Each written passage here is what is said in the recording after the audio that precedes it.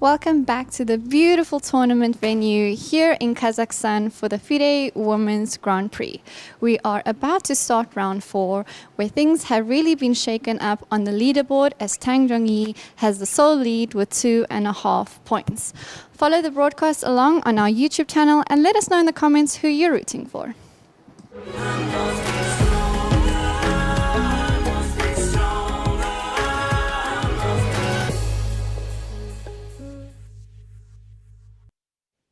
Welcome everyone to the live broadcast of the FIDE Women's Grand Prix 2024-2025. I'm your host, International Master Sukandar, and I'm still joined by co-commentator, Grandmaster Evgenij Miroshnichenko. How are you today, Miro? Hey, well, waiting for the rest day, as I told you. Well, it's so intense. Each round takes a lot of energy, not only from the players, but from us commentators as well. However, there is not a rest day today. It's round 4. It's once again very tense round expected. Well, yeah, I don't know how it's going to turn out. Yeah, so yesterday we successfully concluded the 1/3 of the event, and now we are entering the second third of the event. Round number 4 is about to start in about 4 minutes from now, and players are starting to get ready. And yeah, I agree with you, Miro. Not only for us, but for the players. Imagine their preparation before the games, and then their post-mortem analysis after the games. It should be taking lots of energies. Yeah. So round 4, or as we were calling it, kind of the start of a middle game of a tournament, right? So the opening is played for some players. Well, Tan Zhongyi comes to mind. It was a very successful opening, right? Very good start. She's leading. For some, not so well, but there is still enough distance to come back. Yep. Yeah, and these are our pairings for today. Yes, and I will start from the top of the list. It's Aleksandra Goryachkina will be playing against Stavroula Tsolakidou, and Elisabeth Paehtz, who managed to finally get half a point yesterday, will be playing with the local heroine Bibisara Assaubayeva, and we'll see Humpy will be taking on Nurgyul Salimova, the runner-up of the last FIDE Women's World Cup, and Kateryna Lagno will be playing against Batkhuyag Munguntuul. And last but not least, we will have the youngster Divya Deshmukh will be playing against the tournament leader Tan Zhongyi. Yeah, so what are particularly interesting games, in my opinion? Of course, yes, Tan Zhongyi will be following closely, but also I'm really interested in Goryachkina Tsolakidou, because Stavroula, for the time being, well, shows a very, very good play. Yep. However, that's perhaps the first game she plays against, the OGs, I would say, of the Women's Grand Prix, because Goryachkina, even though she's young, feels like she's been around for ages. She's been very experienced on this, yes. Yeah, so before that, Stavroula played with, well, her generation, so to speak, and now, finally, she gets to experience like a really tough opponent with the black pieces. So that's also the game I'll be kind of interested to see how it plays out. Yes, exactly. And well, the middle boards, I would say, like Koneru Humpy versus Salimova, and also Lagno versus Munguntuul, I think, well, I'm expecting a calmer situation on this board, but we'll never know, because they always keep fighting and fighting. And yesterday we witnessed that we had 3 decisive results and 2 fighting draws again, just like the first game. And now round number 4 is about to start, and players, I think, will be shaking their hands very soon. Yeah, for Lagno, for example, once again, the result is what you probably would describe as awful for, from so it's 1 out of 3, and also the way she achieved this 1 out of 3. So she had 2 consecutive whites. She was winning against Goryachkina but failed to do so. Then it was a relatively calm draw against Divya Deshmukh. She didn't get any sort of advantage. Then she lost in round 3. So Lagno, it's not the last chance to go back, let's say, to bounce back, but she would very much like to, with the white pieces against Munguntuul. Yeah. Yeah, and then also you mentioned yesterday, after the 3 rounds, no one is on 50%. Surprisingly. I think it was called like the tournament kind of falls apart. So you have the leaders group and the outsiders group. Yeah, but we still have 6 rounds to go. Yeah, anything can course. still happen, and the situation of the leaderboards will also probably be changing from time to time too. And well, just now actually on the video we see there's a ceremonial move on the board between Elisabeth Paehtz versus Bibisara Assaubayeva. It was first move E4, but Elisabeth put it back to its original square, so we never know what is going to be the first move actually. Well, Elisabeth does play E4 though, right? She plays everything. Yeah, she plays I think mainly also C4 and not F3, and D4 actually. Yeah, I think E4 is her most rare approach for the first move, but we'll see which one is. Oh, still E4. It is E4. So she sticks to the move that was being played before. Okay, first move E4. So E4, and I do not know what to expect from Assaubayeva. Well, here's your answer. Yes. C5 and C3. Well, Bibisara played E5 against Goryachkina Yeah. 2 days ago. Exactly. So Yes, remember and there was no Sicilian. Yeah, there was no yeah, Sicilian, but yeah, she's yeah. also known to be a Sicilian Wait a player. sec, was it? No, we are wrong. It was some Sicilian. No, I it was guess. E4, E5 against Goryachkina. E4, E5. With they let bishop takes C6, rule Lopez. Yeah. You're right, because I thought it was some sort of Rosalimo. This before ideas. Yeah, it looks is similar, Like yeah. interlaps with Rosalimo. Yeah, that's why I thought it was some weird Sicilian bishop B5. But you're absolutely right. It was Rui Lopez. It is rule Lopez, they let bishop takes It C6. was E4, yeah. E5, yeah. And I think what we're seeing right now is an Alapin because Yes. it Elisabeth quickly replayed the C5 move with C3, and then we see this knight F6 variation in the Alapin. is. Right. So the openings are Goryachkina, Tsolakidou, E4 from Goryachkina, impressive. Elisabeth Paehtz here on our screen. They are Lapin Sicilian. Humpy Koneru started with C4, and that's pretty much it. Like one move only. Lagno against Munguntuul, it's advanced Caro-Kann. variation of Caro-Kann, E5, and then Divya with Tan Zhongyi, D4, knight F6, and a bit of thinking on move 2. Yep. So I don't even know where exactly we should stay for the opening. Well, I'm very interested in the game between Goryachkina versus Tsolakidou, but we okay, can let's stay there then. yeah, because we have so far we have 2 Sicilians right now. We have 1 Caro-Kann and 1 Queen's Gambit, or it can be anything now. Well, Goryachkina versus Tsolakidou, bishop B5 was answered with E6, which is like one of the 2 moves that are mostly played. It's E6 or G6, and the fashion changes, right? So it was, at some point, it was more of an E6 move when, I think, Anand Gelfand match we are talking, okay, so some long time ago. But yeah, and then G6 as was played by Magnus, and yeah, like everybody started to play G6. After E6, the older theory would suggest you take on Just to C6, take, yeah. but now Goryachkina castles short. Castle short, I think knight G to E7 would be the move. Yes, knight G7. Already played? It is already played. Yeah, knight G to E7, so to be able to capture the knight with another knight. And I'd say this is like one of the crossroads again for white. So white can play C3 and then after A6 go up. That's wrong arrows. C3 and then if A6 is played to go bishop A4, bishop C2.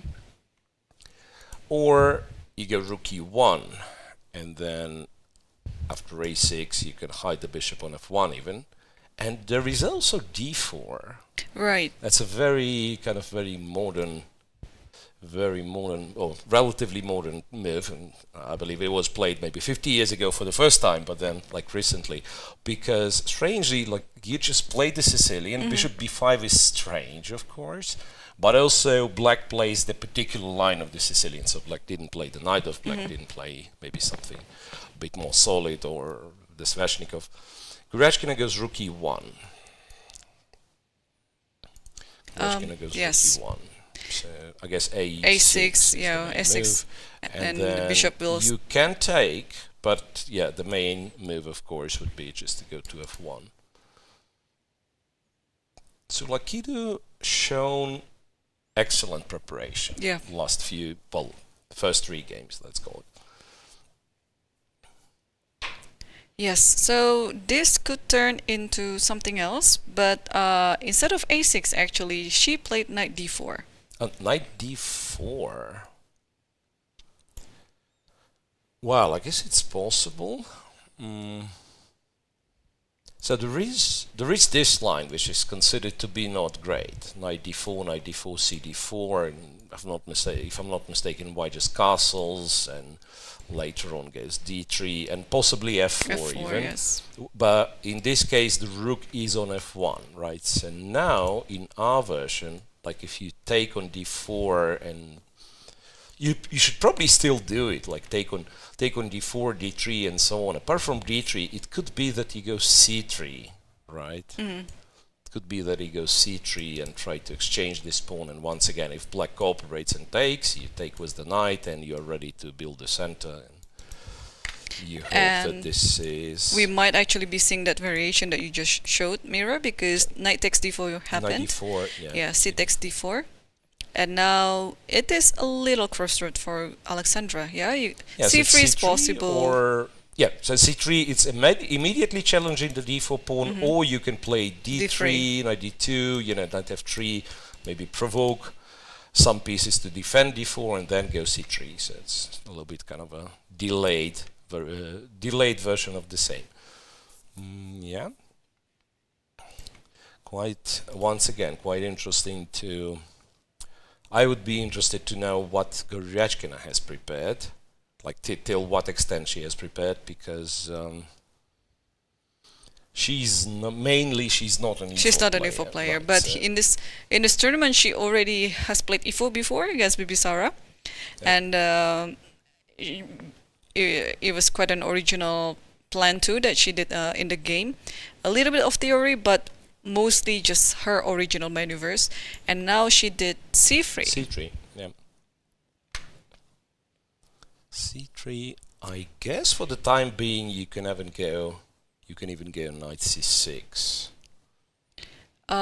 It's not gonna happen because a6 just being played a6, right now. c3, a6. Okay. So probably waiting for the bishop to move first before playing knight c6.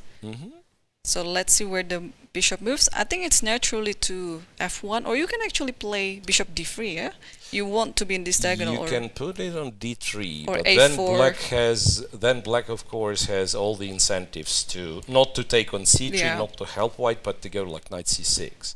Right, you can make an argument for bishop a4, b5, say bishop b3, because this doesn't work yet. Queen f3 wins the pawn. Right, and if not d3, then yeah, you have to somehow decide what you do with the d4 pawn. To knight c6, white possibly gets some additional options with a4, And therefore, Aleksandra chose to play bishop f1 now. Yeah, okay, bishop f1 perhaps is, as you said, the most straightforward. So white is happy to just put some pressure on black's center. Knight c6 should be the move, I'm guessing. Knight c6 is played. And this is where white has to decide how to go about this position. Because d3, knight d2, knight f3 is perhaps too slow. You would like to force black to take on d4, of course. Right? So you can take it with the knight and play d4. You develop the knight, you go d4, yeah, everything develops relatively fast. Yeah, b4 sounds reasonable. You also cover the c5 square, so the bishop cannot go to c5 to support the pawn. By the way, is it a pawn sacrifice? No, not really. I thought, like, is there a world where you can take knight c3? Probably not. No, I think just take it with the pawn. b4 and so b4. If black takes, you just take back with the pawn. What else? Bishop d6 could be an interesting move. So you're not allowed to c5, so you're saying, okay, maybe I'll put the bishop on e5 to support d4. You might have some ideas here on h2, but what's kind of the drawback of bishop d6, that the bishop on c8 remains passive for quite a while. Well, by the way, I just played, yeah, bishop d6. Bishop d6, yeah. Stavroula. While you're analyzing that, I was trying to get some games out of this position, and I saw a very good game here. It's between Kateryna versus Caruana, just played in the last Olympiad. Yeah, and bishop d6 was the move. Yep. And what does white do? Some knight a3, c4. Bishop b2. Bishop b2. And then you just take on c3, dc3, and then queen c7. And then eventually you'll try to get the bishop on c8 out via b7. Yeah. Queen c7, white probably goes g3.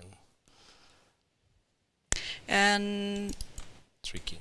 Bishop b2 is already on the board now. So yeah, so far they've been following the main theory here. Well, for this line, of course. The latest games, right? The latest games, yeah. So bishop d6, bishop b2. Yeah, d takes c3 is very expected. If you want to play some sideline, there are also moves like bishop e5 or queen f6, but Stavroula just took the pawn.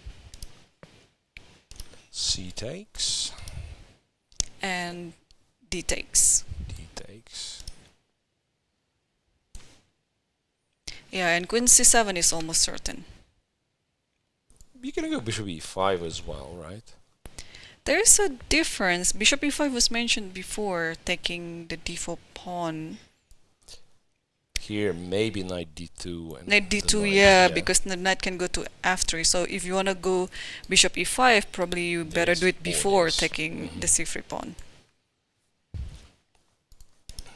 Okay, yep, queen c7. Queen c7. And h3. Yep. Saving the h2 pawn. And now it's time to castle.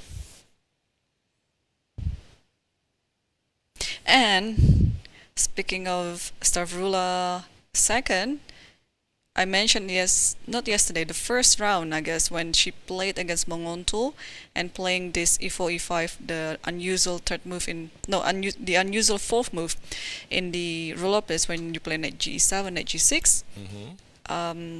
It was the pet line of Nicolas Teodoru, and apparently Teodoru is also playing this line as black too. So what black is supposed to do here? Some b6, bishop b7? Castle. I guess. It's the main move. Well, castle is what was played, right? And yeah, it is played in our game. It's like whenever I see this e5 square, something in me wants to play, like, you know, for e5 square, like to go g5, yeah, rook g8, bishop e5, this kind of things. But yeah, apparently doesn't work in this position, and there is no reason to. You can castle. White probably goes knight d2 nonetheless.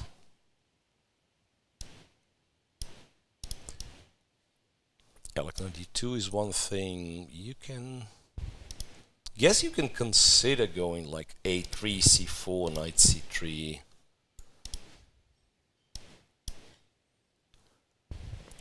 Okay, so there are a few games here. Rook d8 being the main move, and After also knight d2. Yep. after knight d2, also b5. And what Caruana did in his game is b6. So we have those three moves. I think they are very sensible moves. Well, shouldn't be much for white, but also, like, compared to some opening lines, like say the Petrov or, you know, the Marshall, where after the opening there is no play left. It's I say pretty much an equal position, sometimes dead draw. This one, yeah, you can play on. So both sides have their trumps. So white is not unhappy with the outcome of the opening, neither is black. Yeah, it's still very normal. White still maintains quite a slight advantage out of the opening, but yeah, it's still pretty much a game. Yeah, so shall we move on? Yep. Elisabeth Paehtz with Assaubayeva, the, what do you call it, the Alapin Sicilian. Second move c3, and this one, okay, d6 used to be my favorite move against the Alapin. That's a longish theoretical line, yeah. d5, knight e5, bishop d7, takes, knight c3, rook d8, castles. I'm not sure, like there were debates, like do you play rook d8, Or do you play e6. e6, yeah, rook d8, castles. For what I know, queen d4, queen f3 is not recommended, right? So you're gonna still have to play e6, which Bibisara just did.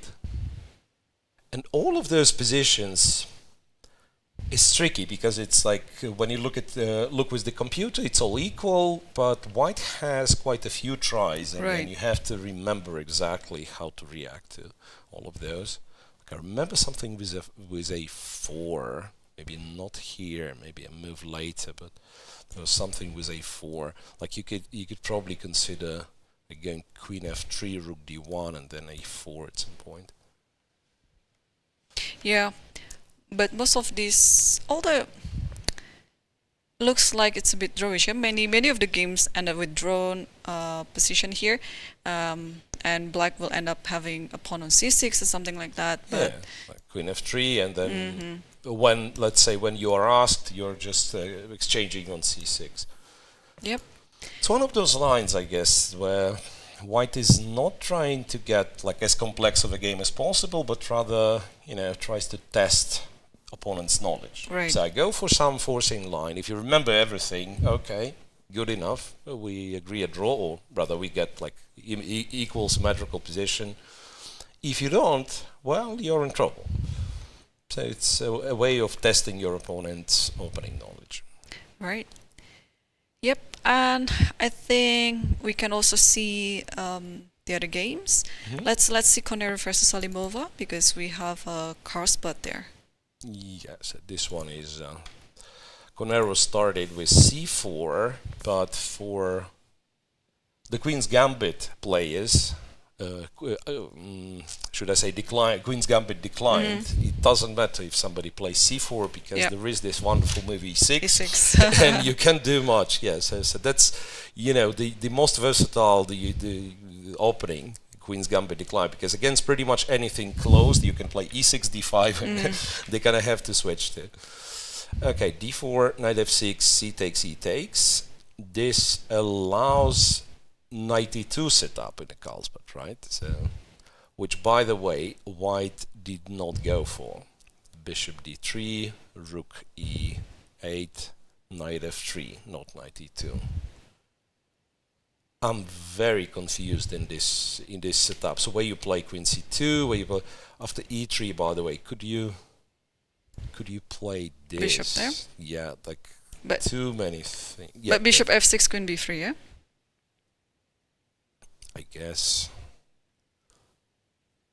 If bishop It's just f5. that I remember like some people play queen c2 here. Yeah. Right, and like kind of you think the logic is to avoid bishop f5, but e3, castle. Anyway, rook e8, knight f3. So now you can switch to something like very old, very classical, knight d7 and so on. I'm wondering if you can do something else. Yeah, you can play c6 here. You can play h6, also knight bd7. I think it's just depending on what type of setup or variation that Salimova is going after. H6, yeah, possible. Yeah, it's just that there are some setups where you would prefer not to have the pawn on h6, right? Yeah. Is there a way you can go in for an early knight e4? Well, technically you can. You're not losing anything here, but it's too early because you take on e7 first. Yeah, I'll have to take with the rook, I guess. And then bishop takes, and then knight g5, something like that. Knight g5, yeah, well... And then can try g4, h4 or something that is attacking the... Somehow I'm not scared, but little do I know. Yeah, well, okay, there is no reason not to play the kind of the old-fashioned setup with c6, knight d7. There is nothing wrong with it. Alright, so there is that. There is a game of Lagno versus Tan Zhongyi. Wow, this is something not very familiar to me. Knight f3, e6, knight b to d2 move. And strangely, I looked at it recently. Well, maybe not in depth, but I was kind of preparing this line with black. Not for my game, but for one of the students. And I remember like looking at various white's attempts to play this position, and I do not remember this combination of moves, knight f3 and knight d2. Because usually what they do is knight f3, bishop e2 castle, that's one line, or there is a line with knight d2, but then the whole point is like you want to play knight b3 quickly to fight against c5. So knight d2, knight b3, bishop e3, Right. stuff like that. The combination of the two looks surprising, even though there is nothing wrong. You can put the knight on b3. Black goes c5. And Lagno clearly indicates that she prepared bishop b5, bishop takes c6, castles, and c4 after bishop g4. To be honest, I'm a little bit worried for black.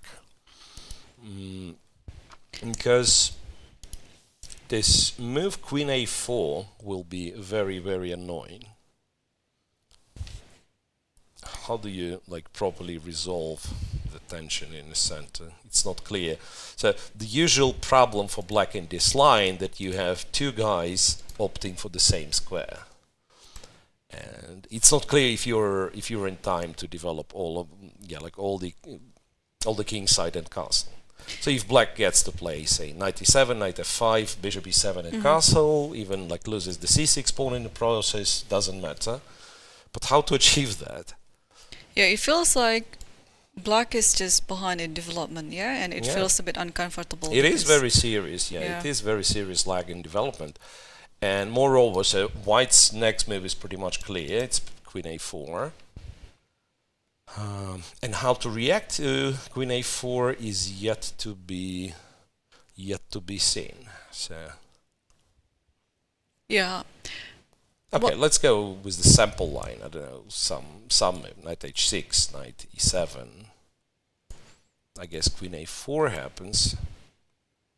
And then the c pawn is pinned. So one of the ideas for white would be to even like take on d5, where you cannot take back. But mostly it's the speculation that black kind of doesn't have a good move. So I think queen b6 is a move. Queen b6, yeah, but then after queen b6, white takes d5, and you're forced to take on f3. That's the problem, because like you take d5 with either pawn or the knight, and after dc5, that's a double attack on this bishop on g4.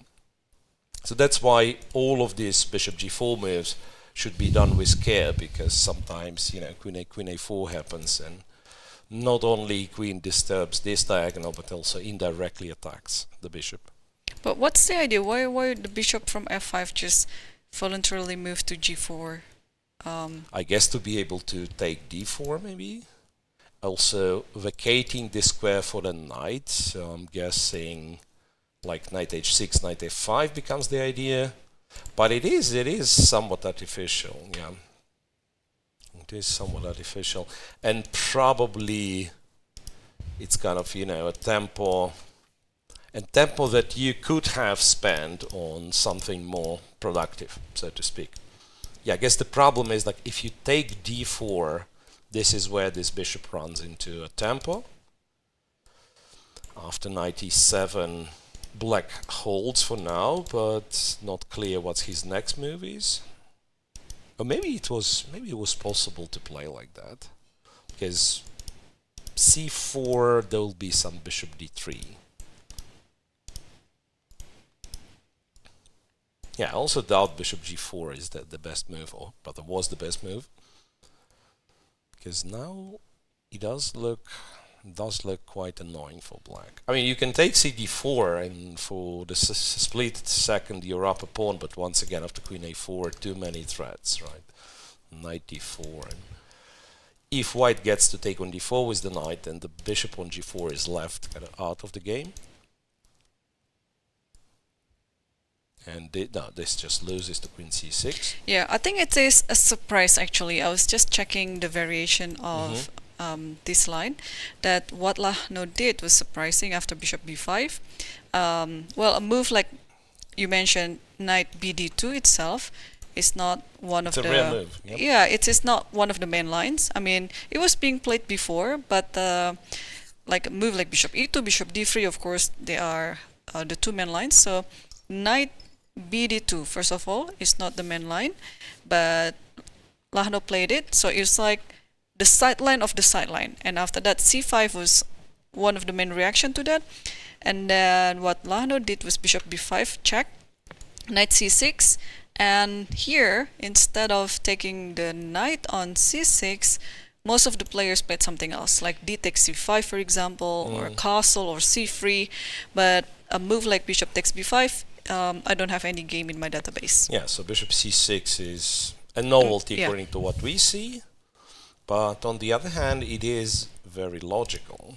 It is very logical, and to be honest, I'm even thinking, well, probably it's not a great idea, but sometimes what they would do is put this knight on d7 in order to go knight e7, and the other knight would go to c6. I guess here it's not the most brilliant idea. Knight c6 is fine, bishop c6, bc6, but I think our suspicion was confirmed, because a move like bishop g5 looks really bishop g4 looks really artificial, and it is quite a bad move actually, because after c4 white just has a very clear advantage out of the opening.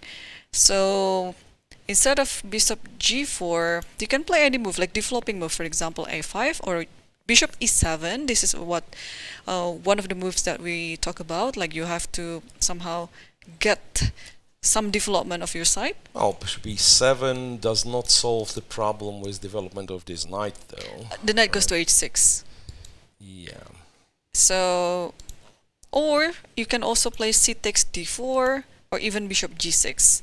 Yeah, like I was thinking cd4, knight d4, and knight e7, but then you're somehow stuck a little bit. Can you, surprisingly, do this? And again, I'm implying that knight c6, queen b6, we trap the knight.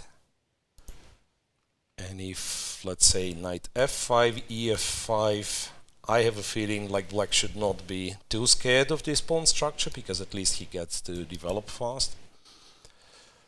I don't know. Yeah, so all we know that after c4 it does look very unpleasant for Munguntuul. Yeah, it is unpleasant. Yeah, black is so behind in the development. Okay, ultimately, let's check the game of our leader, Tan Zhongyi, against Divya Deshmukh. And here we have the King's Indian. Here we have the King's Indian, bishop e2, e5, castles, knight a6. Bishop e3, queen e7. Queen e7, it's either old or, I mean, either very old or very new move. Because I remember this used to be like the line: knight g4, bishop g5, queen e8, right? And then, yeah, people would play this one. Queen e7, c5, ed4. What's going on here? So I guess you have to take d6, or is there any... I mean, simple calculation after taking on d4, c5 will fall, but yeah, Divya... It's how to say it, like, there is not much compensation if you just take d4 and they take on c5, so feels like you have to take on d6. Mm-hmm.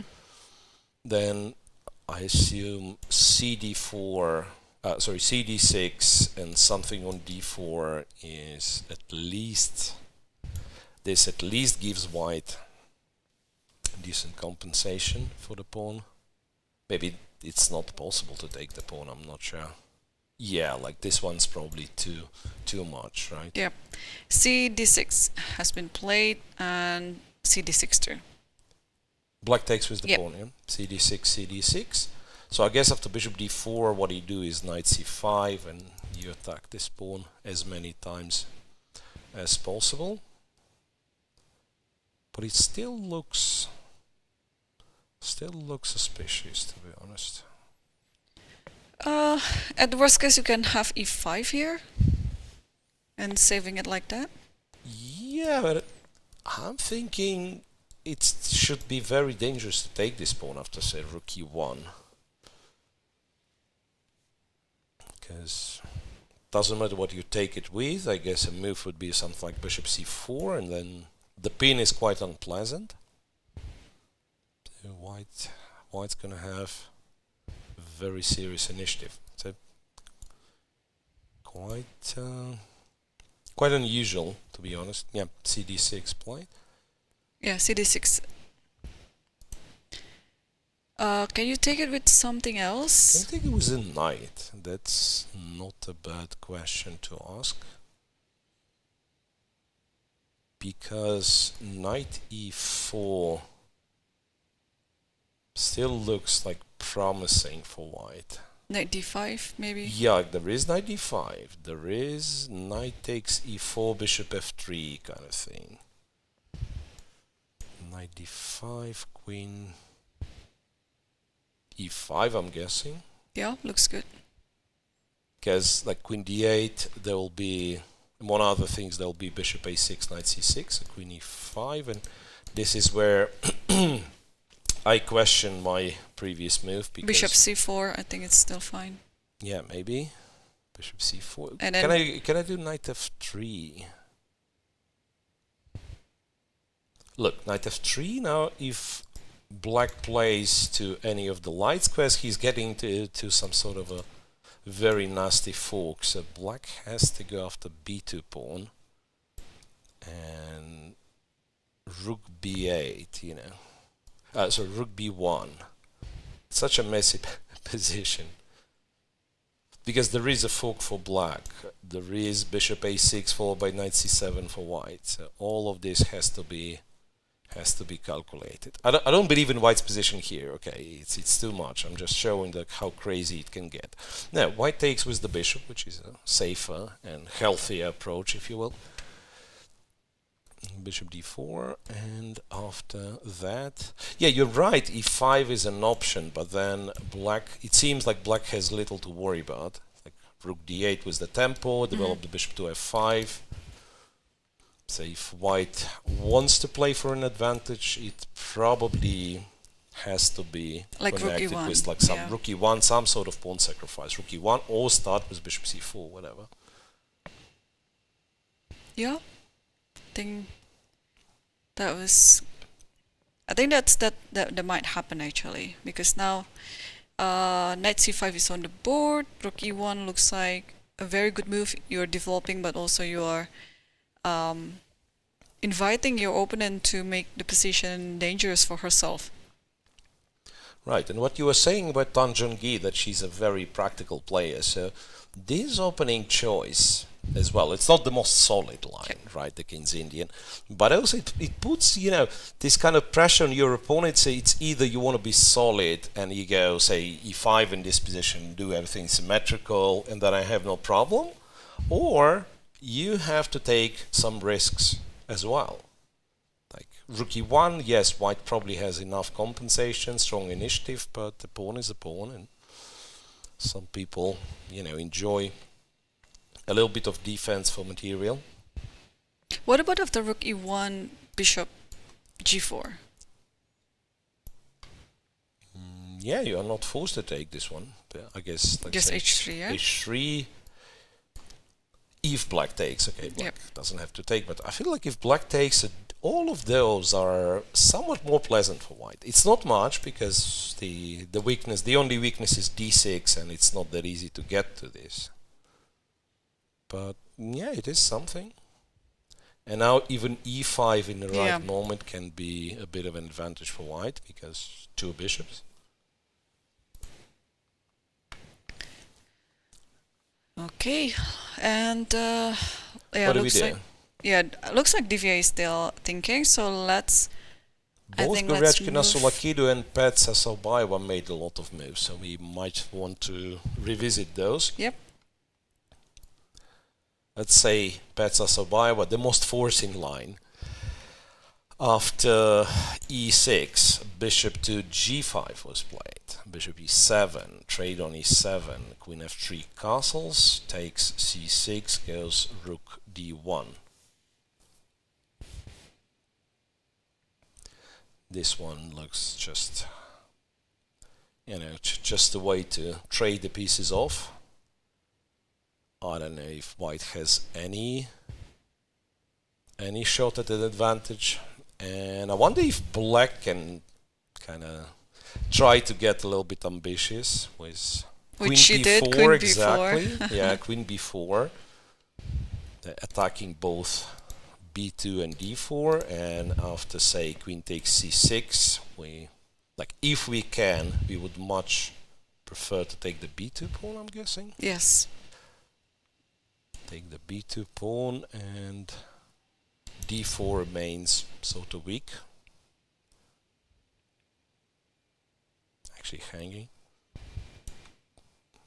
Yeah, so instead of taking the c6 pawn, probably after queen b4 we have to stop queen takes b2, yeah?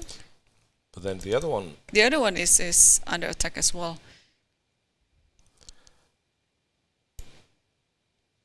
Yeah, you can wait for black to take this and then take c6, right? I say b3, rook d4. I think c3 falls, yeah? But I cannot... Yeah. That's what I thought. Like, you can trade, and maybe, trade, takes f3, there is rook c8. It's nothing you can do, you just lose the knight. So probably saving the b2 pawn with something else, like rook d2 perhaps? I think white's knight c4, yeah, that's other things, uncomfortable. Yeah, I'm guessing you actually have to go for something like that, and then after queen b2, go rook b1, chase the queen. Will not be surprised if it's just, still a long theoretical line where more pieces get traded and it's a draw at the end. Okay, so long theoretical line, but not very exciting, if you ask me. Like, it's too much simplification going on. And for Goryachkina Tsolakidou on move 16, we have a position like that. So after castles, knight d2 was played, b6 following as Caruana's game. Knight to c4, then the usual trick. I mean, you can put the bishop on f4 immediately, but instead black first gives a check, so just in case. The f-pawn will be hanging, or after bishop b7, the diagonal is blocked, but still the king on h1 is under the scope of this bishop. So this check is useful. Bishop f4, and white just played bishop c1. Yeah, it's an attempt, to try to occupy the d6 square. Eventually wants to put the piece on d6, yes. So the question now is, how does black fight against it? I guess you have to take, right? Have to take on c1, because also b5's hanging. Or wait a second, can you play b5? Well, you just played b6. Yeah, I just played b6, but the position has changed. So it's a very concrete idea. b5. Now I cannot go knight d6 yet because the bishop is alive, and if bishop takes, queen takes happens, then among other things f2 is hanging. You can be tricky and get queen d2, but then maybe black gets enough time to develop his stuff. Or you can be super brave and you can say, I put the knight on d6, I sacrifice the f2 pawn, which is very risky, of course, but black lacks development. Like a4 now? Yeah, like maybe a4, maybe try to go for the king side. I don't know how you do it. Maybe go e5 for now and then bishop d3, you know. So I'm saying there are very interesting ideas. There are very interesting ideas, but if black doesn't play b5, could be that he's just worse. What would be the other option? What about taking and then knight e5? C1, Yeah. rook c1, knight e5. Yeah. Knight d6 and knight c4. There's Oh, knight sorry. d6. There's also cannot play. queen d6. Queen d6. I don't know which one is. Yeah, well, maybe queen d6 is not much. Takes, and say f6, knight f7, bring the king to e7, something like that. Even this one's not pleasant. Rook d1. Yeah. b6, because b6 is kind of... b6 weak, yeah, then c4, c5. All of those positions do not look that attractive, let's put it this way. And also, yeah, the plan B is, of course, to do pretty much the same, but with the queens on the board. To go knight d6, and again, c4, c5 is in the air. Looks like Goryachkina might be getting some advantage. Okay, so not much going on other games, but Salimova finally set something there. The approach is a bit different there. I didn't expect that she would go for c5 here. This one, wait a second. Yeah. So it's bishop g5 Carlsbad, which turned into bishop f4 Carlsbad. So here black played h6, as you said, Bishop and f4. bishop went to f4, c5. Now I'm even more confused. I guess black is just trying to take the opportunity because the king is still uncastled. And now, let's say you castle, and then probably some pawn majority attack like with c4, and attempting to play, a5, b5 and things like this in the future. But if you take, then bishop takes c5, and the knight on b8 is coming to c6. I feel like all this, this set of moves, h6 and c5, is a little bit strange. Castles. Well, c4 could be, kind of taking pressure off the center too early, because then after knight c6 there'd be stuff like knight e5. So maybe if white castles, perhaps you still Knight c6, you still go knight c6 and, let's say, this isolated pawn position you might be happy to play. White bishop on on d3 is like all the white pieces. Now that I'm looking at it, all the white pieces are like in a vacuum, well developed, all good, but against the isolated pawn you would prefer it somewhere in some other fashion, like I guess bishop on b2 and stuff. So yeah, not impossible to play like that, as it turns out. Okay, maybe I should not be doing this, like taking on c5 at all, but just castle. Castles, yeah. And after knight c6, maybe you can just play rook c1, something Wait, like can that. I go knight b5? I know it's normally there is a reaction for black, but I just realized it's not that. It's a very straightforward threat, but it's not that easy to stop. Some knight h5 stuff, maybe. Ooh, Koneru took on the pawn. Koneru takes c5 immediately. Yes. With the king uncastled. Okay. Guess bishop c5 happens. Not yet. I don't think Salimova is actually on the board. Yeah, but I mean, what could be the other move black's gonna play? I was The moment she thinking- returns, she'll take the pawn, right? Yeah, I was thinking the same too. So yeah, bishop c5, and After that, white has to castle for sure. Yeah, well, the thing is that after we've exchanged on c5, knight b5 can be answered with rook e7. Or is Yeah. there anything else there? There could be, but I mean, at the very least, I'm like looking at it from black's perspective. So black is not worried about knight b5 because at the very least you have rook e7. There could be some knight h5s and stuff. dc5. But Humpy's she really likes this type of play Position, yeah. against the isolated pawn. Yeah, I remember her a long time ago. Remember her playing various Nimzos. Bishop b4, e3, I think. What was the line? d5. So bishop d3, c5,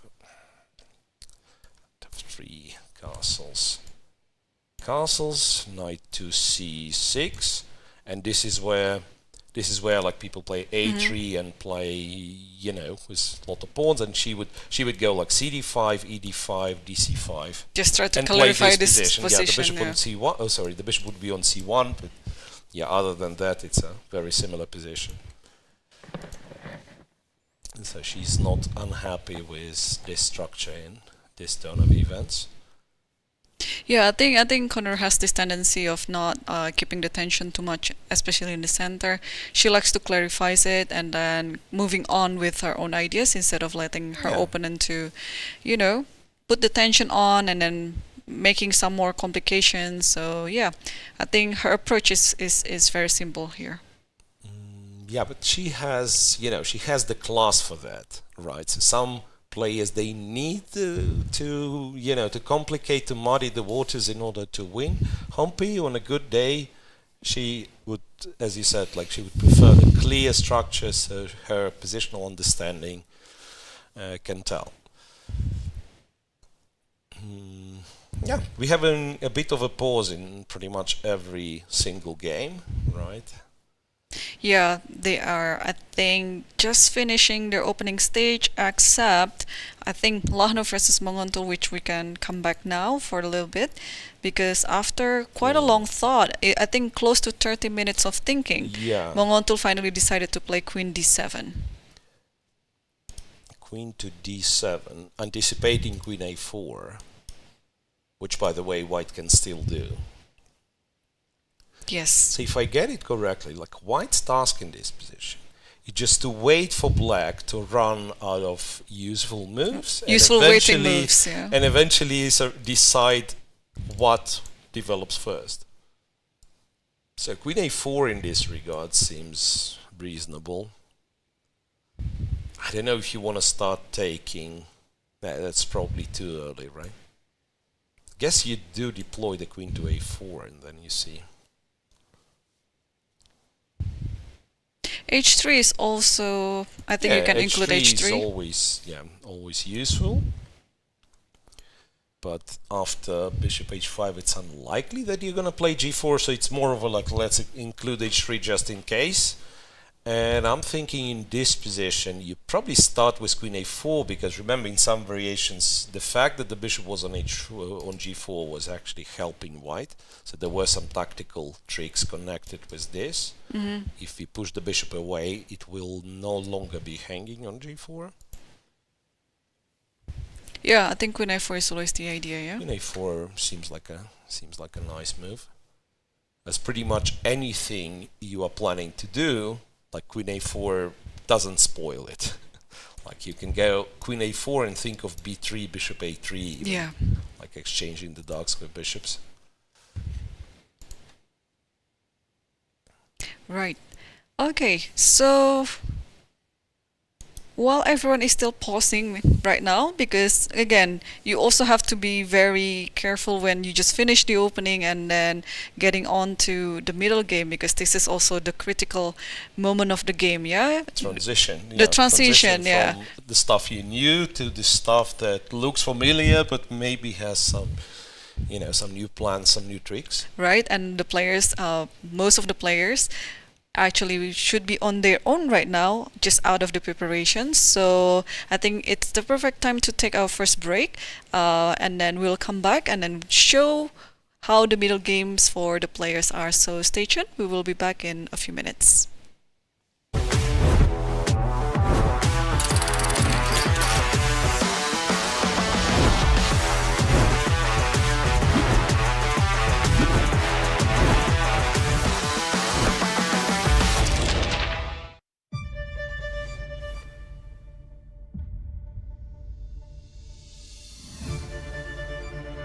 我的心情应该说非常的激动，但从外表看起来比较平静，但是内心里早已波涛汹涌。后来去休息室也大哭了一场，就是情绪很难用语言来形容吧，一种如释重负的感觉。I've been thinking about it since the time I started playing chess, so it's nothing different to me. The match in itself is something that I've always wanted to be playing, and now that I've got the chance, I'm grateful for the opportunity. 我记得最后一盘棋，我就是在一个少一兵的撤兵惨剧中，也是费尽千辛万苦把这盘棋夺下来了。如果没有顽强的意志，我可能就没有办法能下到加赛。The main approach is to go to every game in the right mindset, be fully ready physically and mentally, and just go there and play good moves. And yeah, I'm going to try my best. In general, I'm very universal, and I can play all types of positions, and my calculation is usually quite precise and deep. 我的优点比起他来，可能年纪稍微长一点，经验更加丰富一点。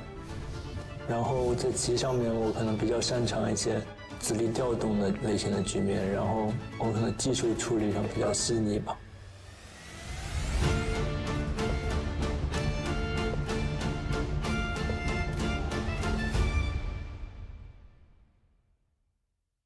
Chess is more than just a game. It's a tool for empowerment, connection, and transformation. In 2025, FIDE is proud to launch the Year of Social Chess. We believe in the power of chess to bring about positive change, from therapy and education to rehabilitation and inclusion. Social chess is our way to build a better world. The Year of Social Chess will introduce groundbreaking initiatives across the globe.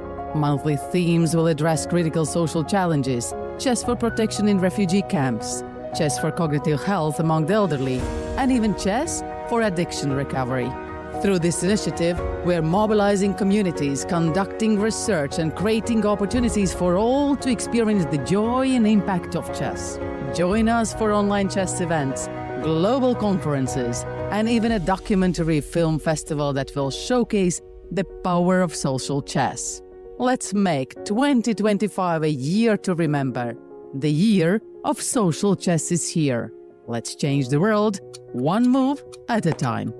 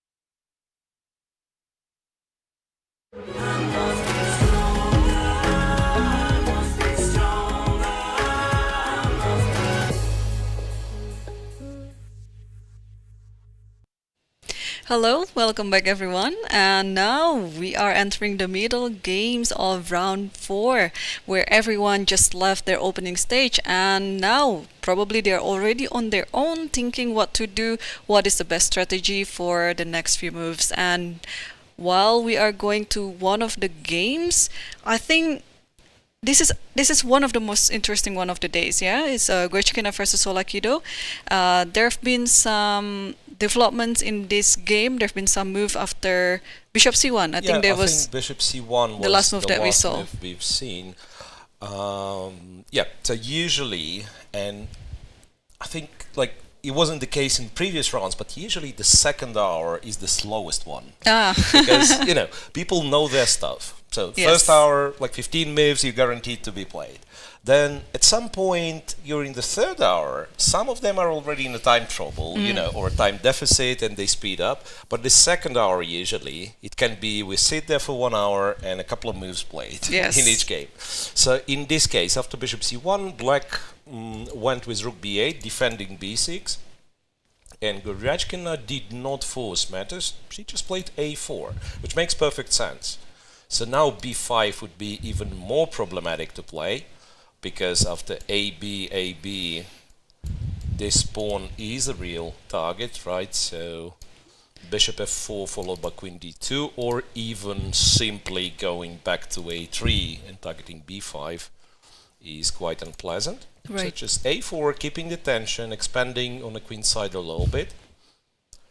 Or also maybe additionally you can think about A5. Sometimes Yeah. even A5 is an idea, yeah.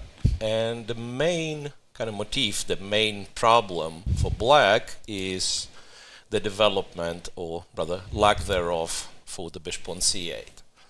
So if you can somehow arrange things in such a way that the bishop plays, you're probably doing okay. Right, yeah, after A4, Stavroula is deep in thought right now, and therefore Aleksandra has quite some time advantage here, like 20 minutes different. 20 minutes. Stavroula, if I'm not mistaken, she did get herself into a time trouble in round 2 against Bibisara, if I'm not mistaken. It was yesterday. Or it was yesterday, yeah? No, Bibisara was yesterday against Tsolakidou. Yeah. Yeah, so so it wasn't against Salimova in round 2. Salimova, yeah. Yeah, there was, because I remember we were speculating that both of them, they are like really known for spending a lot of time, and Stavroula sometimes gets into a time trouble, and this is exactly the situation where you could expect her to do so, because the position is far from being simple. The bishop on C8 is still a problem. Okay, we can try to move on. Yep, which one would you like to see? Maybe Lagno Munguntuul? Lagno with Munguntuul, at least, like it's a very interesting opening. Alright, so after Queen A4, we were talking about how problematic it is for Black. Black went Rook to B8. And now, I'm guessing DC5 is a bit of a relief for Black to see. Because I wonder if White should have kept the tension in some way. I don't know. Like Rook B4 could be something that bothers you, but maybe you play A3 and then you're preparing to take on C5 and go B4 or whatever. Yeah, because after what happened in the game, White captures on C5, Black preventively takes on F3, so there is no nonsense on the 4th rank. I say, if you'd take on C5, then this could be problematic. CD5, the bishop attacked, and you'll have to take with the e-pawn. I'm not saying that this is bad necessarily, but there are tactical possibilities, like knight b3 first. Then after bishop b6, who knows, maybe e6 is the move? There is after knight b3, probably also you can play rook b4. Rook b4, yes, rook b4 is an option. Because knight c5, rook a4, knight d7, bishop d7, you're probably fine. Up. dc5, bishop c5, c takes, e takes, knight b3, rook b4. Well, queen a5 in this case, so queen a6. That's still... but then you'll take on f3. Yeah. Right? Queen a5, you can take f3, and queen g4, Queen G4 is happening. coming. Yeah. Yeah. Anyway, so black captures f3, knight f3, bishop c5, c takes, queen g4, which is like white's attempt to disturb black's kingside development. I don't think you can go like with French defense ideas to sacrifice pawns, because yeah, the king will be stuck in the center. So f5. the threat to the g7 pawn has to be addressed, and she does so with f7, f5, yeah? Yes.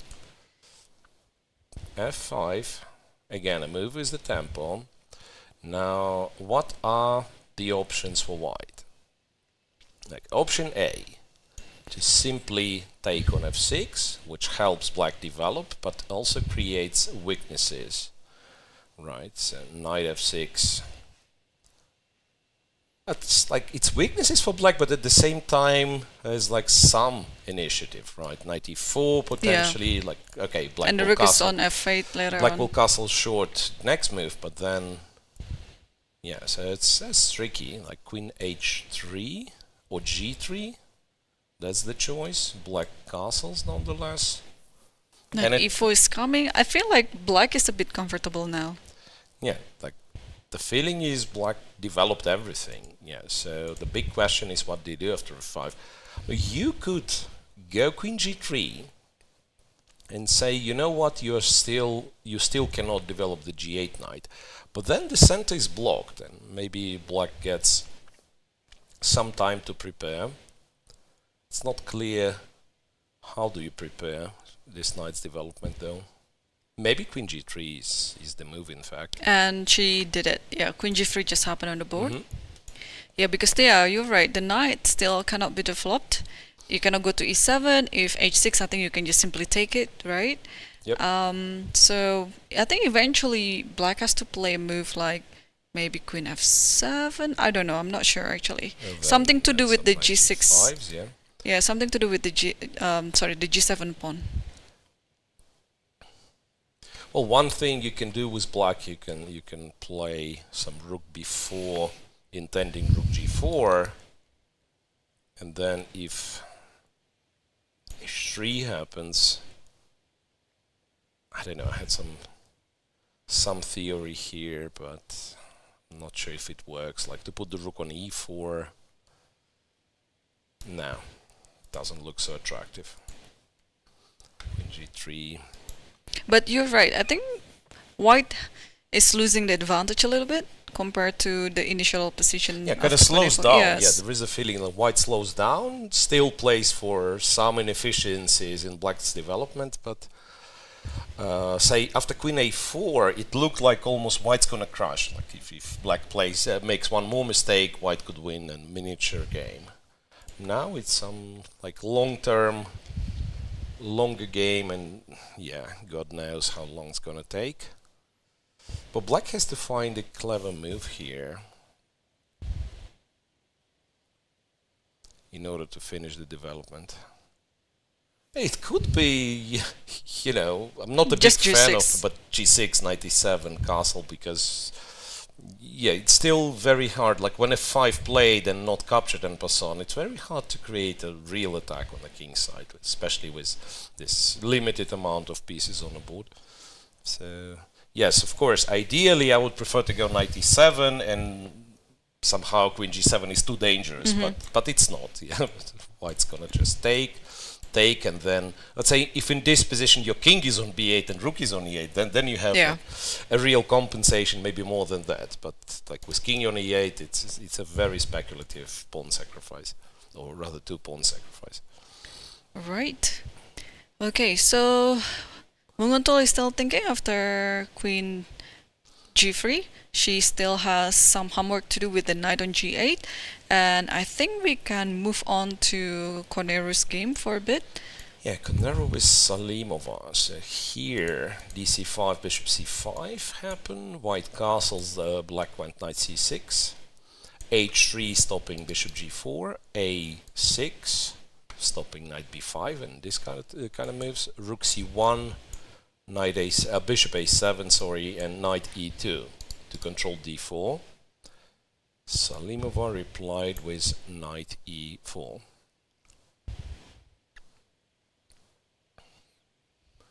So now, how do we progress from here?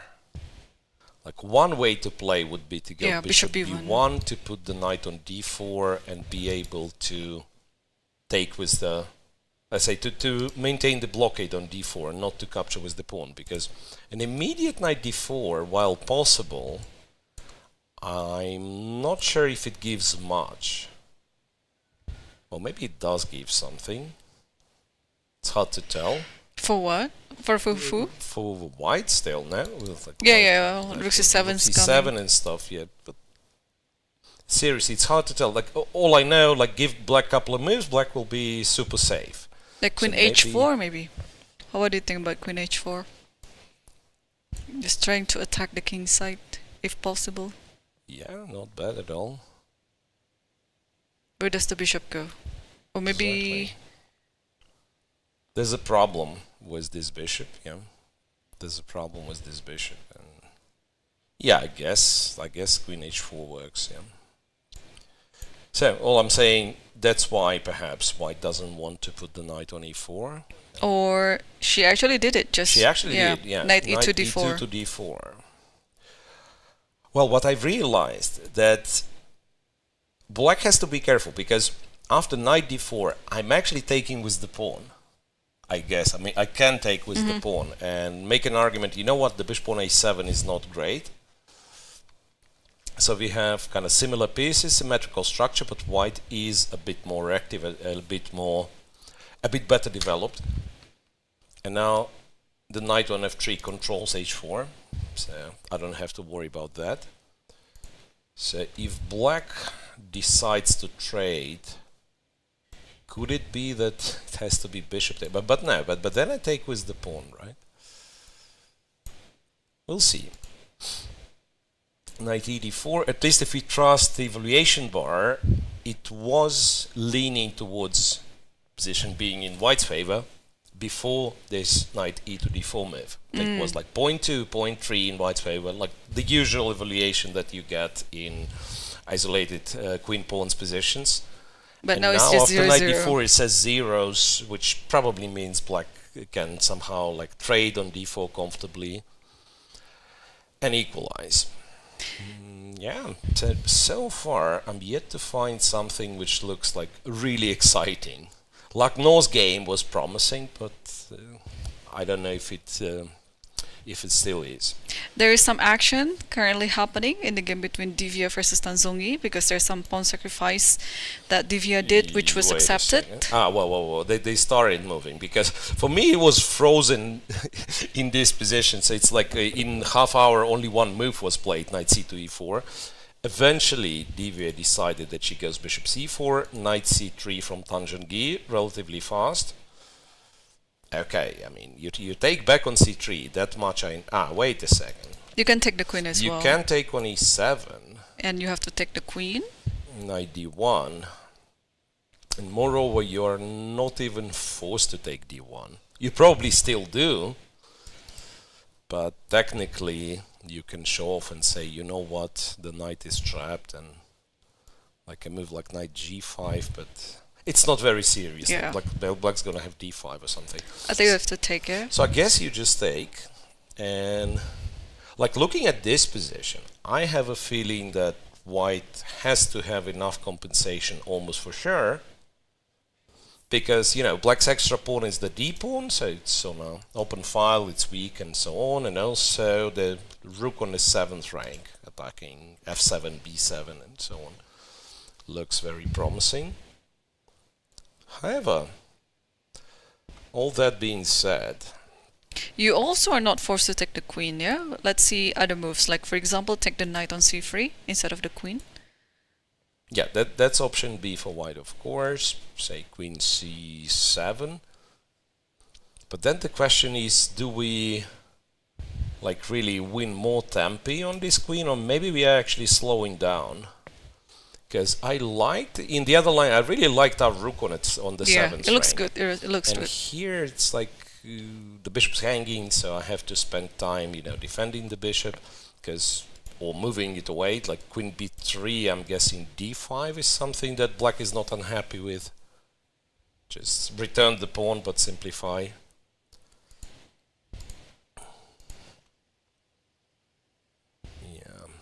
Yeah, Divya is a bit behind on the clock. It's almost about 30 minutes different. Actually, more than 30 minutes different. And she took the queen. She took on e7, yeah. So I think next move should come very fast. Knight takes Knight d1. is easy to predict. And then also rook takes d1, yeah? Yes, and she just did it. d1, yep. So what can black do in this position then? Because even though black is up a pawn, but there are so many things around the back rank. It's I'm pretty guessing passive. d5 I want to play.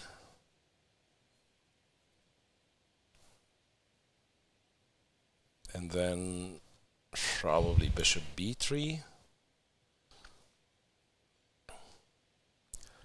And I can almost always say go bishop g4, Yeah. take on f3 and simplify, but it's a pawn on b7. I'm guessing can black be even more ambitious and for now kind of keep to this pawn, like go a5, hoping to go a4, expand a little bit on the queen side.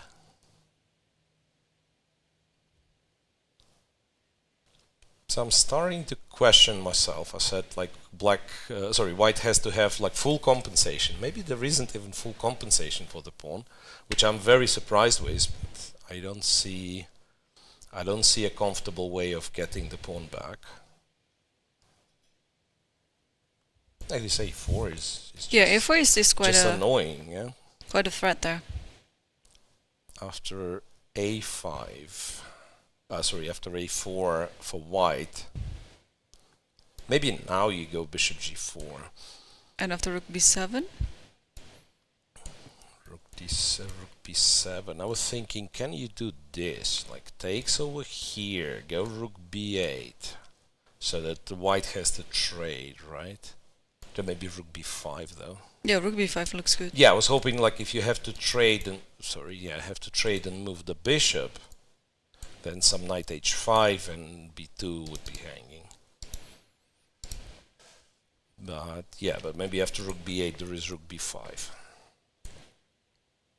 And it is annoying. Yeah, like whenever you get this situation with white having a pair of bishops, it's, in practical terms, I'd say unpleasant to play with black, because you probably never win this position as black, and sometimes you lose. So that's kind of not very positive in terms of expected value. So yeah, black still to prove, or rather to demonstrate the way he's equalizing. Or is a move like, I don't know, b6? It looks very slow, but just want to solve that problem so that the bishop can move. Yep, b6 and then, yep, also possible. Also possible, yeah.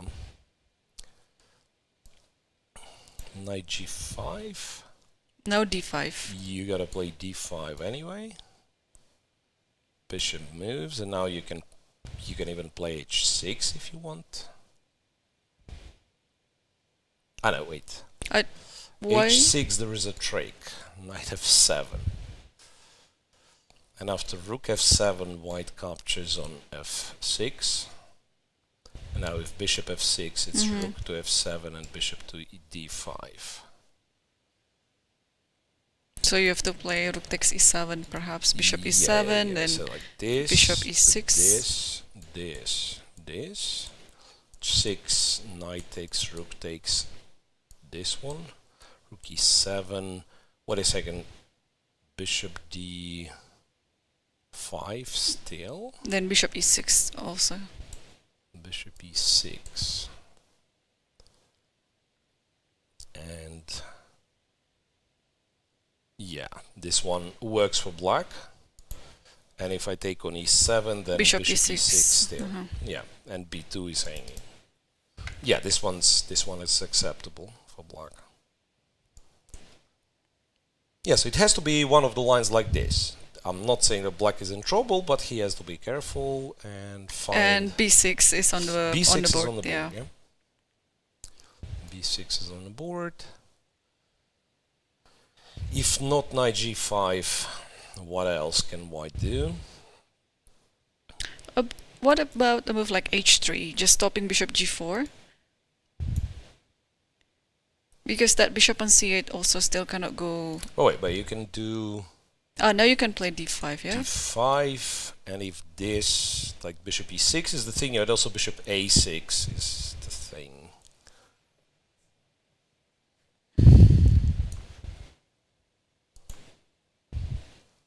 Yeah, well, h3 definitely warrants some attention.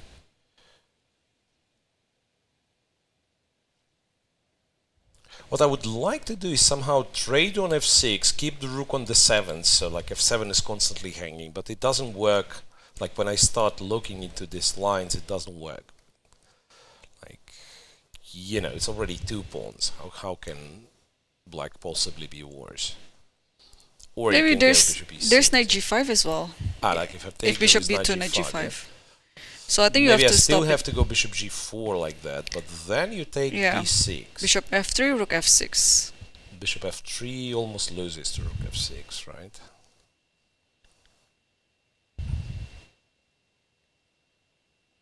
It's an annoying position for black. Maybe now you take b2. After knight g5 you have... Sorry, you have bishop e5. Oh no, there's one line. Maybe it is more. Oh no, I was thinking of rook a8, but you can just take the bishop because. In which position? Here? Yeah. Yeah, rook a8, I thought of it, but it's not a checkmate. There is Bishop bishop f1. f1. Okay, I guess we'll find out what the plan is. Computer like white slightly, 0.3. The evaluation's 0.3 in white's favor. I see. Let's move on, I guess. Let's see. I'd like to see the game between Paehtz versus Paehtz Assaubayeva. Assaubayeva. Yeah. Because we leave it after queen b4. Queen to c6, queen to b2, a b1, queen a3, queen c5, queen a6. It's so simplified. Yeah, it is very simplified. I mean, I think you can also afford a move like d5 now if you want to get rid of this pawn. So e5, knight d5, knight d5. Oh, rook. Sorry, queen a2, yeah? Yeah, knight d5, rook d5, queen a2. And we are a pawn down. This is something we do not really like.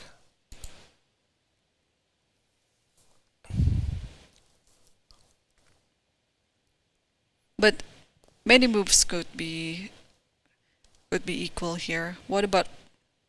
I mean, it depends on what Elisabeth wants in this position, right? If she wants to keep the game alive, then It's very hard for white to keep this game alive. Like rook c8 is coming. keeping the game alive means you're accepting a worse position, right? So she would, contrary, I think she would pretty much like by that point to, to shut the game down, to just somehow organize a range d5 and liquidate everything. The question is how to do it properly. I mean, one thing you can consider maybe is going like a4, but then again, I have a feeling I'm opting for some inferior endgame. Rook a1, yeah, queen b3, queen a7, queen a7, and some sort of rook d5. rook d5. You're almost guaranteed to lose the d4 pawn, like later on after rook d8 and so on, and it will be a draw. But again, it's white who is working for this draw. Can I try to sacrifice my pawn, but and This instead playing knight But I want to play knight e4, and if black cooperates taking the pawn, and I want to play queen g5. But here, of course, you have rook d5, knight d5. I guess knight d5.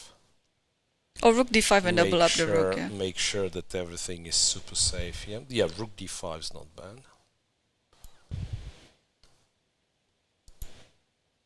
Yeah, it's a weird position. Like with white, I can imagine the more you calculate, the more ghosts you see. You know, there is no like pleasant solution. At least not the one that I can see here. And indeed, you're probably looking at like arranging d5 in some way. What about rook b3? Yep, it's an option. But again, if I want to play like really dumb chess, can I do this? Knight d5. Rook a3. Rook a3. I don't have any squares in. Yeah, it is dumb, really. Okay, queen c8. It's a pawn down. Queen d6. Queen takes, rook takes, knight d5, takes, and take a7. Rook a7. I guess just a draw, right? Rook d8, g6, e5 if needed. Yeah, it should be just a draw. But that one is kind of good for white then.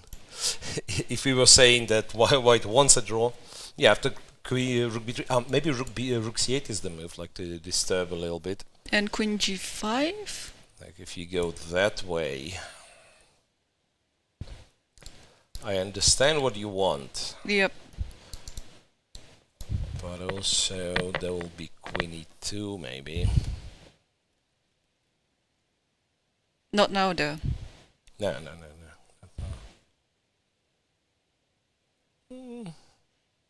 Yeah, not bad. Yeah, perhaps rook b3 is a clever move because the knight is hanging in there, so it's kind of multitasking. You want rook a3, you defend the knight, and also sometimes you shift, that was the shift idea. the rook over the third rank to the king side. Yeah. So we don't know what the position is, but we figured out what is the move we like. Yeah, which is rook b3. Compy slightly favors black, but 0.1, so should be drawish. Okay, and okay, there are not so many moves coming on the other games, but the game between Goryachkina versus Tsolakidou have been simplified a lot. Yeah, a couple of moves. Oh, well, more than a couple of moves. The queens were traded. So after a4, I said b5 is risky.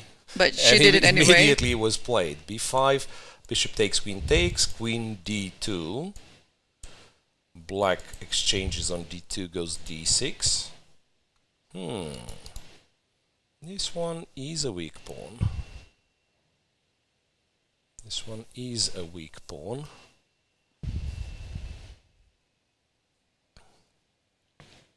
The question is, where do we get the knight? Maybe take over here, go knight b3, and potentially to a5. Yeah, too many weaknesses, like d6 in some cases, b5. The good thing for black is white king is far away. Like with the king on b2, I'd be almost sure that white's winning, right? This endgame. So white has a weakness of his own, which is the pawn on c3. But yeah, I wouldn't like playing this black against Goryachkina, to be honest. Like she's a very good positional player when it comes to squeezing like little advantages. She can keep tension for quite a long time. Right, and not only the pawn on b5 that is quite weak, but also potentially the pawn on d6, yeah, in the near future. I'm actually not sure like how do you react to After knight knight b3 d3 at all, because like the main problem is perhaps like rook d1. And maybe rook d8 is what you do, and again you try to bring the king over. But there's going to be a very tough time after knight f5, knight f5, rook f5. Yeah, sorry. Of course, not a5, but ab. This, maybe black doesn't have to take after knight a5, but rather does this. But rook d1. Rook d1. Bishop e8. Then you trade and Put yeah, I the rook agree, here. I agree. Put the This rook is on a6 or f3 first, yeah? I should probably take and go here. Guess f3.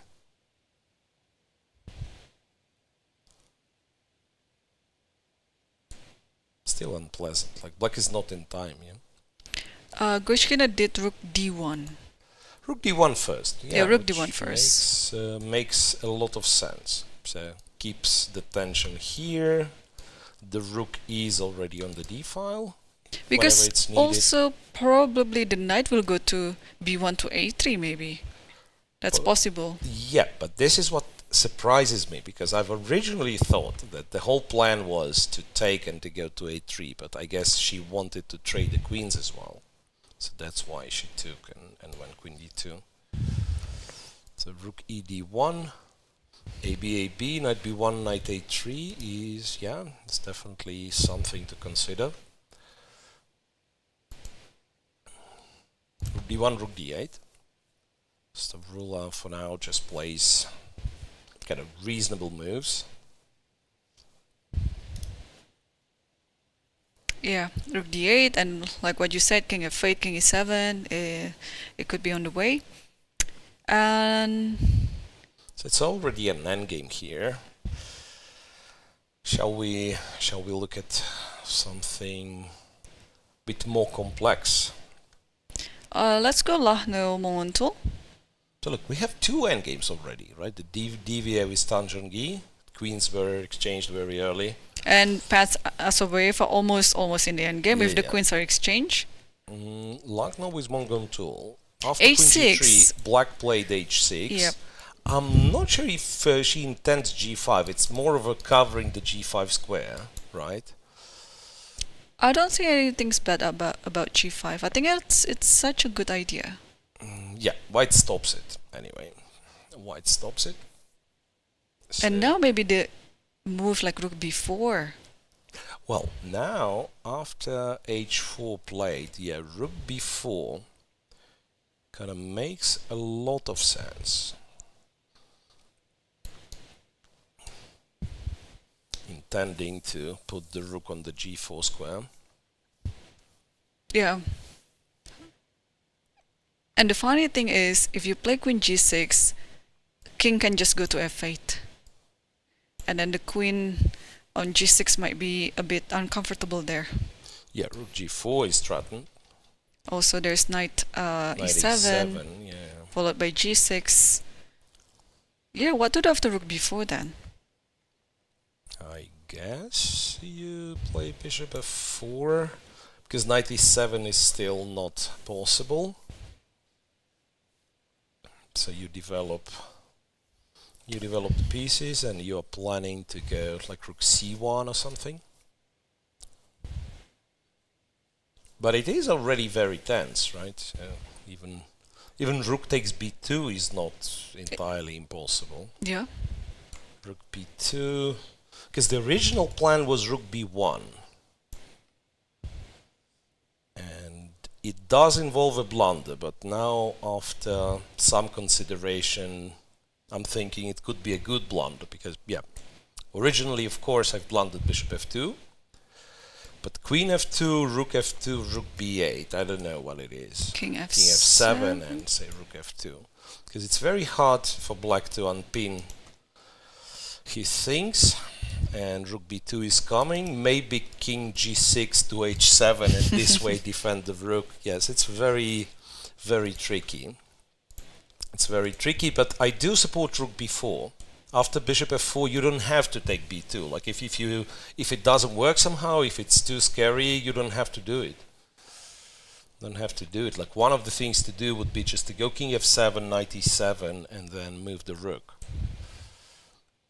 I'm warming up to black's position, and you know what? The engine does the same. The evaluation is minus 0.6. So I have an idea. If you really want to trap the bishop on f4, there's a move like after bishop f4. What about like queen a4?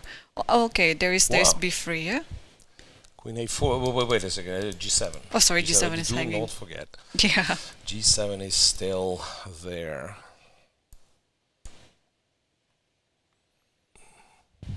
There is this idea as well, but I kept calculating it and couldn't find the right moves or the good ideas after G5. HG, and then knight takes G5. It looks like it should be the spirit of the position, but after knight takes G5, this, right? yeah. After knight takes G5, I still couldn't find what should be the follow-up for black in this position. Or maybe we should just sacrifice like that, and then what to do here? Like Queen G7, or looks like we are a piece down. Queen G7, or rather, pawn down for Queen G7. Yeah, because originally I thought Queen G7 is impossible because the knight E6, but then you do something very straightforward. Ah, wait, I have Queen H2. I have Queen H2. It's defended. It's weird. It's like we, as black, like we have some active pieces indeed. But also we have the knight on G8 and the king in the center. So like opening literally everything might be a bit too optimistic. Or maybe... Okay, for instance, just for clarity's sake, knight E7 becomes a possible move now. Because if you take, black goes rook G8 and black goes rook G6, and it's repetition, right? There's Queen H5. Yeah, there is Queen H5. Even this one's wrong. Yeah. It's a bad repetition. Okay, I still like rook b4, bishop rook f4. Good. What about B4's Queen good. f7 first? Before bishop f4 and then Queen f7. But the c file. The c file, yeah, the c file. It's almost to any move I can reply with rook c1. Like rook b2, I don't have to go rook b1. I can also go rook c1. And then if the bishop moves, there is this check, and somehow it's... Yeah, it works. You know, checking your fate. It's tricky. It really is. It really is. Well, Munguntuul, he's an interesting player. So she lost 2 and won 1, right? And now again, that's if you tell me all the games today will finish in a draw except one, I would pick this one not to finish in a draw, because the other ones are like one side has a bit of advantage, but the other one can defend. This, I'm not even sure who has the advantage, or rather it changes. It was white, now it's black, but it's very unbalanced. It's very unbalanced, even like in a long run. White has, you know, the majority here, black has a defended pass pawn in the center, so like 20 moves from now, if let's say if no one blundered the rook, if no kings get checkmated, still you cannot create a symmetrical position out of it. Right? So even for the endgame, there will be some factors for each player. Yeah, this is definitely an interesting position, and yeah, whether white can use the advantage that the king is still in the center, or whether black is actually fine. Yeah, like if black develops, I probably should be scared with white. Rook b4. Yeah, maybe I don't need to, now that I'm thinking. Can it be that just like king f7, knight, or queen f7, knight e7, and castle still? Because queen f7, like later on maybe we'll go to h5 or something, like after knight e7 and short castle. just calm. Yeah, finish the development. Yeah, that's possible too. Because, like, look, for instance, in this line where we were taking on b2, we were spending a move with the rook and then taking on b2. And now we can, I don't know, still consider capturing, or just go knight e7 and, okay, rook c1, we just drop the bishop back. The squares are guarded, the rook is not going anywhere. I cannot castle there, I keep forgetting that if I castle it's bishop h6, yeah. Well, still there's no more move by Koneru. I mean, just an exchange on d4. And we switch to Koneru's, right? Just quickly. 94, 94, e4. Yeah, we discussed this it's been little detail. It's been doing for quite some time still. No move yet from Salimova. Divya with Tan Zhongyi, also not a lot of moves. After b6, white, quite interesting. He played bishop b3 sort of in a preventive manner, so now d5 is not a tempo anymore. And then waiting for black to showcase her What's the idea, further plan. intentions. And in the game between Paehtz versus Assaubayeva, this is probably the one to finish Wow. for... Queen b5, and queen takes, and knight d5. And rook b3. Rook b3 was playing. Yeah.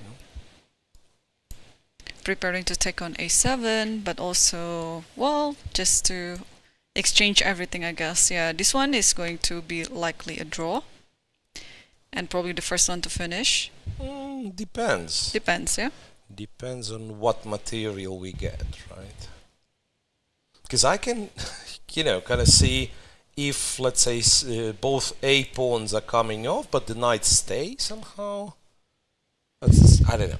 G6 takes this, and let's pretend this happens, and like for whatever reason, knight c3 is not played.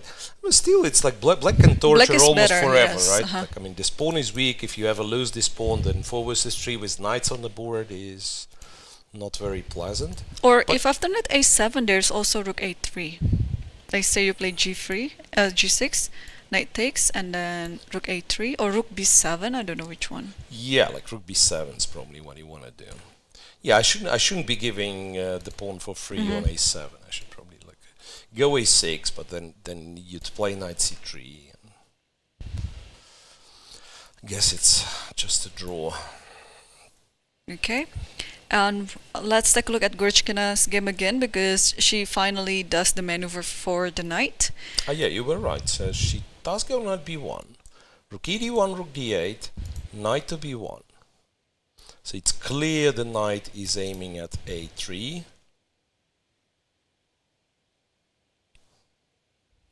Is at the moment you take ba5? Not really. It's very clever, because B4. all the other order of moves that we tried before, it allows black to protect both pawns on b5 and d6. But this one, it's a bit uneasier, because now if you play, let's say, king f8, then now maybe it's the time to take b5 followed by knight a3, and how to do it. If you play knight a7, probably just knight c4. Knight a7, yeah, knight c4 is possible. If I do this, then of course Knight c4 knight again. c4 and rook a6, and it is, well, it looks quite bad, to be honest. c4 is hanging, c6 D6, hanging, d6 hanging, everything. Yeah. Knight b1. And if you take on a4, rook takes a4, a6 can be defended, I guess, by rook b6. But then the knight on b1 will try to come back to c4 again. You probably do the same, Yeah. like knight a3, and you do threaten knight c4. King f8 is played, by the way. King f8. But then what after AB, and then knight a3? b, knight a3. So the other try would be to go knight here, and then we say still knight c4 is an option, and rook a7, c4 pawn being hanging. Yep, I don't think you can Bishop stop it. here. Yeah, well, I kind of can. I can go bishop here and d5 next move, right? I think you can play e5 here and still win a pawn. Bishop c4. You still have this bishop Yeah. c4 trick, yeah.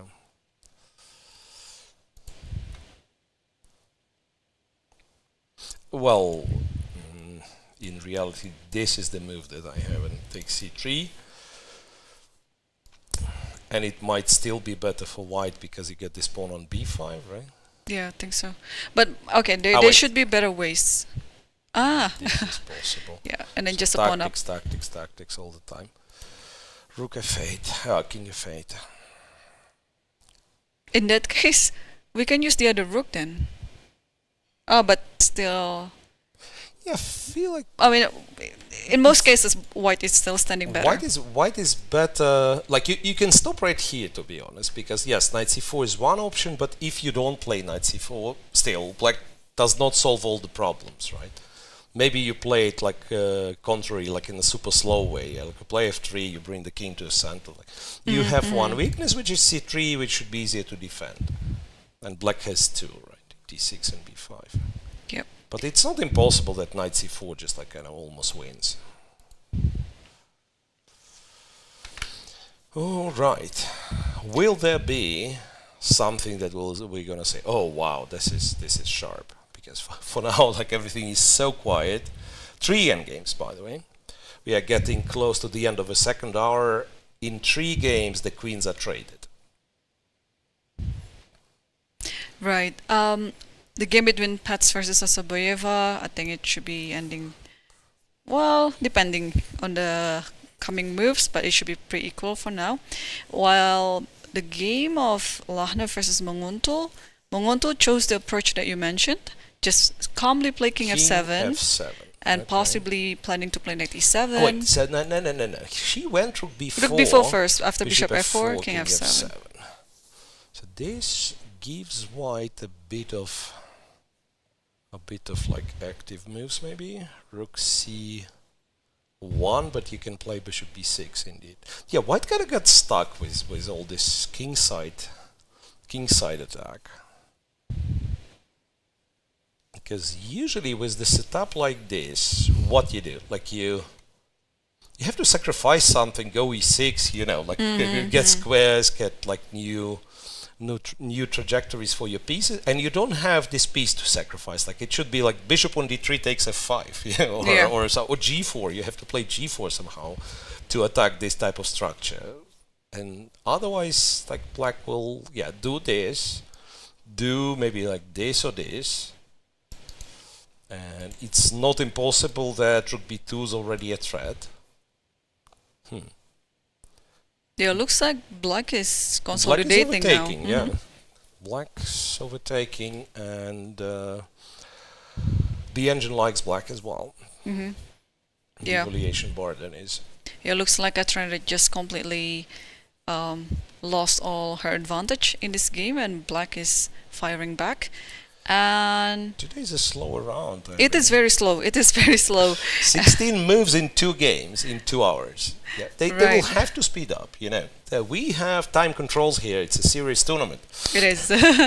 Yeah, so 90 minutes for 40 moves with an additional 30 minutes on move 41, and then they also have like 30 seconds increment starting from move number 1, and the special rule in this Grand Prix is no draw over until black's 40th move. So unless there's repetition, or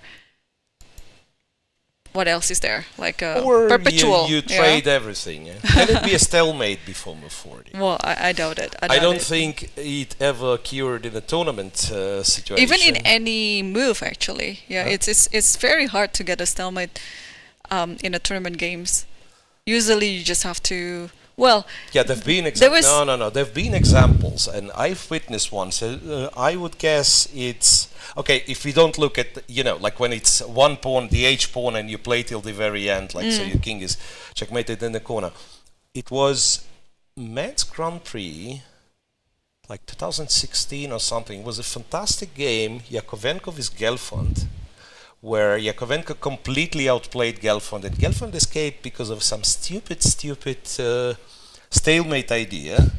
He's like few pawns down, and Yakovenko takes another pawn, and then there was like some knight desperado. When you take the knight, there was only queen left, but it was so unexpected because it was a middle game position. You know, you don't expect, like it's a middle game position, and then he escaped with like some fantastic stalemate idea, and eventually it was a stalemate. So sometimes it happens, but of course very rare. More likely we'll get something like this, where knights getting exchanged, and you know, they would probably agree a draw earlier, but if the requirement is 40 moves, they can manage it. Yeah, although black is the one, if maybe anyone black is would like tiny press bit for a better. win, it is black. Yeah, but it's this very, very tiny advantage that black has in this position. So, what do you think if we wait until there are more moves coming on the board? Yeah, with the break. I guess, yeah, we will take another breather for like 5-10 minutes, because inevitably they will have to speed up, and for now the tension is building up. I would say that's this what happens. Like people, look and they think, okay, no more, not too many moves, but that is where the tension is building up towards potential time trouble. So see you soon, guys. Do not go too far.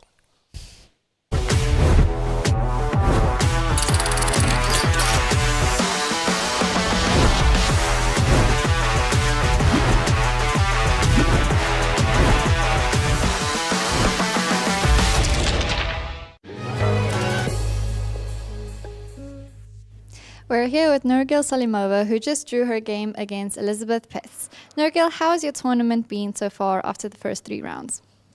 I have 2 draws and 1 lost game in the first round.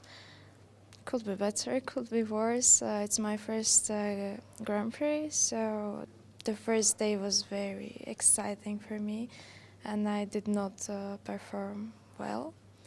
But I hope to stabilize more in the next rounds. And you bounced back quite well, I think, in the second round. You had a good game yesterday, and after such a difficult first round loss, your first women's Grand Prix, playing against the elites in the world. How did you maintain focus and keep your mind at a good place to go for the rest of the games?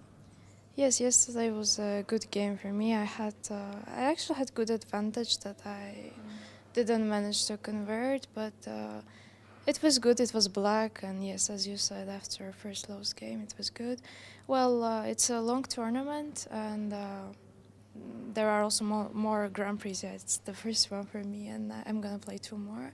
So I said, okay, it was just a game, and I'm just trying to concentrate on each game and forget the bad memories, the bad games, and just take the lessons, and just continue like that. What are the other 2 Grand Prix that you're going to play, or which locations? I think one is in Austria and the other one is in India. Okay, exciting stuff. And what do you think about Kazakhstan so far? Your first time playing here, or you played in the rapid teams, blitz teams, but this is the first elite closed event. How has it been? How's the organization been? I also played last year in Kazakhstan. There was a match, women's match, World versus Kazakhstan, and yes, World team Rapid and Blitz, and so this is the 3rd time. Yes, the organization here is a bit different. Of course, close tournaments, Grand Prix, it's slightly different.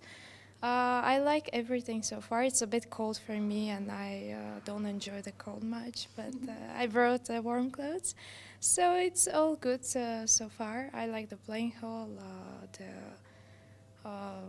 player zone where we can take some rest and stuff. It's good, and everyone is strong, so it's, as you said, an elite tournament, and I'm enjoying it. Since last year's World Cup, your career has taken such a huge upward turn. You played Candidates, you're playing Women's Grand Prix, and you've been getting a lot of brand deals and sponsorships. Tell me a little bit more about that. Yes, I guess you mean with Benetton, Bulgaria?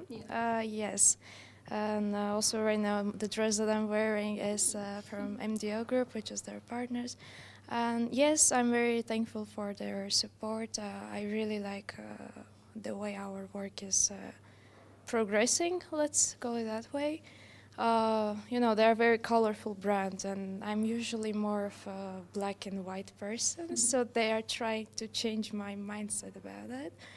Also, before coming here, before European Club Cup, I also played Club Cup. We had Simon for kids, organized by Benetton, and I was I met many kids. They were very happy to play against me. It was very nice. So I think we are doing a good job together. Awesome.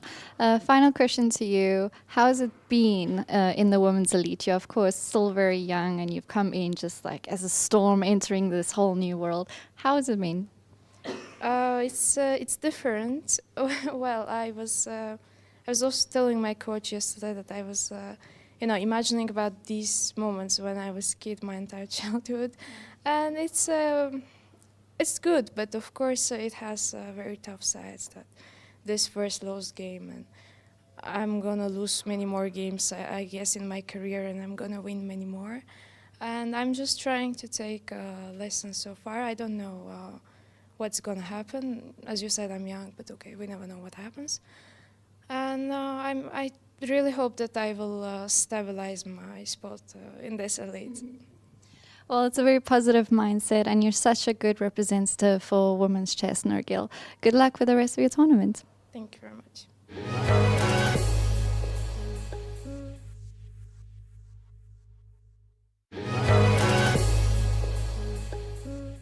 We're here with Aleksandra Goryachkina, who just won her game against Divya Deshmukh. How did the game go today? Overall, today everything was easy for me because I didn't understand what my opponent wanted, either to make a quick draw by the opening or to see whether she was playing for a win. But then at some point I thought she could take on d5 and agree to a draw, but instead she just crumbled everything.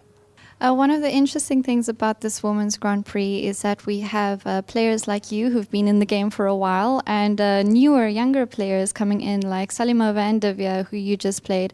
What do you think about that clash of generations? And what generation do you think I am? But you've been in the elite for so much longer than they have.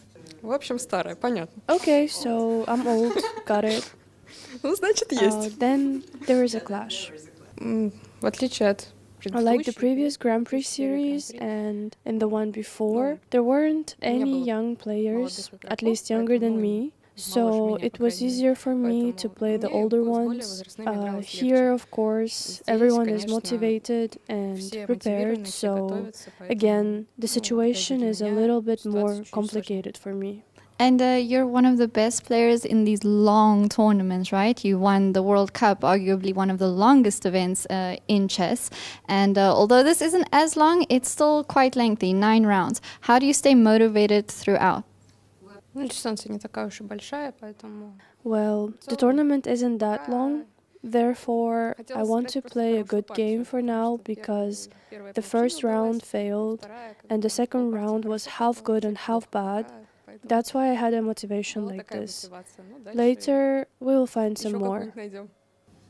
And with so much experience playing in Women's Grand Prix events, what is your favorite thing about this series? Overall, I prefer playing round robins more, so maybe that's the reason why. Final question, how is Kazakhstan treating you? What do you like the most about playing here? I like that we came here without visas. Everything is good, the food is familiar, the setting is familiar, and everyone speaks Russian perfectly. Awesome. Well, thank you so much, Aleksandra, and good luck with the rest of your event.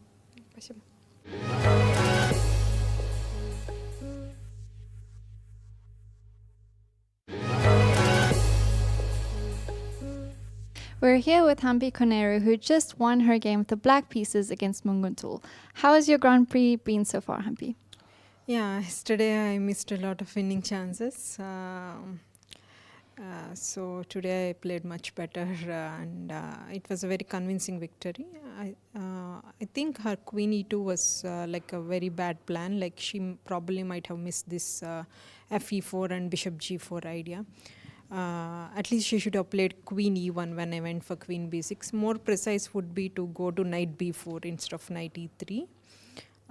So once I got this FE Bishop G4, it was clearly a better position. So I just need to find the right plans to conclude it. And yesterday was a very long game, the last one to play. You had many winning positions. Of course, you know, bouncing back from a losing game is one thing, but bouncing back from a game like that must be difficult. What was your mind like going into this round? It was not easy. Like, I couldn't sleep last night. It was a nightmare, so missing out so many wins. So, yeah, it happens. It's a sport. I mean, move 39 yesterday as well. The time trouble must have gotten to you, right? Just not the time trouble, but I think I made a lot of inaccuracies in the middle game as well. Well, how has your Women's Grand Prix series been as well? This is my first one in this series. Like I haven't played the previous one, so I've just started the tournament. So it's a long way to go. And the next one, which the two are we looking forward to seeing you at? I'll be playing in Tata Steel after this tournament. Oh, okay, awesome. And of course, I want to talk about Indian chess with you. You are a giant in Indian chess. We have a lot of youngsters coming up looking at you.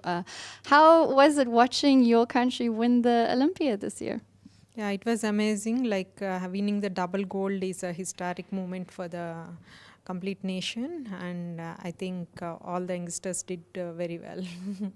And you're playing here with one of them, Divya. What's it like playing in such an elite tournament with someone who grew up watching you? Yeah, of course, she's a very talented. Like she also won the double gold in the Olympiad. Yeah, that shows her credits. Yeah, sure. Like we have plenty of young talents coming up. You played in the first round. How was that? Of course, it was obvious to play with the same country players. So I also played with her before earlier in Rapid and Bleach. So it wasn't new for me. Okay. And what do you think about the organization of this event here in Kazakhstan? Yeah, good. The hotel and the conditions are very good, and the weather is almost like in India. It's sunny today as well. Well, thank you so much, Humpy, and good luck for your tournament. Thank you.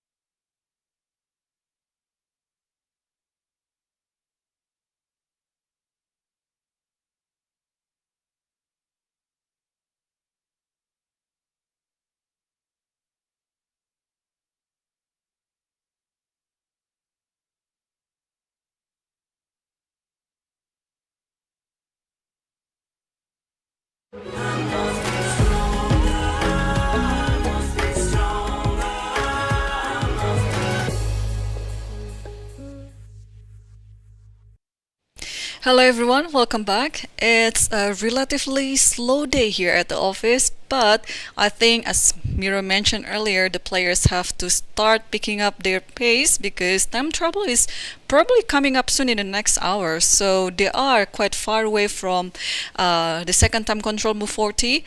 Some of the games are still below 20 moves right now, and they have like less than 30 minutes left on the clock, so they have to start playing fast. And now we're going to see one of the players who is having, well, the pre-time trouble. It is Divya versus Tan Zhongyi. It's been interesting after the pawn sacrifice on e4. Let's see how the game goes. Yeah, so we've seen b6, and then it was a very, very, very long pause for both players. Bishop b3, Tan Zhongyi decided to go a5.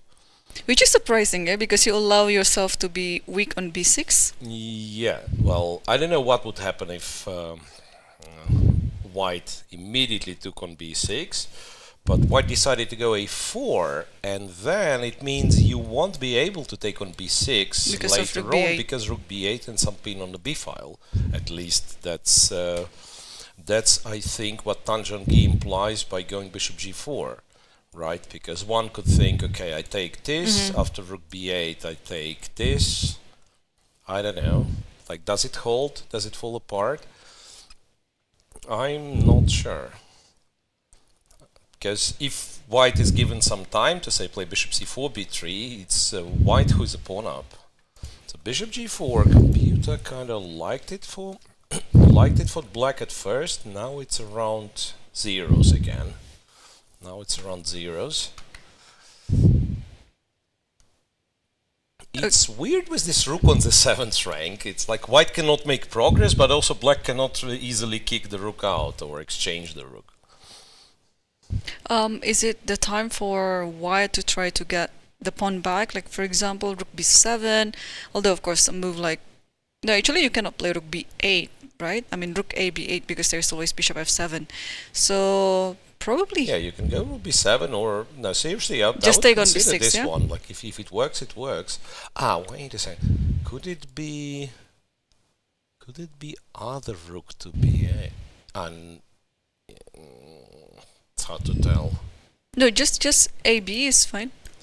But so my point was that if you take like this, I wanted to go bishop f8, which looks like self-mating myself, but like everything is hanging strangely. So rook f7. Rook f7, bishop d6. And you just take and Yeah, take. it's a check. No. Cannot do this. Okay, a b8. Let's be serious. Yes. Rook d6, and how do we make progress? Like knight d7? Maybe just knight d7. Yeah. Looks like knight d7 Yeah. works, yeah. So bishop b6, not so easy. Rook b7, the one that you suggested, maybe possible. Because, yes, it would be very pleasant to take the pawn on b6. However, after you take with the bishop, there's still some problem on the b file after rook b8, yeah. That's true, but at least I think you can also take f7, yeah? It's so probably in this position, yeah, what to do? I'd like to exchange something. Is bishop f3 a good timing to do? Yeah, I was thinking bishop f3 and say knight h5. h3 was just played by Divya. h3, so she invites this exchange by herself, which is a bit surprising. And I'm thinking the bishop went to g4 because because it wants to take you want to on take the f3. knight anyway, and bishop takes and then g takes. So there is still this pawn hanging on f7. After knight h5, it seems to be possible to take on b6. Because now rook b8, rook d6, you cannot really add more pressure on the d file. So I wonder what black does. You can take b2, I'm guessing. Then you want bishop e5 or bishop a3. And you do have bishop a3 in case of rook d6. Yep. Yeah, that looks pretty good. So that means after h3 and bishop takes, pawn takes played, knight h5, white might have to look at some other options and not bishop b6.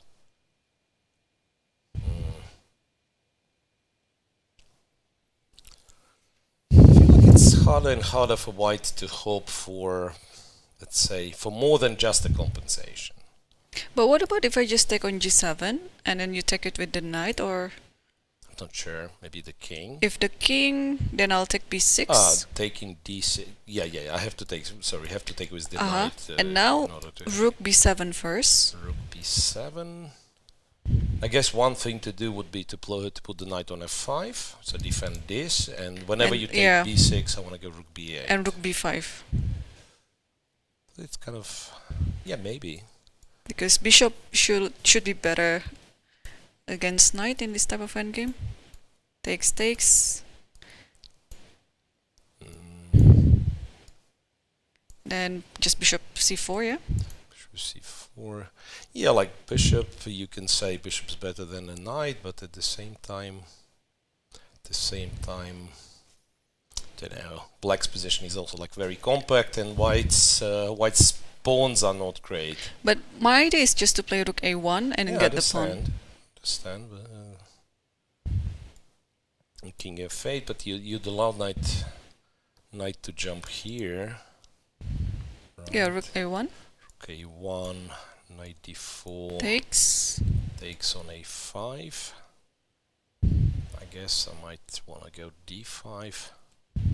Yeah, still it's better. Yeah, it's better for white. Not much, maybe, but something. Bishop e2, yeah. 2 or maybe bishop d5. Bishop e2. Yeah, it goes on, of course. And but also from black's perspective, can you play an ugly move like this? Rook a8 to b8. So you defend it, you stop rook b7, you maybe have some b5 ideas later on. So maybe rook c1 now? c1, in order to get to c7 to attack this one. Wait, but now I might have... Oh, I'll be happy to play the opposite card, bishop.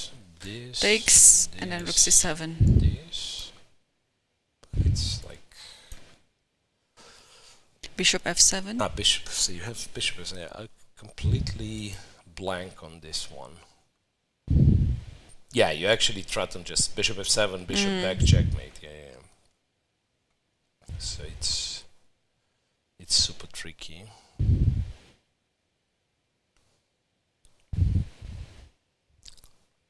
I mean, actually in deep trouble. I just realized like I should probably go like rook c8 of some sort, and yeah. Yeah, the bishop on b3, I really like it. Super tricky this one. So this, we realize it's also an unpleasant threat. And this one, once again, what was the trick? Rook b7. And when I went knight f5, you took on b6. Maybe I shouldn't do what I've done, like all this rook b8, rook b5 nonsense. You know what, I have to go this rook to b8. After rook b5 I should just take and maybe like bring the king over, but still I'm not very happy. This is still like more pleasant for white for sure. Yep, our leader could be in a bit of a trouble. Yeah, Our leader could be in a bit of a trouble. Something that I wanted to drive your attention to is Koneru with Salimova, because it looked very calm, symmetrical here after Salimova exchanged and Koneru captured with the pawn, and then Salimova played g5. For me it was quite unexpected. Very aggressive move. Bishop e5, queen b6. I guess stopping white's queen b3 or something. But now, is there... It's like I feel like it's black is playing with fire, to be honest. Yeah, this move queen b6 is looking very unnatural in this type of structure. But the probably whole g5 thing. The whole yeah. g5 thing is very scary. But probably what Salimova has in mind is just to play this position in a concrete way. Wait a second. Can I take this one and go knight d2? Because this is a very serious idea. Right. So bishop f5 maybe, yeah? Bishop f5, yeah, thinking... Queen h5. Go here. I think queen h5, then... But no, you're not threatening I'm not threatening anything. Yeah. And yeah, she took it. Bishop takes e4 right Bishop now. e4. So Wait a second. Not knight d2. Bishop e4 and knight g5. Can I do this? Wow. Can I do this? But rook e5 is there. I mean, take on g5 first, and then rook takes e5. Rook e5 and queen g6, right? Yeah. Yes, and knight g5 is... I feel like this is, you know what, like this is the moment to kind of exploit black's lack in development in a way. Yeah, knight g5 was brave, but also it doesn't work. Yeah, and I like your move knight Knight d2. d2. Just because the bishop on e5 is so strong. Yeah, but after bishop f5, I don't know what's the follow-up is. Probably throw in rook c... no, rook 7 doesn't work because rook e5. Okay, one thing was like knight c4, d6. This yeah, is this is also possible. There is also, the other hand, there is also like rook e1. But then there is f6, right?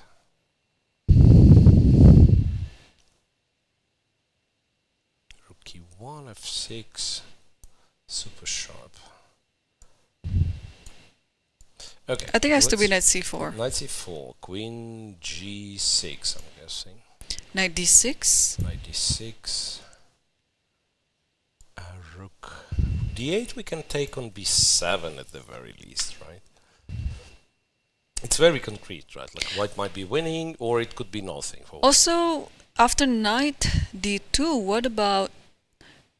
Okay, it might not work, but it is very interesting. Playing f6 immediately. Yeah, but this is exactly what I was hoping for. And then bishop f5. I mean bishop f5, yeah. Bishop f5. And then there's rook c7, yeah. This is getting scary. But where's... queen f7, queen g7. Because... Yeah. Queen f7 and queen h6, like in case of queen e6, queen h6 wins. No, this is too much, but... No, you don't have to play f6. I think bishop f5 is perfectly...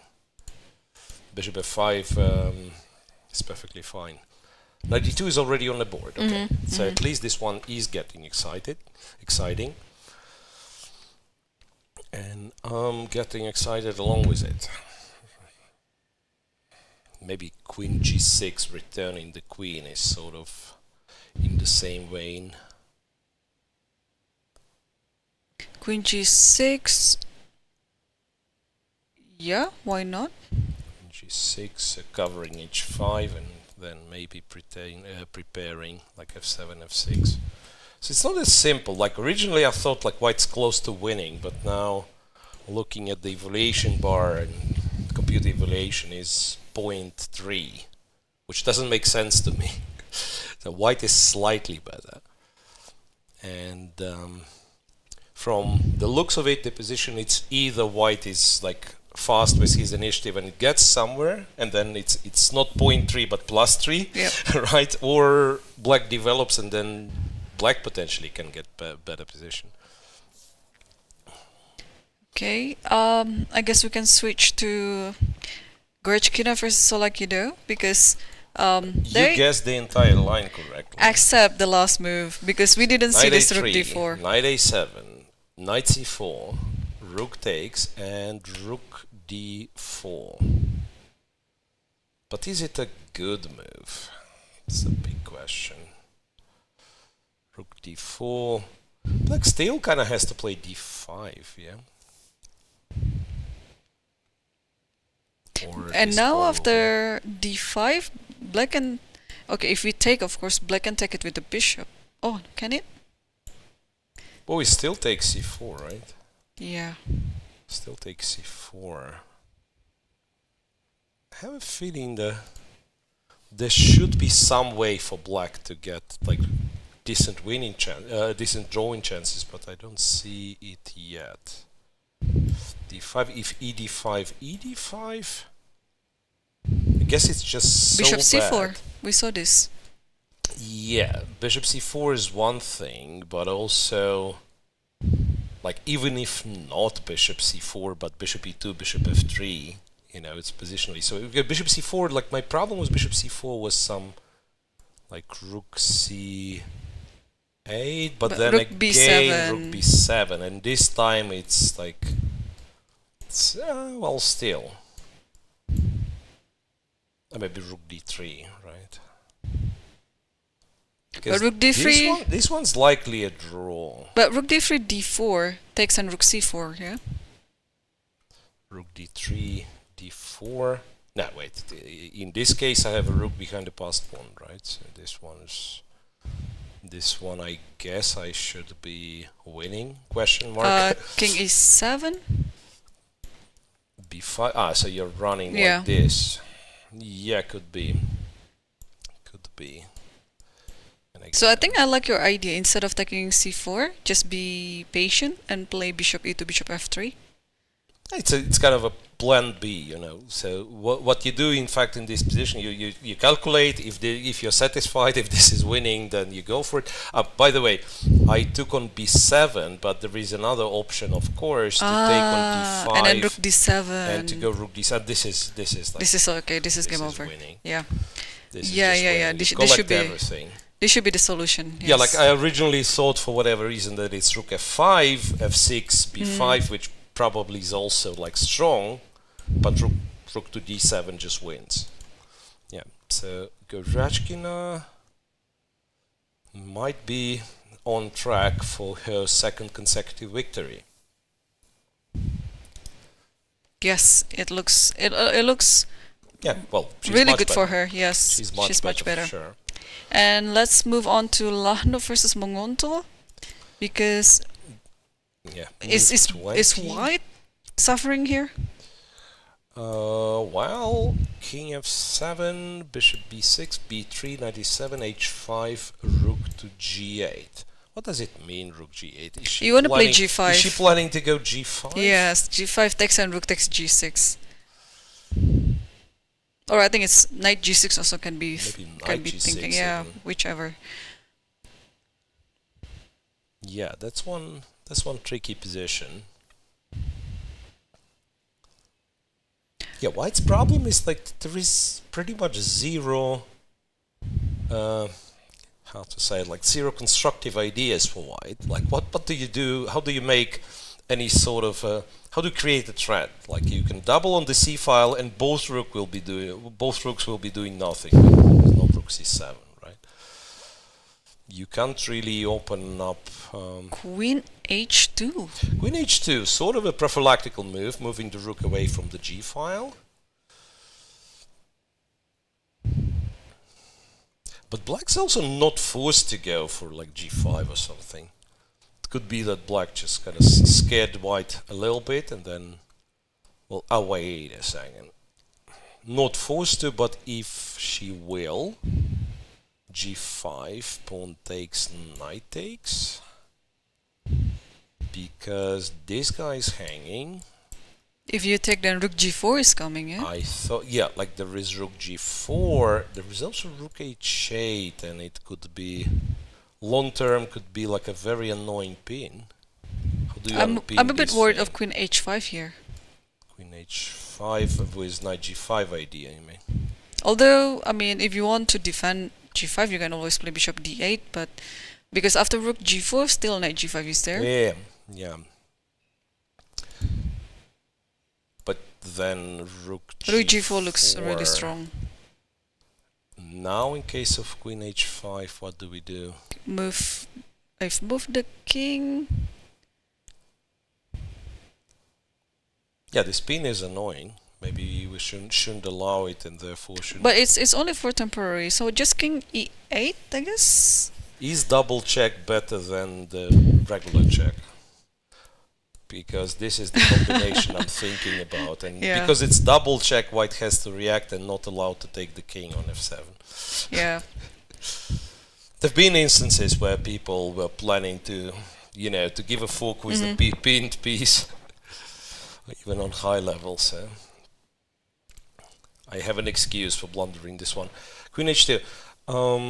Can we somehow prepare this?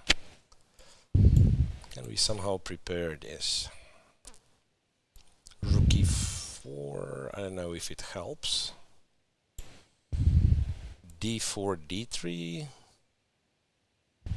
So. Not clear if it's a good thing, because the pawn will start hanging on d4 or d3. Computer sees something for black. It says black is considerably better, minus 1.3. And for those of you guys at home who are wondering why I'm not checking the computer lines, I only have access to the numeric evaluation. So I know this position is better for black, but I have no idea how it is. Alright, change of heart. What if I take with the rook? Maybe I don't have any threats in this case, right? But at least you don't have queen h5. And if bishop h6? Now there is rook g4. g3? I'll take. Oh yeah, it's this one spin. But the thing is, like you go here, for instance, I take king h1.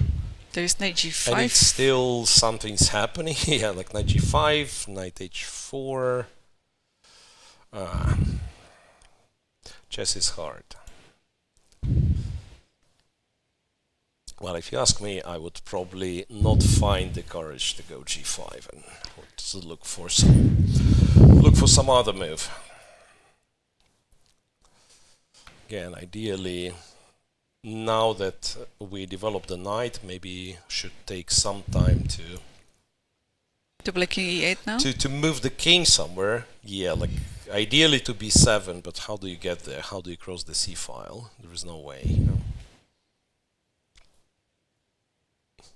Now, what I realized, like when we go g5 in this position, when we start opening, the queen on d7 is out of play, right? That's right. Somehow the queen she on d7 played is something. out of play. What is it? What? a5. a5. Yeah, why not? It's a useful move. Maybe a4 one day. Maybe queen to a7. Who knows? It's not a bad move for sure, because white was getting ready for one and only one idea, for black playing g5. So you checked. Well, if you're not satisfied, yes, play on the other wing. I do like a5. Yeah, I think it also could be a useful waiting move, yeah? Yeah, well, in a sense that we discussed, white, well, maybe holds for now, but white lacks any sort of ideas, like real plan, right? So, and it's the most kind of the most unpleasant, that you're desperately looking for some sort of activity of the way to play, and your opponent just says, okay, you know what? You don't seem to have good moves, so you ought to move. Find it. I'm even considering a move like bishop e3. I know that's not a great structure, but at least like trying to get the square on d4, and who knows, maybe some play. It's probably not the greatest of ideas. But a5. What about just a move like rook c2, for example? I think it's always useful. You're overprotect f2, a4. Yeah, well, the thing is, like, how do we react to a4? Well, ba4 is definitely not an idea, right? Queen a4 will be double attack. I can move like this and lost rook g4. Yeah, the bishop cannot move, yeah, otherwise the rook will improve. The feeling is like, yeah, if the rook gets to g4, then g5 or g6 becomes very strong, because there will be already 2 rooks doubled on the g file. And it's only move 21. Both players are down to like 20 to 25 minutes. So potentially a lot of stuff will happen until the time trouble. Mm-hmm. And let's go back to the game between Divya versus Tan Zhongyi. Some moves happening. Some moves happen, yeah? Yeah, gf3, rook a b8. Remember I was playing this move, rook a b8, and you convinced me that after rook c1 white is better, and probably rightfully so. Divya went rook a7. So she wants to take and take d6 maybe. Yep. Tan goes b5. Yeah. So now if takes d6 and you take b2. Maybe you take ba4 first, just to completely eliminate the queen side, and also to kind of figure out where the bishop's going, because you would like to keep this bishop on the diagonal, right? But there's yeah, I think black is completely fine now. Does it look like a potential draw for you, this game? I guess. b5, because I'm not sure how you continue from here. Like, you could say take on a5, take on a4, but then you lose coordination entirely, and like even this, or e8 or h5. But that one, take b3. I still like my bishop better, but probably nothing. Oh, nah. This one, like, I mean, even if you win d6, I don't believe that you're winning. But also there is knight f5, and I'd actually advise white to be a bit careful, because like in some point rook b4, and so you probably should just like go here. Also evaluation decreases, and now it's zeros again, back to zeros after b5. What surprises me that Paehtz and Assaubayeva are still playing. Shall we check the? No, we shouldn't. Position? Let's go Koneru Salimova, because it's getting Koneru very Salimova? interesting right now. Whoa. What's happening? What's happening? White right? is better. 92. Salimova played queen g6, which allowed queen b3.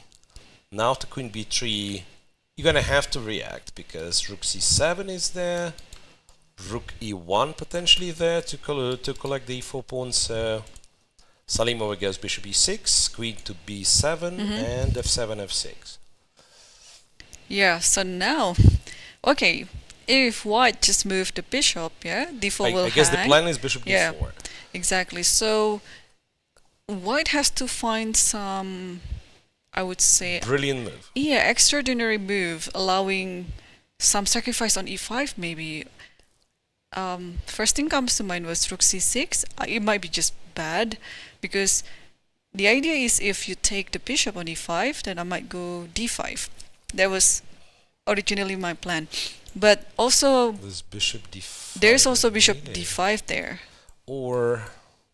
But bishop d5 I can take. This one's check, sorry. Yeah. No, but if bishop d5 I can take rook f6.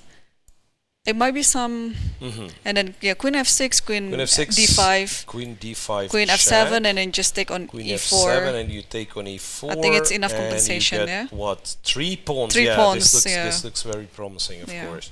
So, what rook else? c6. Wow. Some move, because the b8 square is undermined, so that's why I think white can afford, white can afford to do something like that. Also consider like d5 immediately, maybe. But if rook c6 works, I actually like it, because you also attack the bishop. So you are threatening rook e6. It's not like there is a quiet move for black. Okay, so what if, I don't know, queen f5, maybe g4. Look at that move. If you play queen f5, maybe just play g4, yeah? Yeah.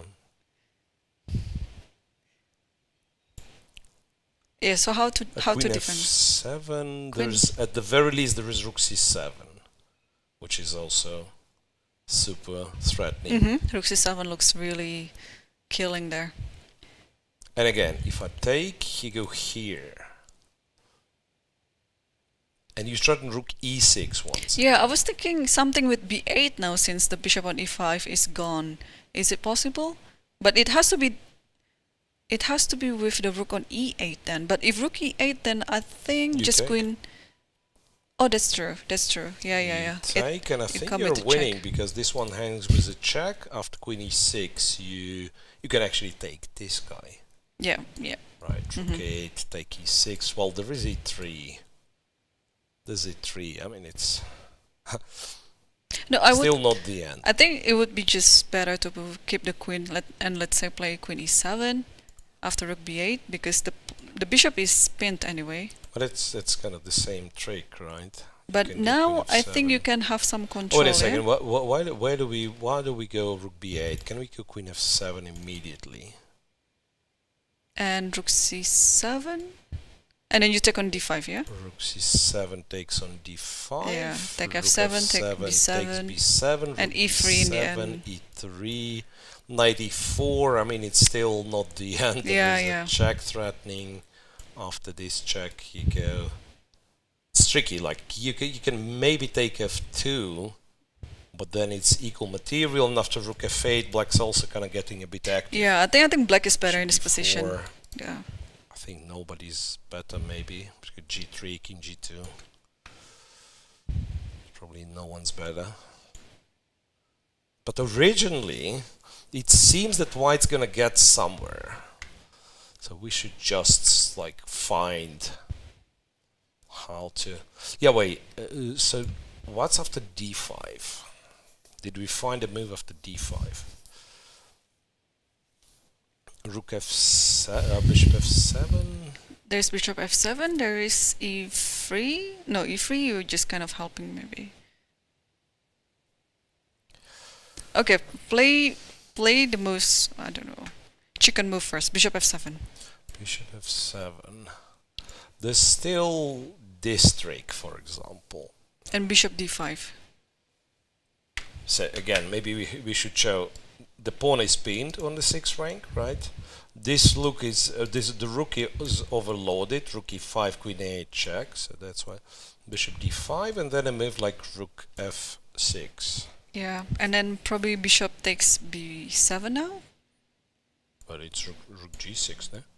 King King f7. King f7, rook g7. Yeah, but Take e5 the is also hanging, yeah? No, this should be good for white, no? Check.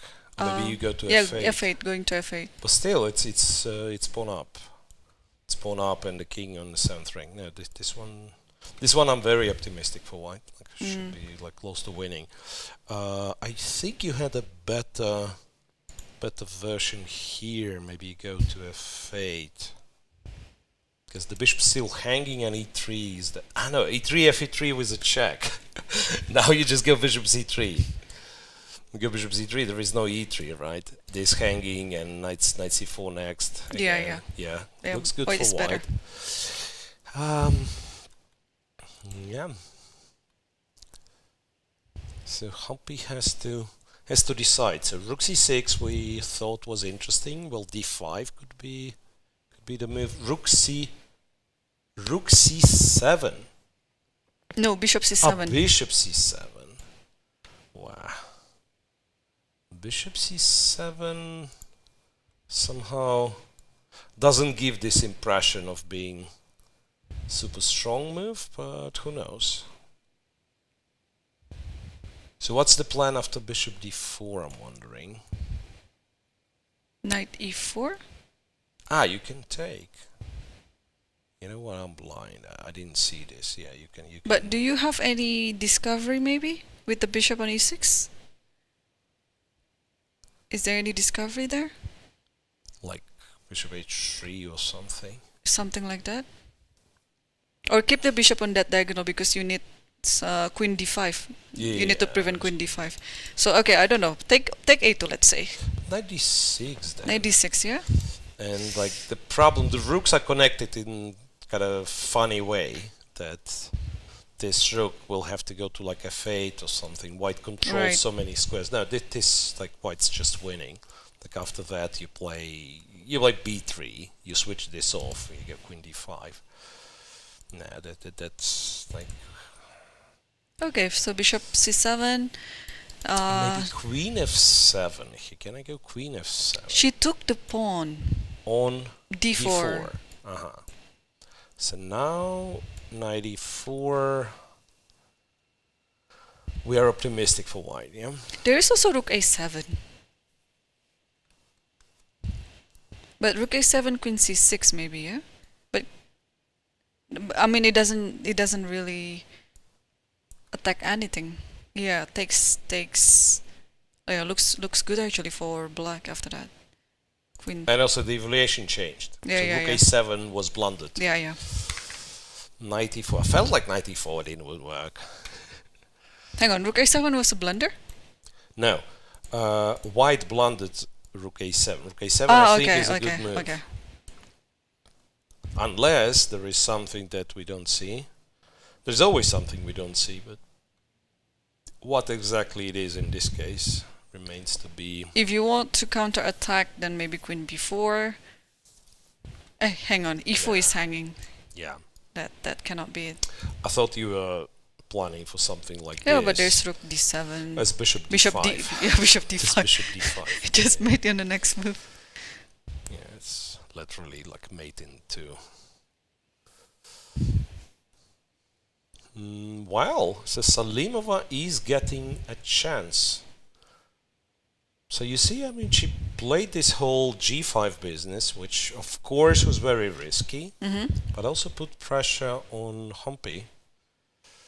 And as we said previously, like Humpy is very comfortable where it's like clear position, you know, like some stable structure, and you just have to play good moves after good moves, but not necessarily as comfortable in this tactical sequences exchanges. Yeah, yeah, she's very good in the some positional balance position like that. But yeah, this requires lots of calculation. So what's the and move precise after play. rook a7? Okay, queen c6, rook to c7, queen to c7, queen to e4. How And bad she did is it. that? Rook Yeah, a7 she is does on the play board. Rook a7. Queen e4. What do we play? Guess some.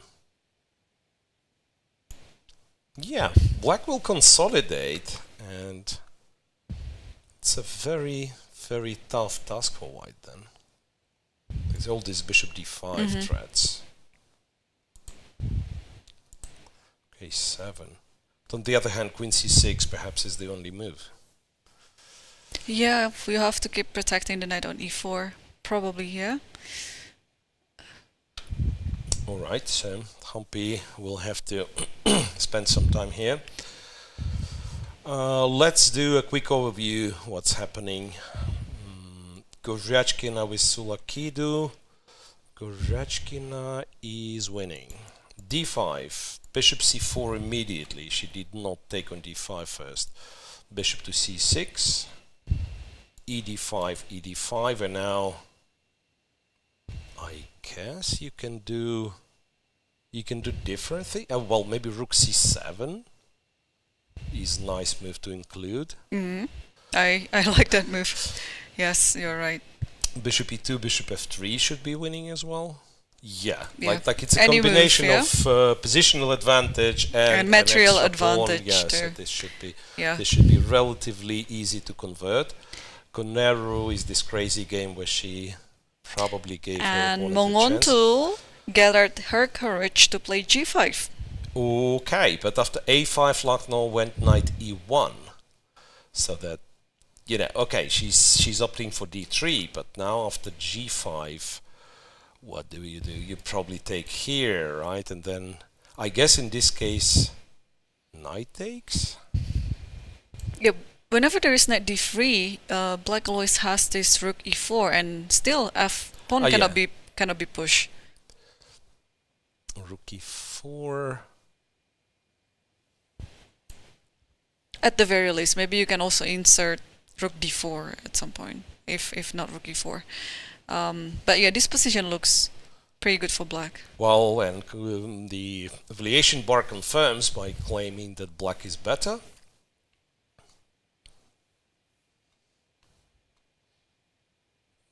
They are also getting low on time in a still relatively complex, relatively sharp position.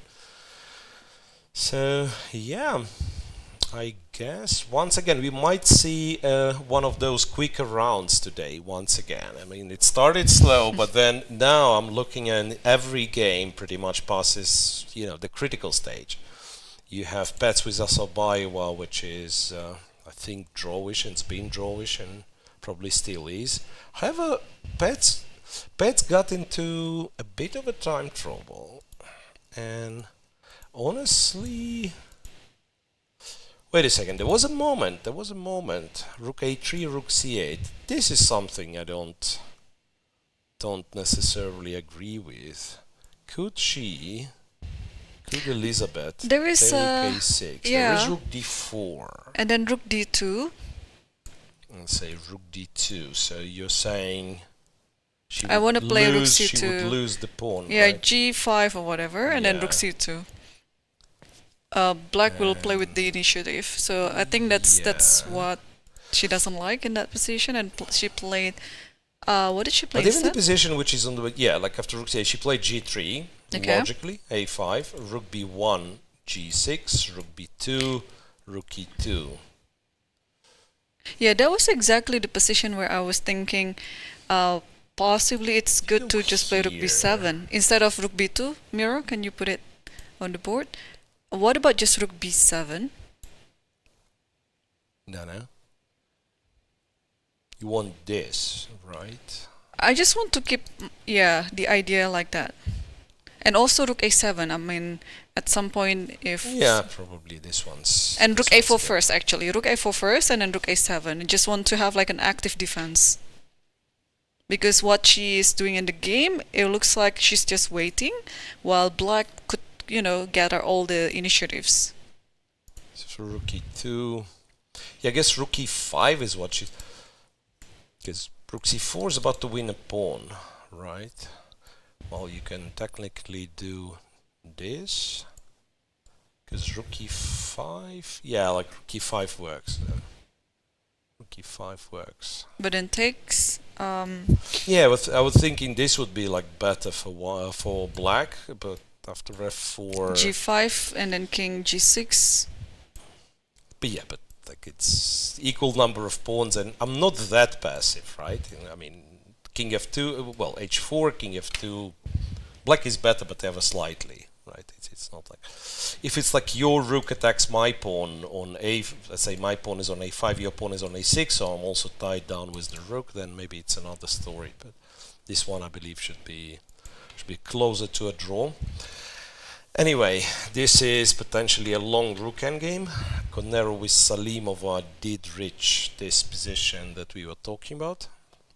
After rook a7, Koneru went queen c6, rook c7, and of course, much more precise is to take on f6 to eliminate this pawn. Bishop f6, queen to c7. So white is still in the game. And one of the potential scenarios, now that I'm thinking, that this two will be exchanged for this one, and then maybe white holds, like, on one wing. Yeah, but this is very imbalanced, and it should be it's exciting. Still, it's still especially going both on. players are getting to a bit down on time there. Yeah, but it's honestly, for me, it's hard to imagine how black loses it. Because two bishops, they control too many squares, like they defend the king very well. So for black, it would require like really some big blunder to lose this one. Like if you do something sensible, just like, you probably have to take one of the pawns and then just like defend the king, do sensible things. I don't think black runs any risk of losing this one. Nope. But also winning with black would be It's tough. a bit tricky still, yeah? Yeah. It's not as easy as it looks. Yes, and let's quickly check Divya with Tan Zhongyi. Yeah, we actually might get a resolution of... Remember, we had a bit of an argument, like if b3 pawn, the passed pawn, is enough to, let's say, to put some pressure on black. Now it no longer looks like, because, yeah. So b3, knight f4. Oh, we had it some other way, right? Yeah. g7, rook d6, knight h3, bishop b5, bishop c4, h6. I guess it's still kind of a draw objectively. But who do you think is better But in this even position? I don't think black risks anything, to be honest. I think black is like perfectly safe. The knight on f4 is so good, Yeah, yeah? the knight's With the good. g5 pawn later. The b pawn is not running anywhere. Like, in order to win this with white, I don't know what has to happen. Like, trade pair of rooks, set the b pawn in motion, and also have the king on c5. And this is not happening. This is science fiction. So for black to be safe, I guess, like, you just play g5, secure the knight, and you try to get somewhere with the rook, I'm guessing.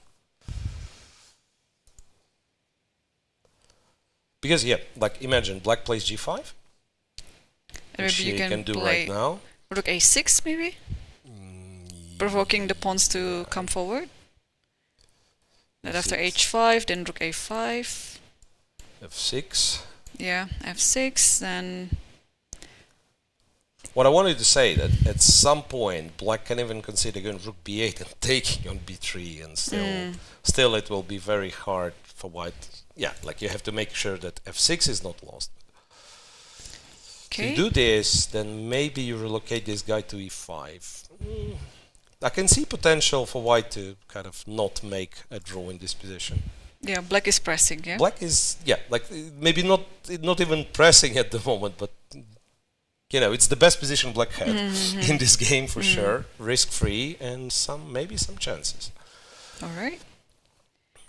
Lagno with Munguntuul, finally this g5 thing happened, and position is getting sharper and sharper. G6, knight g6, knight d3. Munguntuul decided to take on f4, which I don't know if we agree with. Yeah, I'd like to keep the knight too as well. I'll probably just move the rook, but maybe there's Rook something that d4, she rook doesn't like after rook e4. e4. So she took on f4, knight f4, and this rook to g4 was what was played. g4. What about some move like queen h5? King g7. It does look a bit dangerous there. King g7. Just king g7, yeah? Yeah. I guess. It's tricky. It is tricky. Wait, if you don't play queen h5, if you play knight d3, is it rook h4? Because knight d3, I'm attacking this and attacking h6, right? Yep. There's rook d4 or there is rook h4. Rook h4, here, rook g4. Rook here, queen here. And I think you can avoid just play rook h5 maybe. Yeah, but somehow the trick is, like, still, the queen is not in the game, right? So get the queen to g5 or h5 and we are winning. But maybe that's exactly what we should do. Queen d8, queen g5, queen h5, checkmate. Or queen e7. I don't know why I go to d8 when I could go to e7. But probably after this there's g. If g3, will you take g3? Here. And then play rook g4, something like that? Yeah, But you have queen g5, yeah? Queen g5, king g2, queen h5, rook h1, still I'm not getting anywhere. Also knight Yeah. c5 is there, like to stop this diagonal. This is possible, of course. Maybe this one's good, in fact, right? King g2, Yeah, takes. take with the pawn. Yeah, the knight defends the king very well then. Yeah. Queen g5, knight f4. Defend some squares around the king. Yeah, not clear yet. Not so clear yet.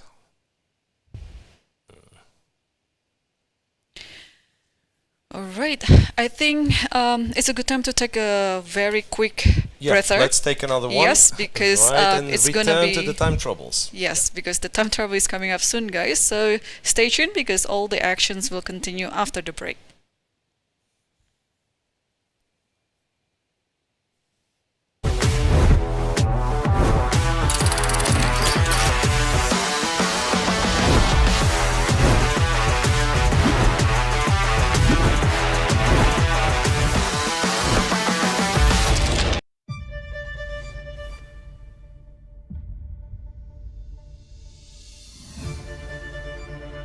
我的心情应该说非常的激动，但从外表看起来比较平静，但是内心早已波涛汹涌。后来去休息室也大哭了一场，就是情绪很难用语言来形容吧，一种如释重负的感觉。I've been thinking about it since the time I started playing chess, so it's nothing different to me. The match in itself is something that I've always wanted to be playing, and now that I've got the chance, I'm grateful for the opportunity. 我记得最后一盘棋，我就是在一个少一兵的撤兵惨剧中，也是费尽千辛万苦把这盘棋夺下来了。如果没有顽强的意志，我可能就没有办法能下到加赛。The main approach is to go to every game in the right mindset, be fully ready physically and mentally, and just go there and play good moves. And yeah, I'm going to try my best. In general, I'm very universal, and I can play all types of positions, and my calculation is usually quite precise and deep. 我的优点比起他来，可能年纪稍微长一点，经验更加丰富一点。然后在棋上面，我可能比较擅长一些子力调动的类型的局面，然后我可能技术处理上比较细腻吧。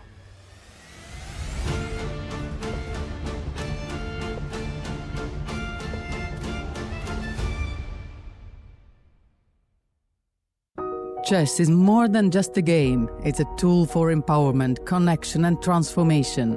In 2025, FIDE is proud to launch the Year of Social Chess. We believe in the power of chess to bring about positive change, from therapy and education to rehabilitation and inclusion. Social chess is our way to build a better world. The Year of Social Chess will introduce groundbreaking initiatives across the globe. Monthly themes will address critical social challenges: chess for protection in refugee camps, chess for cognitive health among the elderly, and even chess for addiction recovery. Through this initiative, we're mobilizing communities, conducting research, and creating opportunities for all to experience the joy and impact of chess. Join us for online chess events, global conferences, and even a documentary film festival that will showcase the power of social chess. Let's make 2025 a year to remember. The Year of Social Chess is here. Let's change the world, one move at a time.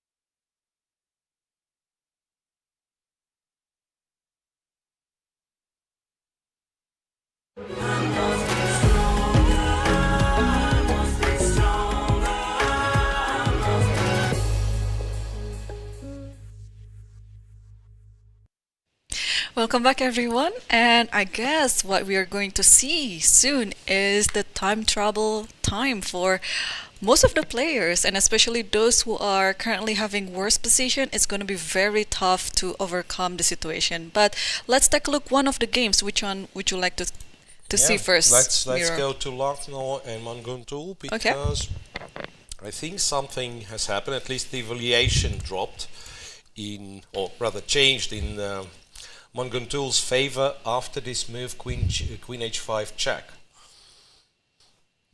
So after queen h5 check, the king has to, well, doesn't have to go to g7 in fact, because the knight's hanging, right? So it can go to g8, but even after king g7, it's not entirely clear where to put the knight, because after knight e3, one of the things I've realized, you can actually go rook g5, not h4 but g5, and then to double the rooks on the g5. I see.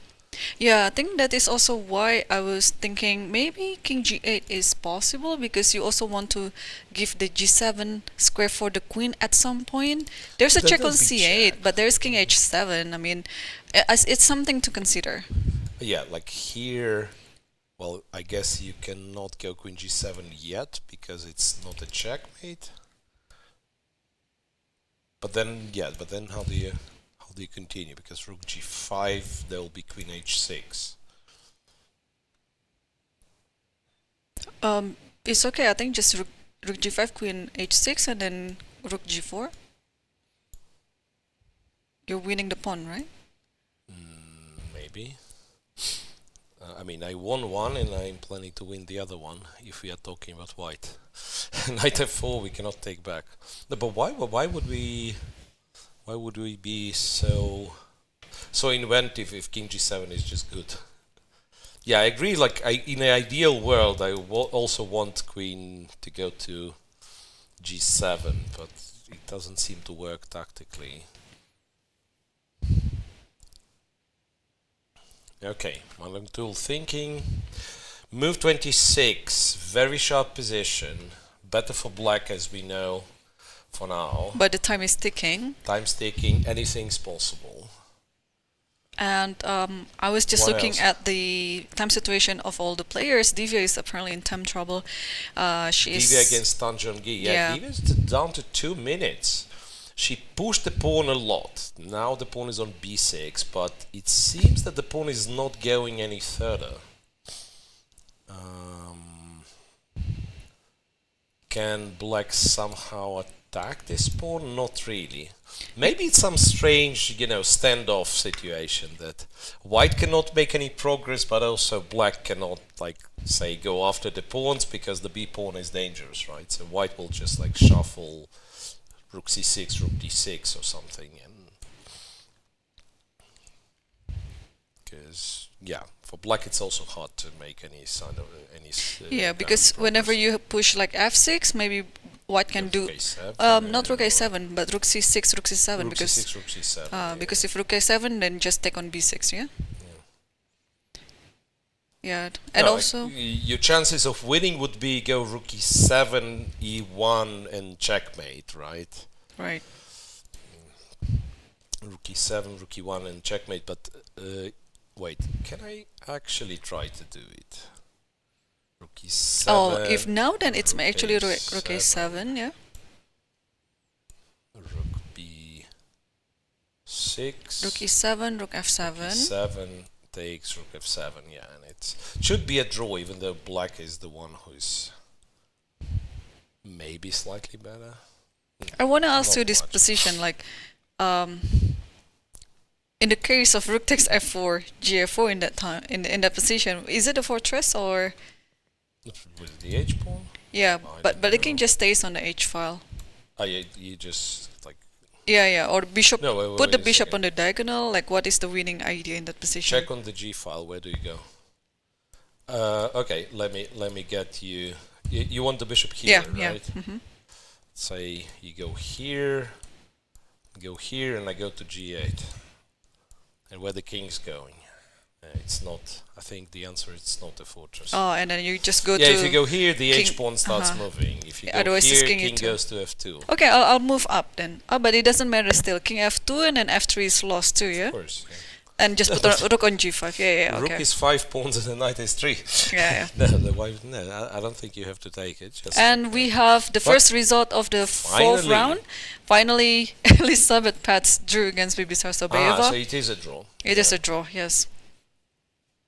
Can we check quickly what's happened in that game? Like, I think the last move was some g3 or something like that. Okay, rook e5. Rook e5, a4. Takes, rook d3, king f6, king g2, rook c2, rook c4. Yep. Okay, so just like actually already 3 rounds in a row, Elisabeth has been the first one to finish. Yeah. And I don't think she's very happy with it though, because one of the rounds. Yes, one of the rounds it was. Yeah, it was a tragic. Munguntuul, well, seemingly has a chance to bounce back again, right? This time against Kateryna Lagno. So she decided to go king g7. After knight d3, rook h4 and rook to g4, and then the queen can actually go to the king side via f7. I don't remember. I think we still had some idea how white is supposed to defend. g3 now, maybe? g3 now? Ah, yeah, g3, but then we said maybe rook takes, g3 yeah. and rook g4. Because I think if rook h3... Because the idea is clear, yeah? You want to play king g2, rook h1, so you have to take the actions now. So it's this, king g2, let's say black takes, pawn takes, still... I mean, black should be better. Still black, it's black who is trying, but maybe holdable somehow. Okay, I think let's take a look at Humpy's game, because it's imbalanced position. Oh well. Yep. It's actually changed quite a lot. Yeah. Actually changed quite a lot. Wait a second. So after that, Salimova decided to go g4, which I don't necessarily like that much. Queen c6, rook f8, queen d5 check, and rook c6. After queen g7, white plays b4. So white, in fact, like as long as the king stays safe, if white manages to collect this one as well, you know what? I'm changing my mind. I actually think white might get some winning better, chances, yeah, because the king looks safe right now, and then white's idea is just to promote one of the pawns on the queen side. Yeah, a4 is coming maybe, and b5. Yeah, just try to promote that pawn. But again, the rook on f1, can white move it, or is it too dangerous in this position? Bishop yeah, well, the question is, first black has to make a move to probably to defend the a6 somehow.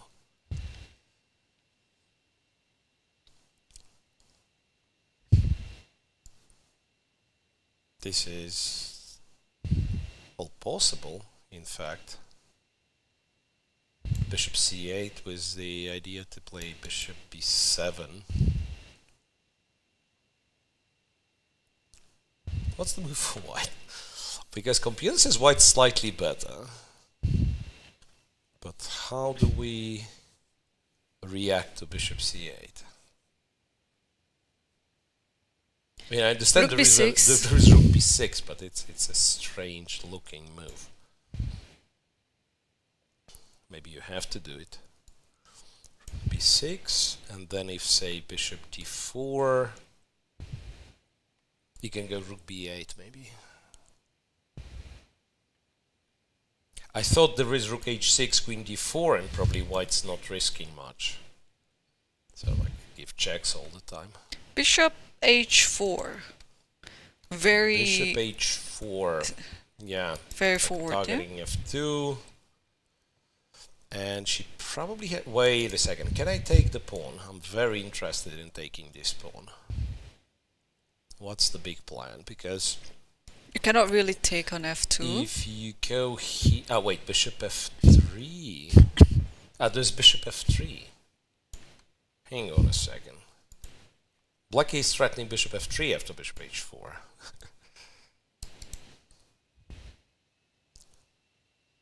Because I thought I'm being clever. I allow bishop e2 and then I do this and take, and I have a lot of pawns.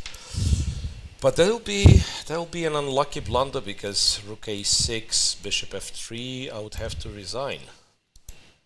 Queen g2 is happening.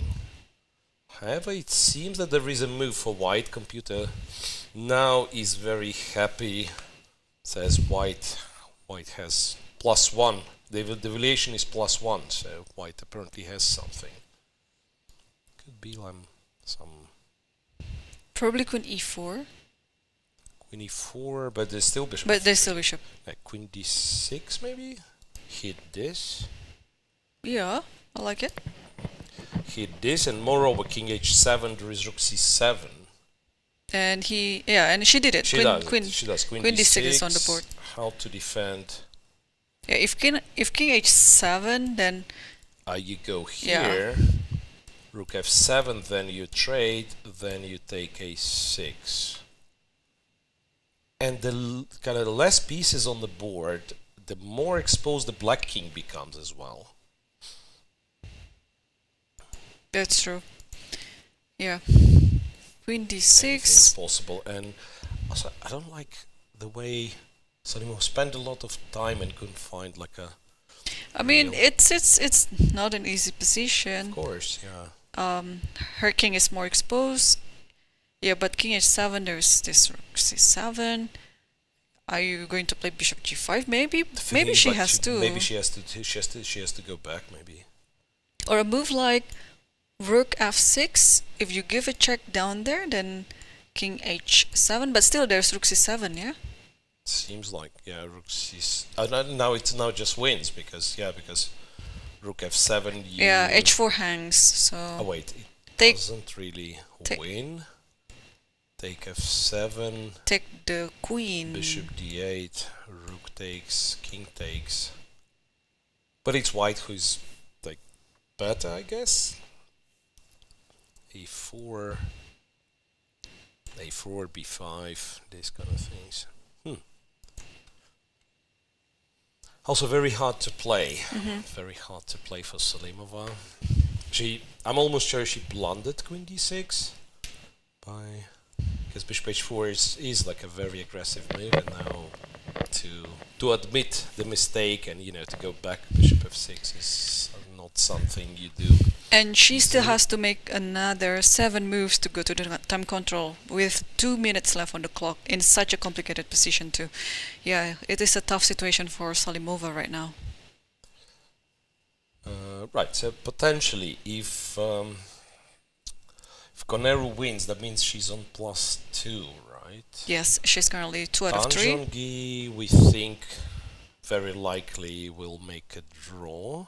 So it's also +2, and potentially Goryachkina can be on +2. Goryachkina also was much better. That's Goryachkina's game. An extra pawn, full control. And potentially winning another pawn soon. Like this d5 should hang at some point. Weak. Yeah, or you just get the king here, go some. Yeah. Or the other bishop goes to b3, yeah? Yep. So Goryachkina's winning. Koneru might win. Lagno, Munguntuul. Let's check again. That's the least developed game. It's only 30 moves here. Well, and Lagno is lost according to the machine. Wow. Lagno is lost. Rook h5, by the way, we just played. Rook h5. It's a nice move. Munguntuul has a very good tactical vision, because now she is again sacrificing a piece in order to go after her opponent's king.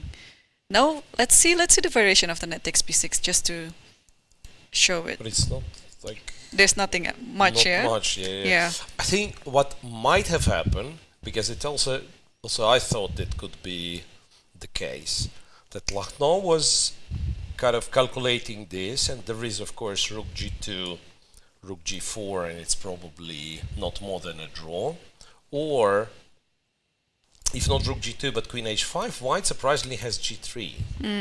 and queen controls the h1 square. But when Munguntuul does it the other way, rook h5 and then the queen in front of the rook, not only queen h1 but queen h2 is also a checkmate, Yes. right? So g3 doesn't really help you, it's queen h2 checkmate. Wow. And I'm guessing that there is simply no move after rook h5. Yeah, how to stop queen h4?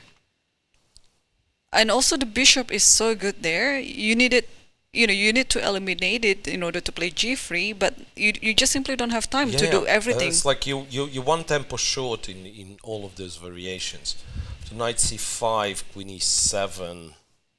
Yeah, the knight was hanging, so there was no time to play a move like g3 or something. Knight a4, queen h5. And now if you go g3, black still has queen h4. It feels like, to me, Kateryna is just falling apart after missing her chance in the first round against Aleksandra Goryachkina, and then as white on the next round, she was just playing, a French exchange where we thought she could have done something that is more ambitious, and she just agreed to play a calm position and then make a draw against Divya. And then yesterday, she lost against Tan Zhongyi. And today it's looking like she's gonna resign Rook soon. f1, queen h4, king f1, and now I guess rook f4 just wins. Yeah, I think so too. Rook f4. Yeah, you're just gonna go after the f2. Also, if you want, probably it's not necessary to play bishop f2. Yeah, just rook f4 is better. Yeah, feels like rook f4 is. Well, I'm looking for maybe like the way to. Or maybe rook e4 because you want to checkmate. G3. And I guess you're winning still, but like at least white's not getting checkmated. Yeah. I think rook right. f4 Rook f4 wins the most material. Yeah. Rook f4 is quite straightforward.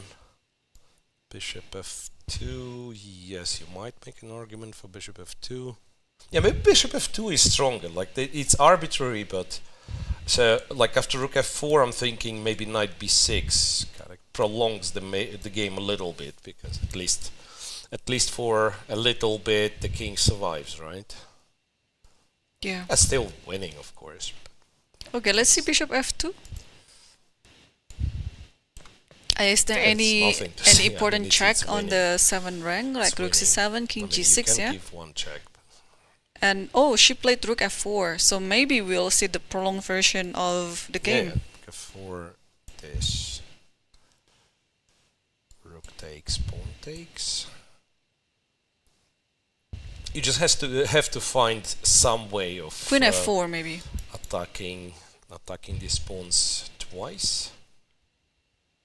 And yeah, I think it's knight b6, yeah? Knight b6, yes. Yep. Knight b6, rook f3, gf3. Yep. What move is that? 34. 34. So still 7 moves for Munguntuul to make and 6 moves for Kateryna. So I think I like queen f4 here to try to get the rook to the king. Yeah, queen f4 is good because you attack 2 pawns. And king, one of them will be lost. Exactly, and rook just come to h1, queen e5 is there, queen f3 is there, yeah? Yeah, it's amazing how what we call the slow round now turned into, like, the games will be finishing one after the other. The results will be piling up. Wow, I was just doing my calculation that if Lagno loses this, she's sharing the last place with Elisabeth Paehtz with 1 point out of 4. Yeah, she'll be on minus. She won't be the only one, I guess. Or so it'll be Paehtz. Well, depending on Salimova too. If Salimova loses, that also means she's on 1 out of 4. Yeah. So really, the tournament splits into a leading group and the outsider group. Queen f4 played. Yes. Yeah, I don't see a good defense here for white, even to prolong it. Yeah, I guess it's almost like you have to play king e2, give a pawn with a pawn on check, e5, and then just try to run, but that's not very likely to help white save half a point. Speaking of Salimova and Koneru, let's revisit this one. Yep.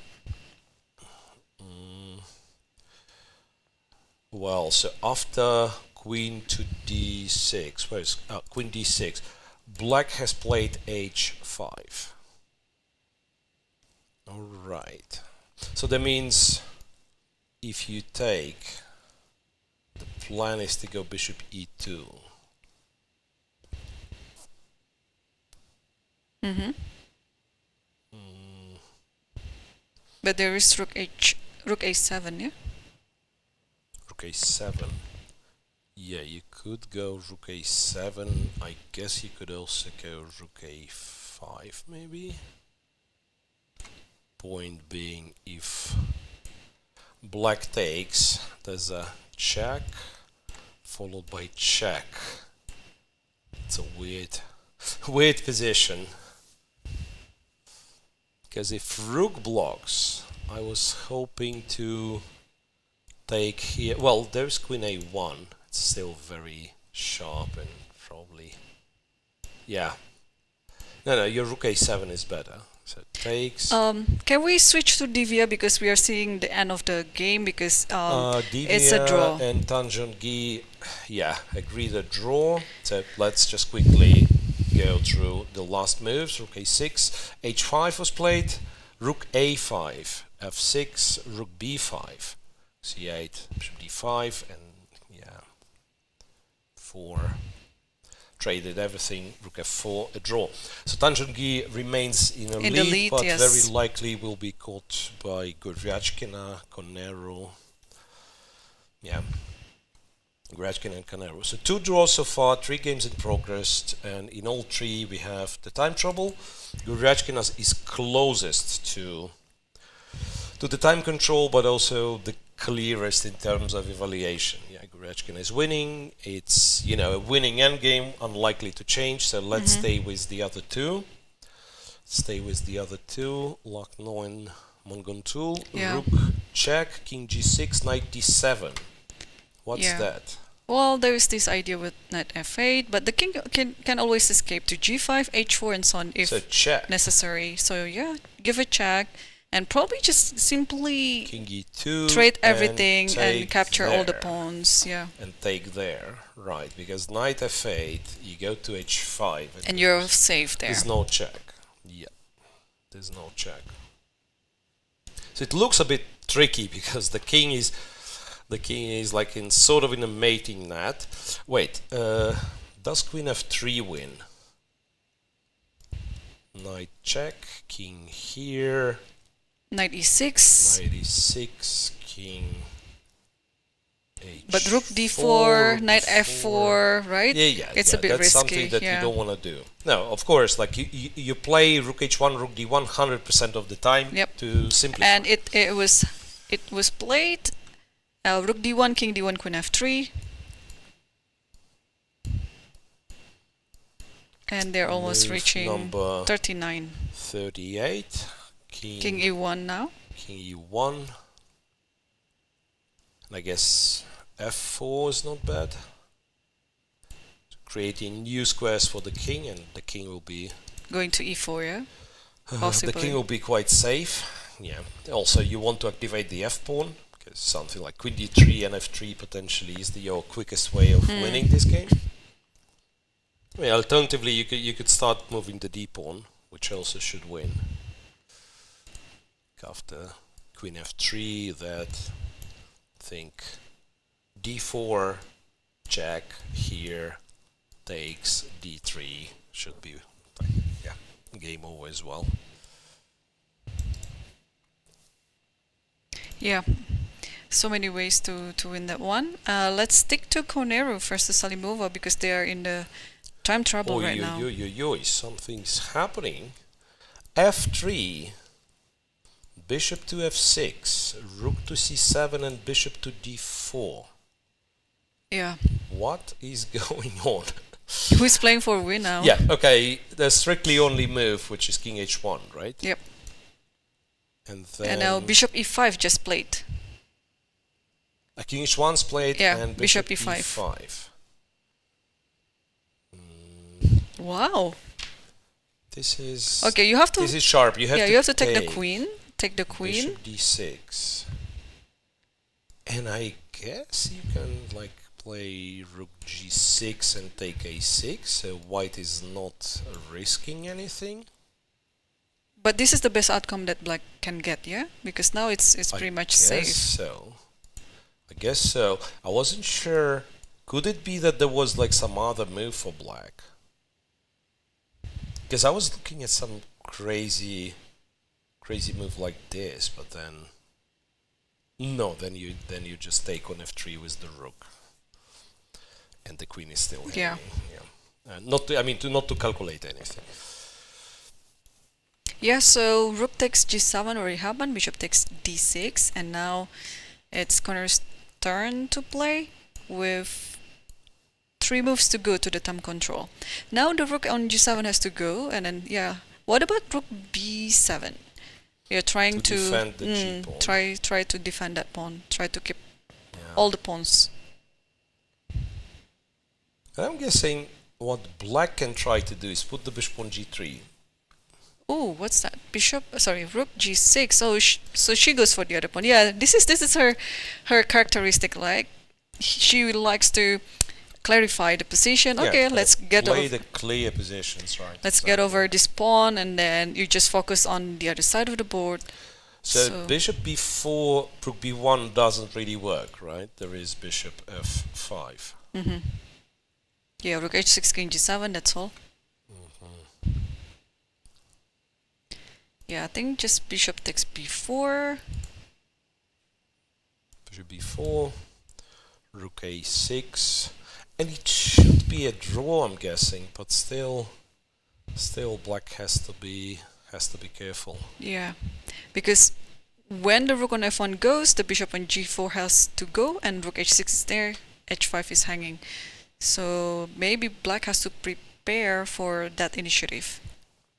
Yeah, like somehow has to defend and save the h-pawn, right?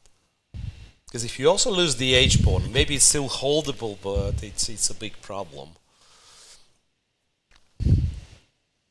What's the move here? Rook b1 is also kind of a threat, right? After rook a6. So maybe bishop d2 then. Oh, but bishop d2, rook d1. Rook d1, yeah. She still did not play bishop b4. Bishop g3. Bishop g3. Oh, makes sense. So now if rook takes, maybe you can push you h4. go h4, and you lock the king out, right? So then after a move like rook d1, c1, something, rook c1 maybe, you keep the bishop on f5, and you say your king is in danger, so the second rook cannot join the action because I will go after the first rank. Yeah, that's one of the ways to play this position. So you also anchor the bishop, because there is a lot of situations where white kind of attacks the bishops one after another and makes it... Oh, wait a second, but after bishop g3, what just happened? Sorry, Miro, can we go to Lagno versus Munguntuul, because there might be ending about now. Yes, please. And that's the end. Yeah, well, let's just stick to this one, because But it's move 41.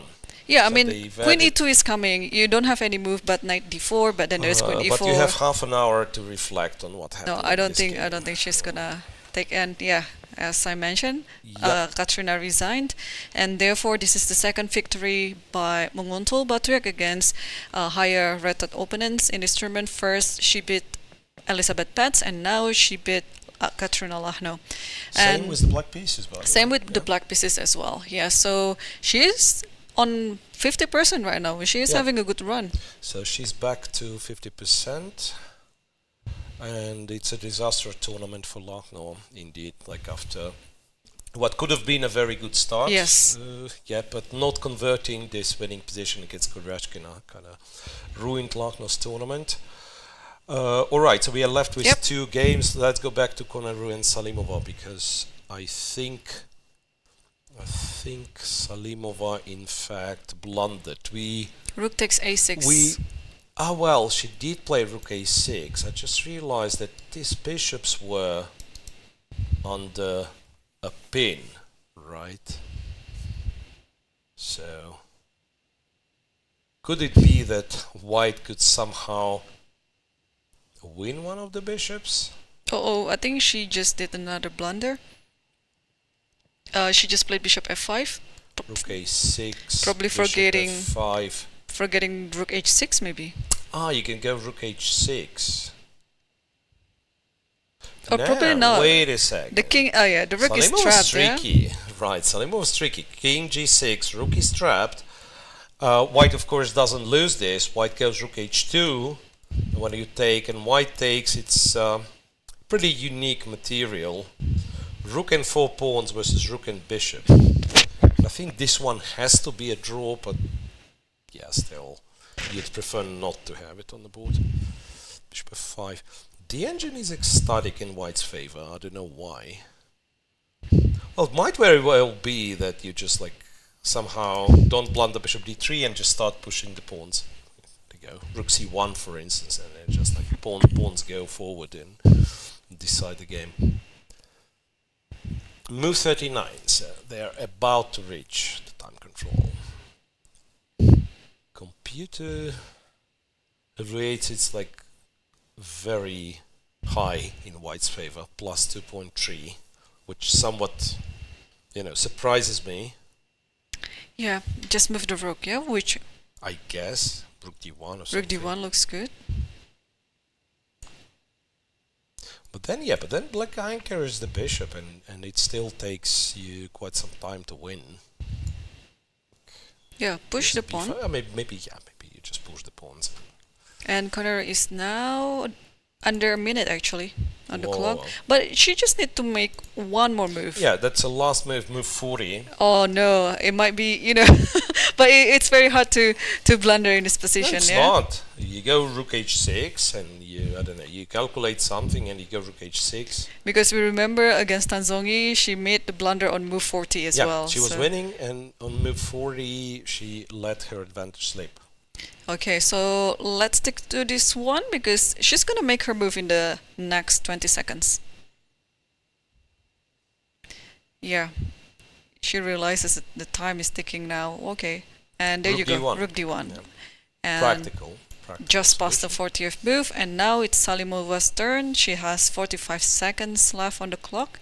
So what could she do in this position? G7 or h4. H4 should be very safe, yeah. If you have You probably want to play. So it anchors the bishop. The pawn is the last pawn is protected.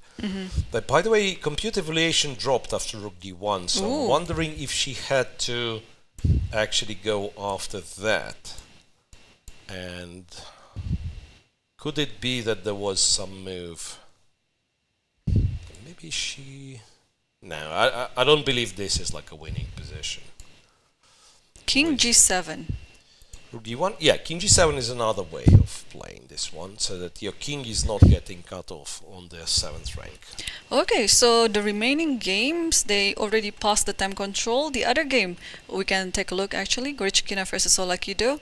They already are on move 41 right now, and Goryachkina is on the way to get the d5 pawn. Goryachkina's completely winning, well, according to the machine anyway, plus 4 something. But how exactly does she win? So if you give a check and back rank, then the king just go to c7 or e7, yeah? Yeah, rook d8, king c7 or e7 attacks the wait a second, bishop d5, no, this is rook d5. I almost blundered. Thought bishop, no wait, there should be some tactic. Some c4, rook b4. Takes. Bishop d5. Yeah, bishop d5, here. bishop d5 and c5. And after king d7, that we one, are set. We are set. Yeah. Okay, maybe not that one. Okay, c4 looks interesting, but yeah, rook takes b4.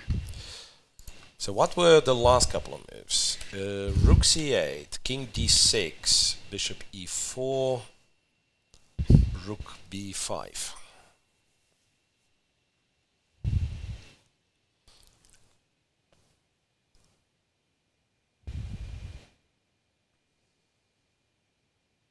Yeah, probably you just have to play a bit patient here. Probably move the bishop from e4 to the other diagonal, like bishop c2, but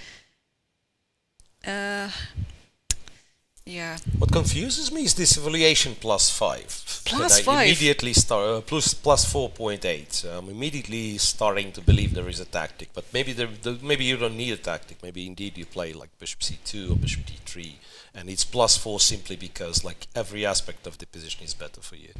Like if you go bishop d3, imagine you go bishop d3 and you go rook f4. And I understand it might not be +4 anymore, but it looks like so winning. Yeah, yeah. She did rook d8 though. I think she's gonna sacrifice an exchange maybe. Having the bishop and 2 pawns. Why? Rook d8 is on the board. And let's say king c7. You can just take d5 with the bishop. Because it's yeah. This is it. this is likely the solution. Yeah, king d8, there is bishop c6. Yeah. Okay, this makes sense. So you just win 2 pawns like that. Rook d8, let's say king c7, bishop d5. Yeah, or king e7 also the same thing. Same thing. And if king e5, you might insert f4 After a check? after rook d8. King e5.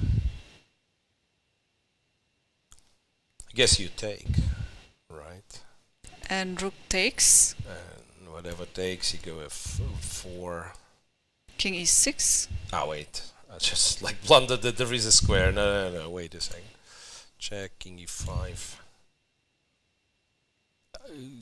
Can you go f4 here? Less clear. You can always do this, right? Let's not forget. Again, bishop d5, rook d5. There is no check. Rook e4, king f5. e4, king f5. Or maybe rook... No, No, this is like we are doing something very silly because like we are winning already. Why do we need like some brilliant checkmate or something? Yeah. We just have to find. Wait, I think this is what we are looking for. Bishop d3 and b5.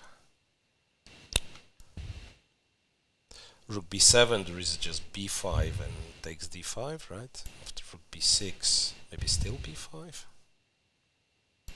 Yeah, I think Tsolakidou has no chance but to play king e5 because if she plays king c7 or e7, it's just okay, 2 pawns down. Second pawn, yeah. 2 pawns down, and you're not fighting for anything. Yeah, king e5, and then looking for some complication if there's any.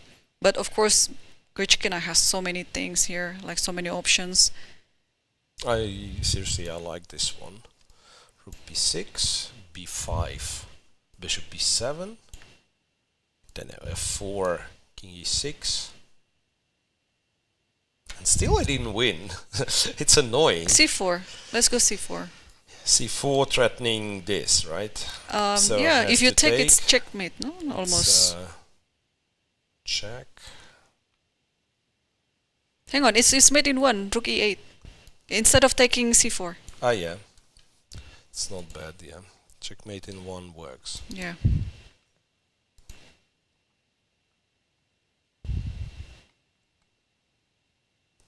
And here or here, there's no chance. Yeah, bishop d5. Yeah, just take on d5. Like if I don't do... If I move the bishop, that means... Also, you can just take the bishop in the worst situation, and then bishop c4 is there. But after bishop d7. Yeah. At the worst case, but of course you can play anything there. Yeah, king e5, I think it has to be done. But yeah, but they've got... king e6 is there too, I forgot. King e6, like... But king e6, there is c4 now. Now there is c4 because cd5 comes with a check, right? dc4, we just take the bishop. Rook b4 takes d5. Takes on d5 with a check and rook b4. Yep. Yeah. So okay, king e5 then. Every move with the king, it seems it loses. King e5 maybe is the most problematic, but still,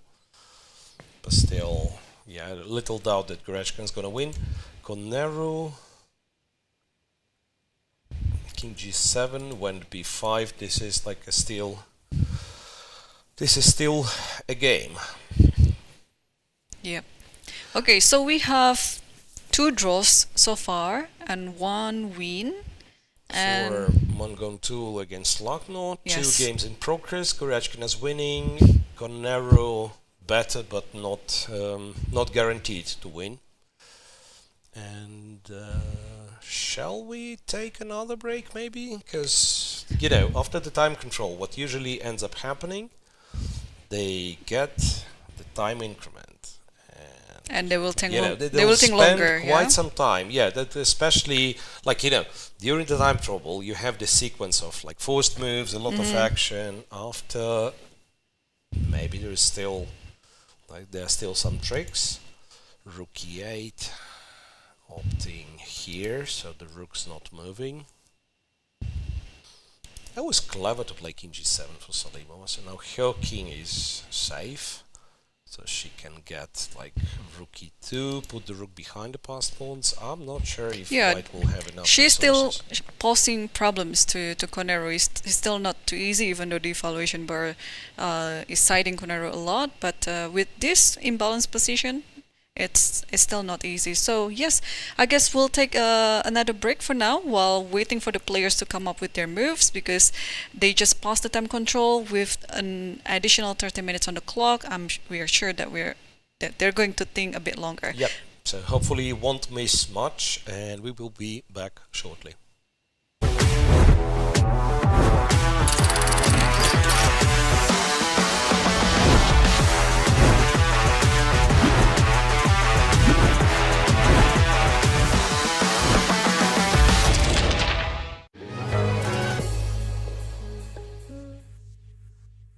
We are here at the end of round 4 with Elisabeth Paehtz, who just drew against Bibisara Assaubayeva. Elisabeth, a bit of a rough start, but you're coming back. How do you mentally bounce back from tough games? Well, actually, I'm in an age where I don't care so much anymore, because basically my career is almost over, and I was also planning not even to play all these events, but because of Monaco, I got the wild card, which was very unexpected, and in general, like, I never got a wild card from my country, so somehow I thought like I should take it, even so I was not even prepared to play all these kind of tournaments.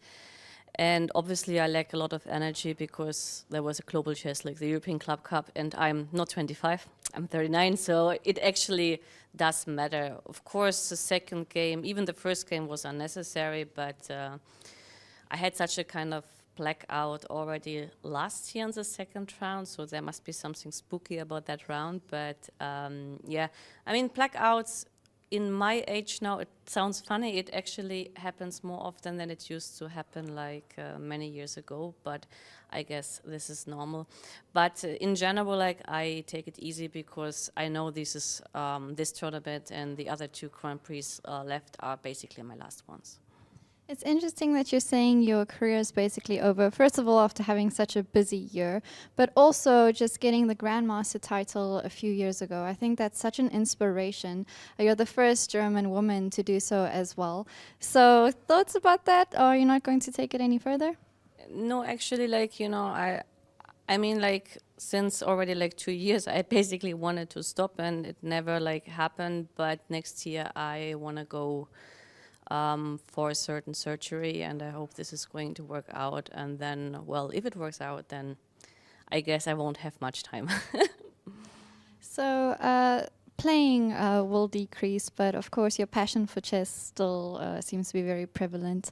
How do you maintain that after so many years? Do you still love chess? Well, honestly speaking, I never loved the game. I loved the world around the game, which is maybe like unusual to explain, but since my childhood, I used to play a lot of tournaments, and I was suffering a lot in school. I mean, when you are successful and you take medals, the other kids are not very happy about that. And I was bullied a lot in this time, so for me, like, whenever I could play a chess tournament, it was a kind of escape, because I saw all my friends. I mean, for example, like Hare Krishna or even Anna Mutsishuk or Nana, I've known them since they were like children, and well, I've known them more than 25 years. And these guys are my friends, and for me it's always like very happy moments to reunite. And the chess tournament, of course, I also have to play it, but it was more about the social things and the traveling and everything. So the game itself, of course, when you win, you're happy. When you lose, you're very unhappy. So the question is like how often you win, how often you lose. Those who are very successful, probably they suffer less than those who have like rough starts, like in this tournament.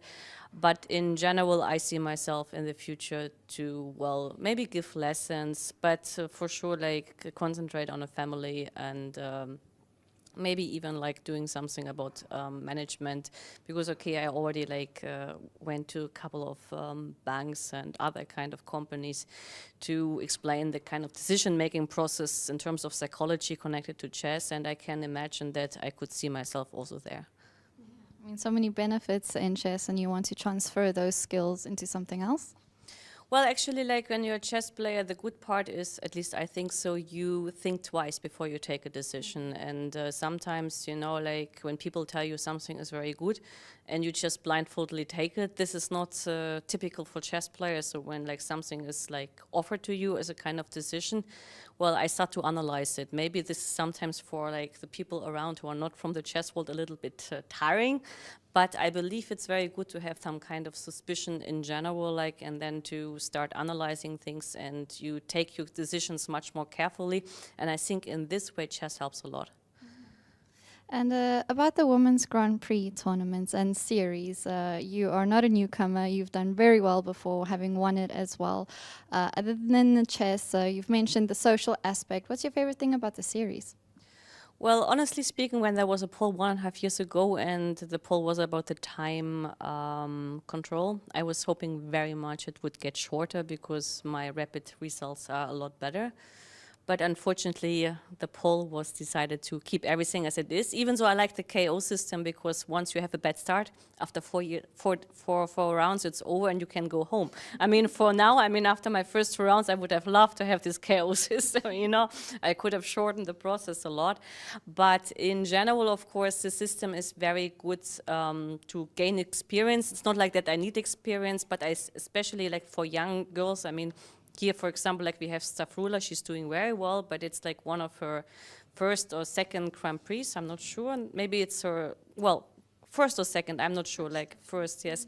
But for kind of like young girls, this is like something very huge. And also like our girl like from Germany, Dinara Wagner, she benefited a lot from like playing these tournaments last year. She even won one of the sessions. So, I mean, for young people, this is very, very important to gain this experience.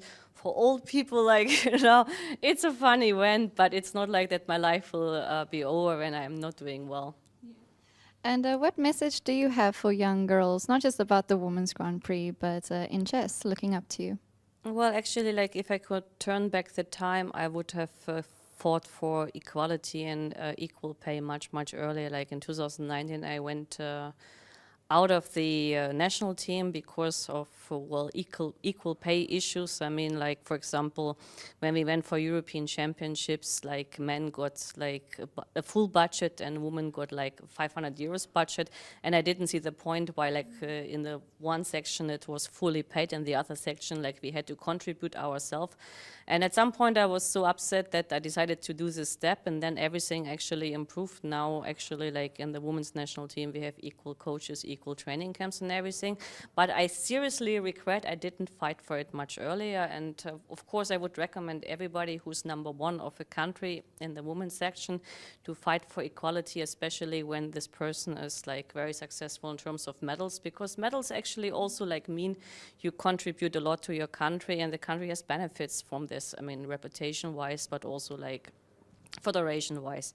So I would say like that women should much earlier fight for more kind of equality in general. Yeah, very good point. And things are changing. We have events like Norway Chess, Equal Prize Fund. Still, we have a long way to go. But a message for little girls as well getting into chess for the first time. Well, that's actually like a much harder point, because I mean, like, I remember when I was a little girl, I was actually surrounded by a group of young boys, and it was big fun for me. But especially when you're a little girl, probably like important is to find someone like to go this way together, because I think sometimes, you know, like being all by yourself is a little bit more tough. And I was lucky, I mean, like my brother used to play, and he's 2 years older, and we were a group of 5, like 4 boys and me, and we went together to all these kind of German championships. And it's very important that not only chess is in the tournament, but also the kind of toy playing kind of area, and because sometimes you may feel very lonely, especially when you're a young girl. So I think if there is a chance to find someone you can do things together, I think it's from the social and also from the mental point of view very healthy. Well, thank you so much, Elisabeth. Good luck for the rest of the event, but more good luck in life and your health issues, and you have a lot of support around you, and I hope things go well. Thank you.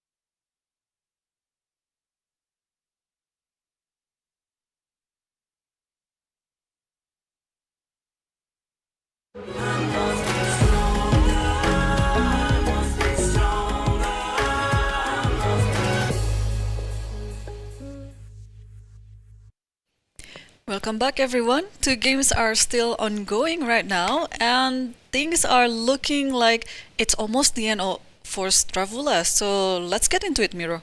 Yeah. Well, during this break, we figured out one more important thing, that after King e5, f4 is winning, and that's the move that was played by Aleksandra Goryachkina. And the tactic is relatively simple. In case of King e6, it's not different that it was with the pawn on f3, so c4 wins. And yeah, so that would happen in case of King e6, and after rook takes f4, the move that was played in the game, bishop to d5. Yeah, it's a double attack right now to the bishop on c6 and the rook on f4. And if the rook takes d4, c takes d4 comes with a check, and bishop takes c6 check will come. is very important. Not only that we win the bishop, but also win the rook afterwards. Yeah, black runs out of pieces. And now there's almost no way to stop those 2 attacks at the same time then, because white in the end will have an extra piece. Yeah. The d pawn is very important, I have to say. There is one more idea actually. If you play rook f6, you're trying to protect the bishop on c6. There should be a way to win this. Oh, probably just rook e4, yeah? Rook e4. Rook e4. King f5 and rook f4. Yeah, just grab the rook f6 and then take the bishop. Take the bishop, yeah. Yeah, so there's no way around this then. I mean, it should be winning anyways for Goryachkina. Yeah, Goryachkina's winning. The other game will take a bit longer to conclude. Koneru against Salimova. During the break I kept an eye on it. It looks like Salimova found a way not to, let's say, not to fall apart immediately, at the very least. So she's putting up a good fight. And it'll depend on Humpy Koneru finding or not finding the way to break through. For now, yeah, Stavroula has to come up with the move, and regrettably, there is no move in this position. I mean, one thing that I'd mention that if somehow white is unlucky to lose this pawn, this is actually a draw despite white being a piece up. Let's say, I don't know, you touch the rook and you played rook a8, this would be a draw, but of course there is absolutely no reason to surrender this pawn, especially you can, I don't know, if you wanted to, you can go d5 and just anchor it like this, or go bishop f3 then go d5. Yep. And what's interesting is, okay, assuming and looking like Goryachkina is winning this one anyway, tomorrow she's gonna play against Tan Zhongyi. So two leaders playing against each other before the rest day. Yeah. So it's Koneru might join them in the lead of a tournament, but for this she has to win today as well. So for now we have again the symmetrical situation, right? So we have Tan Zhongyi on +2, Goryachkina if she wins on +2, Elisabeth Paehtz on -2, Lagno on -2. Yeah, but at last now we have a player with 50%. Munguntuul Batkhuyag is 2 out of 4. Stavroula will be on 50% if she loses. Oh right, that's right too. Yeah. Okay, so let's quickly see the other game. Let's switch to Koneru's game, because while of course this other game will finish quicker, but there's not much to analyze in terms of like position on the board. Well, this is what happened while we didn't see the game of Koneru and Salimova. So Salimova activated the rook. It's on e2 now. And rook a5. So the bishop is under attack, and possibly white is trying to play, okay, b7 with rook b5 maybe. Yeah, I guess next move, if say something like king g6 happens, which is quite natural, I think next move is rook b5. And then white's getting ready to push this the a pawn forward.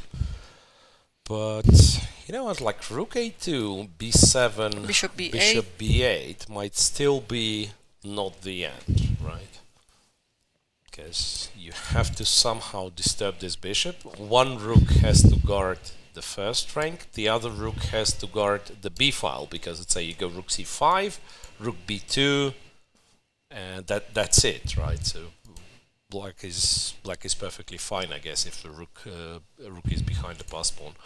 So after rook a5, king g6 is still tricky, and rook b2 is a threat. Or maybe you can play a4. You can play a4, yeah? right? You can play if rook a4 b2, now. If rook b2, then you rook go b5. Yeah.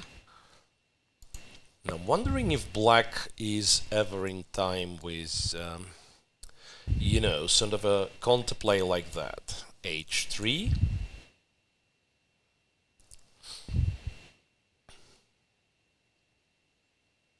Okay. Then even after b7 you can take on g2, I guess. And now b8? Not necessarily, because there's b8. I thought it's a pipette, but not really. Check here. Yeah, just here, run away. Here, and king e1. And the queen attacks the g3 bishop. Up. And something just happened. King f6 is on the board. King f6, yeah. More or less similar to. And the other game has finished, and after bishop takes d5, Stavroula just resigned. Yeah. King f4, bishop d5, and that was it. Goryachkina wins and joins Tan Zhongyi for the lead. And they're going to play against each other tomorrow. Yep, we are left with one game only. They are playing each other, and Tan Zhongyi will have the white pieces. So far, she's on 2 out of 2 with white. Yep. So, it won't be that easy for Goryachkina, but we'll see. Okay, so here, what did we say? a4 is a chance, right? a4 in order to put the rook on b5. Yeah, a4 looks very natural, yeah, because you just want to keep another pawn and also still helping the rook to go to the b file. Again, I'm trying to check this one. H3. You can start with b7, right? Yeah, but same.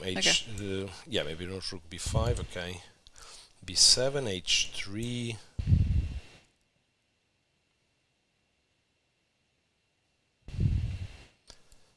The other thing to do if you go rook b5 now, why do I take rook g2? I have to take pawn on g2 and bishop b8, and then bishop threatening to go bishop a7.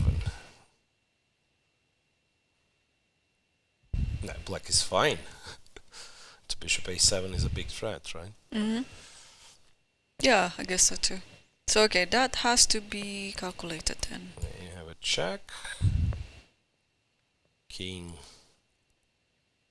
e7, because if king goes forward, I was afraid of this, but maybe I shouldn't be, because bishop h3. Can I sacrifice the rook then? Which rook? After h3. After h3. Can I take on f5?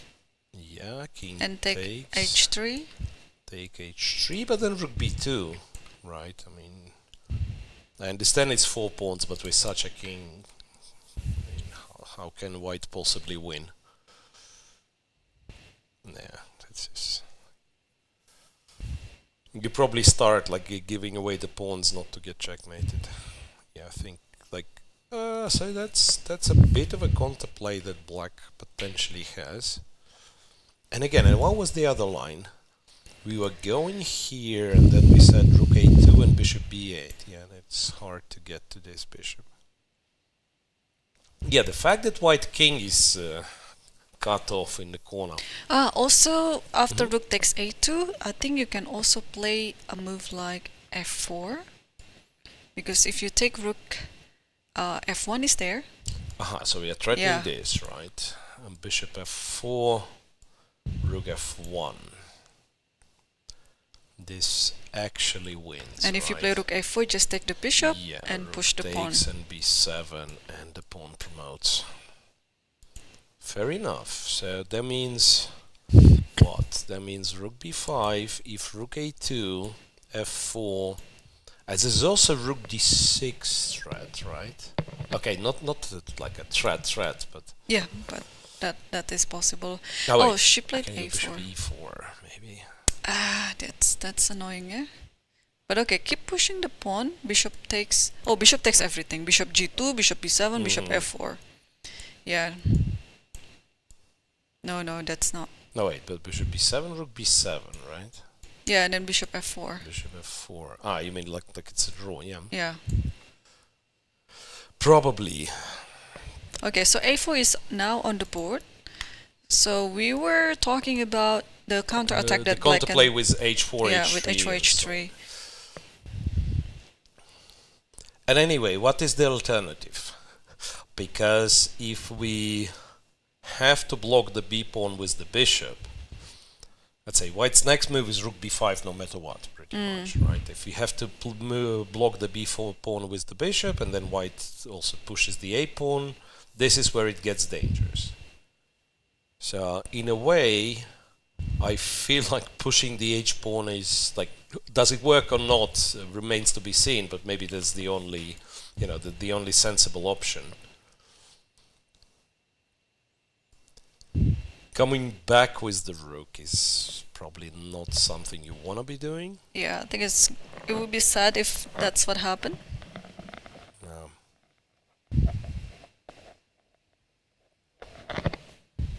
You have this weird move. No, but then at the very least white takes another pawn, yeah? I was thinking this to stop rook b5 and then go rook b2, but at the very least... Yeah, just take the pawn. Take another pawn, and it's too much at some point. At some point, yeah, it will be too many extra pawns for white. So yeah, again, let's carefully check h4. Let's carefully check it. Wait, a4, yeah, this. What was the line we are here? here. What happens if I take? But then the rook gives a perpetual. Yeah. Then the rook gives a perpetual. It doesn't make any sense. Can't really take. Yeah. So that means after h3, it's not much I can do. Oh, wait a second. Can it be? No. I thought some studies. F4, rook f1, but I'm about to lose everything. F4, bishop f4, rook f1, takes everything. Or take on g2 first, yeah? Yeah. Yeah. Okay, so h4 then. h4, and then how to stop this counterplay? Maybe there's no way. Yeah, maybe that was the best. That was the best possibility to just grab the bishop and then grab the pawn. At least you don't have any risk of losing there.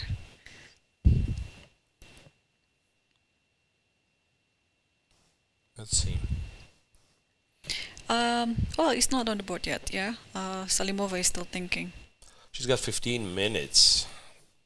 So she still has the time to calculate all the lines carefully. Okay, if we were to talk what was, the quality game today and the most spectacular game today, would it be the same game? Because I think Goryachkina's game is like the most smooth. I'd say at least, from her perspective, yes, Stavroula, in order to lose, of course, she made some mistakes, but Goryachkina played it on a very high level, it feels like. Yeah. But it wasn't as exciting as, Koneru with Salimova was, very tricky. Also, Lagno, Munguntuul, he was, better for Lagno, and then it all switched. H4 on the board. I think every game in this round has their own thing. Like, for example, Goryachkina's game is just the smoothest game in this round because she's having some advantage out of the opening, and then she maintained that, and then she squeezed it and get more and more advantage towards the end. The most uneventful game was Elisabeth Paehtz versus Bibisara, and the Lagno and Munguntuul game is actually quite a roller coaster there because Lagno was better out of the opening, but then somehow she slowly lost all the advantages, and Munguntuul also played lots of good tactical play. Munguntuul played well. At some point, whenever there is some tactics on the board, she always found it. And and then Divya versus Tan Zhongyi. Yeah, that was a strange game. It was interesting too. Maybe also well played, by the way. That I'm thinking you would need to check with a strong computer, if there was a better, if White could play it a better way. It feels like both played at the very least kind of good enough. This drawish game. So the only one left is once again a reminder, Koneru with Salimova, where after h4 the idea, the threat is to go h3 and to wait a second, have another idea. So after that, and h3, can we go rook g1? I know it's ugly, but at least I'm trying to avoid the perpetual check. Interesting. Yeah, again, this I'd be happy to take on g2 and h2. Yes, scary, but also if it's not promoting, maybe I don't care. So maybe no need to push or play the pawn, just play bishop f5 somewhere, because it's a checkmate on h2 if you take it. Bishop h. Here, h3, rook g1. Bishop f4, you mean?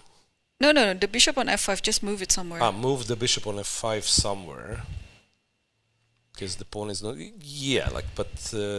Let's say bishop d7 here. Bishop d7. Yeah, and b7 you can take the rook. And my idea is to play bishop c6. Yeah, this bishop is free. I just realized that he doesn't have to participate in this setup on the king side. Yeah, rook g1. It's not like I was very optimistic about rook g1 move. I'm just like trying to find pretty much any idea for white to avoid this perpetual with two bishops. Because yeah, after b7, once again, this is the easiest perpetual check. Here, king f1, I don't know. Rook d2, right? Yeah, you F1 can also. is away. Yeah, but rook d2. Yeah, rook d2 just lost the middle. Yeah. So it doesn't make any sense to even try. Yeah, after h3, if you take h3, that means this perpetual is unavoidable. Attack this guy? Nah.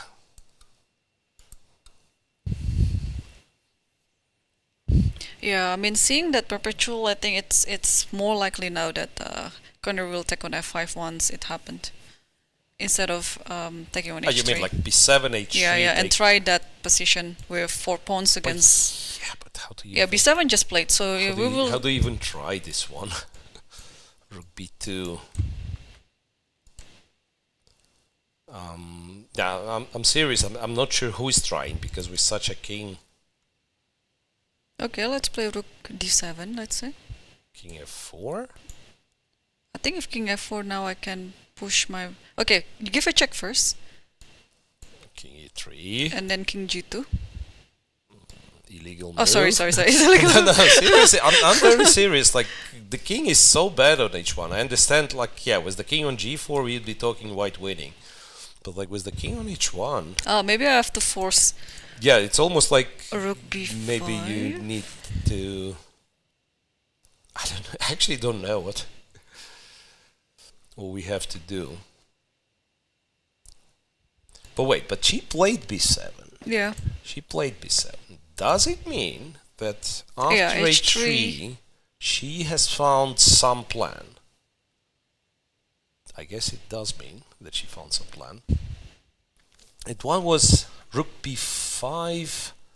We said rook g2 loses because g1 queen, b8 queen, sorry, and the king runs. But pawn takes king g1. But there's also... Now bishop h3, it's b8 queen, right? Yeah, I don't think it works. 3, no, it doesn't. We have to block bishop b8. Have to block. Now bishop a7 and g1 double check is a threat. So this is where you block the diagonal first, and then. But you can also play rook c6. Can we try? Rook c6. Where? Instead of rook b6. Rook's on b5. Rook c5, you mean? No. Oh, sorry. The other rook is on d1. I thought it was on c1. Nah, yeah, no. This would be a great check, yes, yeah. but the d6 square is controlled. The d6 square is controlled. Yeah, maybe there is nothing. Maybe there's nothing.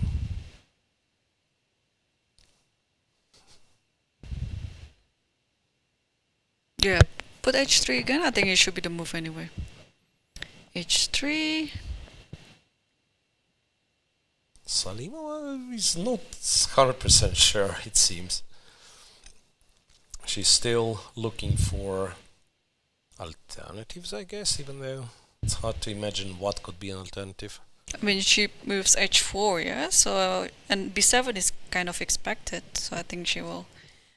Yeah, and also with the pawn on b7, you know, you don't have much liberty with the pawn on b7, because maybe f4 is an actual threat.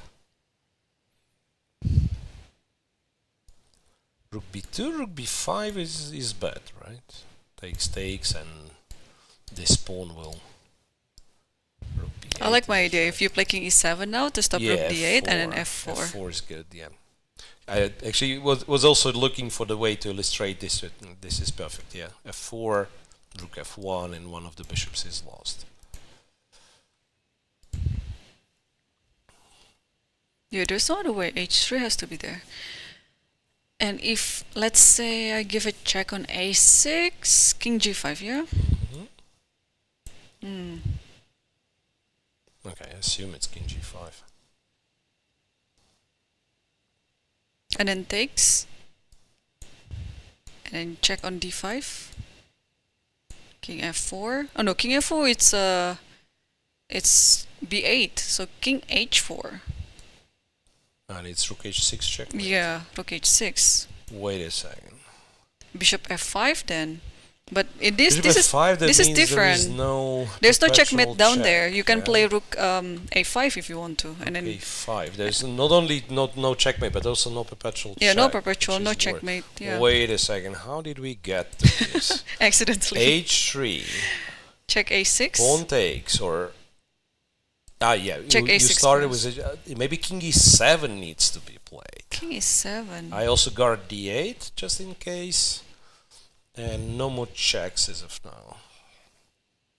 Yeah, I think you have to go to the 7th rank. That's right.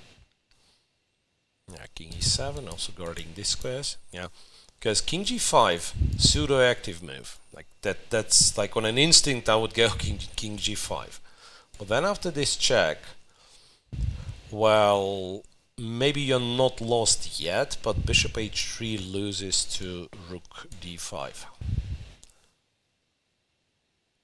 Yeah. And Can we do this it again? Rook a6, king e7, if I can play f4 in this position. Yeah. Somehow I'm afraid for our own king after bishop e4.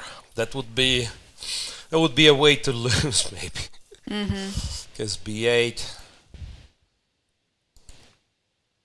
it's bishop g2 and h2 checkmate. Yeah, that's not. I'm not the way to sure, go. like if all of that works, and I'm totally with you on this one. It looks like a white might have some. h3 and Koneru play rook g1. We were talking about it earlier. Your move. She did play rook g1. Rook g1. And then you convince me that it doesn't do anything, this rook g1, because white has no threats, right? Yeah, but probably what did we do? Bishop d7 or something? Something like that. Bishop d7. Bishop d7 in order to like put the bishop on c6 potentially if the rook leaves. Yeah. So probably no. The other position we had the rook on b5, and now maybe after bishop d7 there is rook a8. But yeah, but after rook a8 I can put the rook behind the pawn, and once again I feel like I'm surviving, and the next move is bishop c6.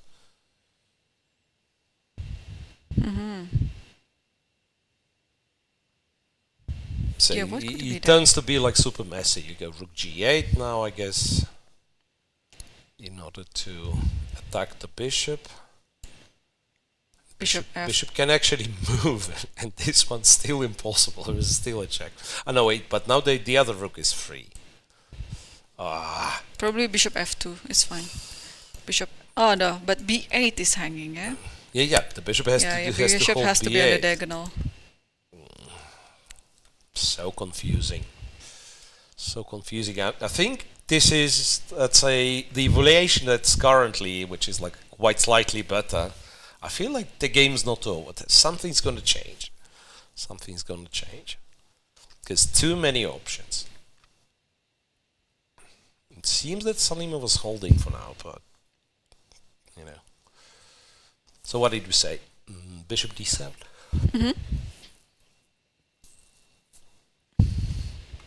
Bishop d7. Probably. There's also this check. I don't know if it does anything. Yeah, probably check and then a5. Make a stairs. You can do this, I guess. Threaten b8, so bishop has to drop to b8. Then a5. Yep. Looks good.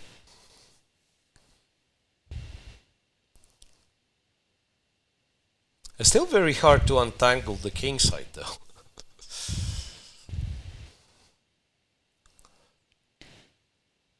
Could be that bishop d8, bishop d7 is not the greatest move. Could be the white, the black has to do something else. I'll see. 7 minutes for Salimova.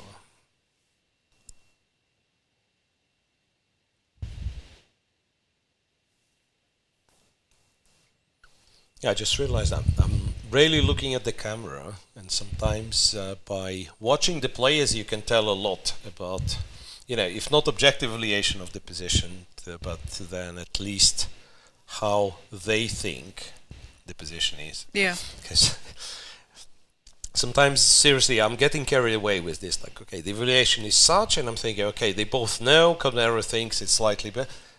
You don't know it all. Like, when you're playing the game, you think, okay, maybe I was winning, and then I let it slip, and then my opponent comes back, and in reality, you come back to your room, you check, and it was equal all the way, right? Sometimes this happens. Ooh, so...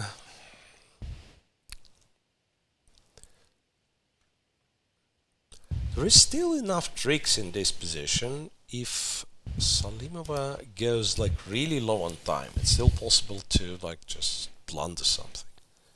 So it has to be the balance. Like, look for good moves, but also like play the move if you think it's the move to be played, right? How good is white right now? The evaluation is siding to 0.7. white. I mean, 0.7. 0.7. No, the evaluation didn't change since many moves. Oh, bishop d7 is played. And again, as I was saying, like, it's not easy to understand what this 0.7 means. Whoa! Now white is winning apparently after bishop d7. I don't know how, but the evaluation jumped up. White is winning, so it wasn't the best move. Interesting. So what could it be?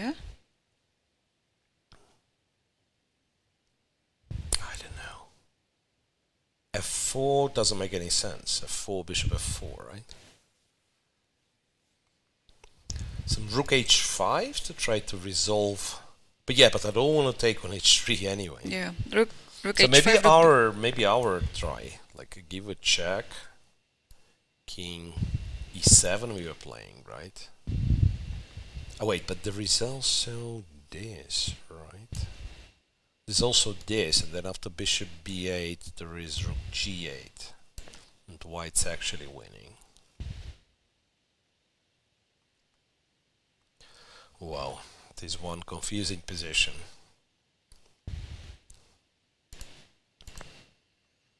Bishop d7, the evaluation jumped all the way to plus 2.5, 2.6. Which once again is... I guess white wins the bishop for a number of pawns, maybe. So rook a6, let's say. King e7. King e7, yeah. G6. And it seems you cannot go bishop b8.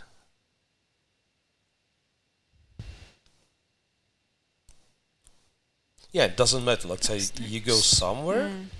You go somewhere. There is a 5 a6, and you'll have the pawns like on a6 and b7, which is very close, and apparently there will be something.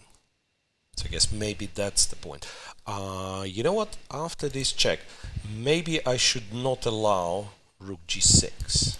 So and check is played. Check is played, yeah. Maybe I should stay like that, so that there is no rook g6 with the tempo. But probably now, what about rook a7? Rook a7, so you're threatening b8. Now I can go king e7. King e6. Oh. Oh, also that position, I can play rook d1, yeah, instead of a5. Which one? Here? Yeah. No? Check. And then king g1. And check. And this. Unfortunately the rook is on a7. No, yeah. I think this rook is like has to stay there. Yeah. But the a5 is good, in fact, because it's a5, a6, rook a8. It's a weird position. You can hardly believe that it's possible, but somehow it works. so that this one rook alone protects against all the tricks. And your rook a7 is clever because bishop c6 is impossible. Wait a second. So a check. Now if this, we set rook g6. If this, rook a7, and now King e6. King e6, maybe. You can still perhaps do the same. a5, a6. Now the bishop is unpinned, right? Something just happened. It's King f5. Wait a second. Check and King f5. And after King f5, we had. What was the trick? I remember there was something wrong with King f5. Just rook b6. Rook b6. Because the bishop cannot participate now on d7. Rook b6. You have to put the bishop on b8, and then maybe he just push the a pawn. You know what? Maybe you push the a pawn forward, and this is it, right? a5, a6, and then at some point there'll be too many forwards, too many passed pawns. Like you go here, say rook comes behind, you go here. Yeah, I think now the plan is clear. Yeah, you just try to distract everything with your passed pawns, and eventually one of the bishop will fall. There's also g3 at some point, like g3 not to get checkmated, and the other rook is free. So bishop b8 is on the board. Rook b6, bishop b8 is on the board. Yeah, I like this a5, just very straightforward, and she did it. Yeah, she does it. a5. So what black can do is take here, go check, and go back to e2. But then I can play rook g8, yeah? Yeah, rook g8 just wins. Yeah. Because it's one check, and then king f1, and this is it. Yeah, wow, what a game actually. Oof, that's a monster game. It's very confusing too. Monster game. It all started like after Salimova's g5. So she set the position on fire, and then every single move after that, there was some tactics, some tricks, so on and so on. And Koneru, despite we were praising her for like clean positional play, it was not as easy. Yeah. She played very well in these tactical complications, it seems. Maybe there was some missed win around the time trouble, but later on, yeah, she found all the tricky moves. Yeah, most importantly is just to get the job done. Yeah, it's hard, and also with these two bishops, games are always very tricky. Something's happening. I'm sorry. After bishop b8, white was winning. a5, and after a5, it's back to being 0.7. What's going on? What is going on here?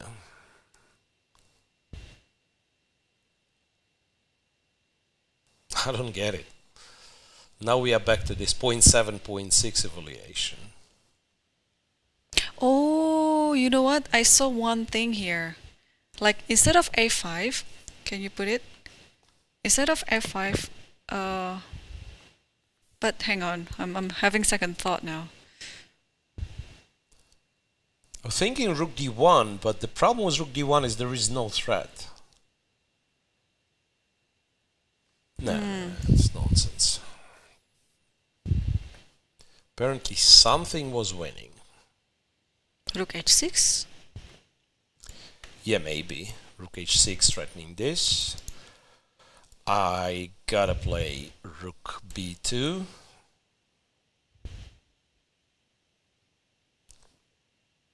Still not like 100% sure. I mean, you can take h3 and but it's not +3, right? Or maybe it's just the computer line that shows it's what +3 or 5, is it? It was +3. Okay. Here, and after a5, it's back to almost. I mean, the basic evaluation, the 0.6, 0.7. So apparently there is like some way for black to get back in the game. Right. But how, yeah? Yeah, the big question is how do you get back in the game? It would be really what about would be really rook cool to A2 get now? the bishop on the diagonal. Yeah, rook Rook A2, A2, A6, bishop A7. Bishop ace B8. Takes, and then takes G2. I don't know. That position. No, but the pawn is still alive, right? Yeah. So this. Takes G2. Rook G2. Nah, this is lost, I guess. Like relatively easy. Yeah, it should be Rook lost. F8. Whoa, we're actually we Rook might look A2. at this variation. Yeah, rook Rook A2, A2 loses. A6. A6 is already A2 played. loses, A2 and A6, and now there is no way back. There's no way back. Rook D1 could be. It's not even a threat. I mean that's the problem. Rook D1, you're not threatening to take the bishop because there is still a back rank problem. So Salimova's on kind of on last minute or something. Yeah. What do you think about... Oh, king f4 is not even a move, yeah? I think you can take h3. No, h3, king takes f3. If a6 now, king f4. But where do we go? Okay, if white goes here. e3 maybe, yeah? She did She play. did it. She did play it. Yeah. Yeah, if check then... Or king king g5... Or I don't know. Most likely not king g3 anyway. Yes. Attacking the bishop. And it almost feels unfair that black doesn't have anything. Because the pieces are so nicely placed, but... Really, But this is what I was thinking. Having the king around the f3, I can exchange the pawns with the bishop and have a6 as well, and then playing this rook and bishop against two rooks. Oh. Yeah, I mean, I like move the bishop. move the now. bishop, probably to a2. Sorry, a7 to force it. It doesn't really force anything though. But, yeah, I can actually take h3. But yeah, let's pretend I go here. Takes b8. In some order, you take this guy, you take this guy, rook g2, Take a6. take a6, rook b3. Still, the pawn survives and then white's winning. King f4, yeah. Maybe like that. Yeah, I agree. Check I mean, around the the king back rank. The king is not great. I'll check on the back rank. I'll get the king to h2 and then block on the g file, and go back again. Yeah, there could be some strange. There could be some strange fortress or draw, but I don't know. Computer is merciless. Computer says +4, and that probably means computer knows what it says. So how did I played rook f6. Maybe I shouldn't play rook f6. Can I take h3 here? That could be my chance. Just take the pawn on h3. Take f3. Then you have to give it check, yeah? Check over there. King e3. e3, e4, I don't know. No check on c6. I just keep giving checks then. Because you grab the bishop on d7. Yeah. Check, and now I thought king d2, but then there is actually this one. There's actually this one, yeah. Whoa, what a game. Now this is like a real Grand Prix game, like a lot of tension. Not like, because there've been games even in this tournament when there is like one critical moment and the game's over, and this one is tense for how many? For 50 moves already. And yes, we know Koneru is winning, but Salimova's fighting well, and also players, they do not have this understanding that black is lost now. So. But you gotta try till the end. Of course. Yeah. Just keep testing your opponent until there's nothing left on the board. Yeah, then you So we can said take this, and then after king f3 we go with checks. If it's not king f3. If it's not king f3, then king e3. Maybe take this guy.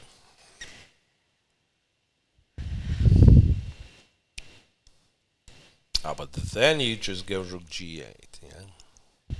Yeah, I need to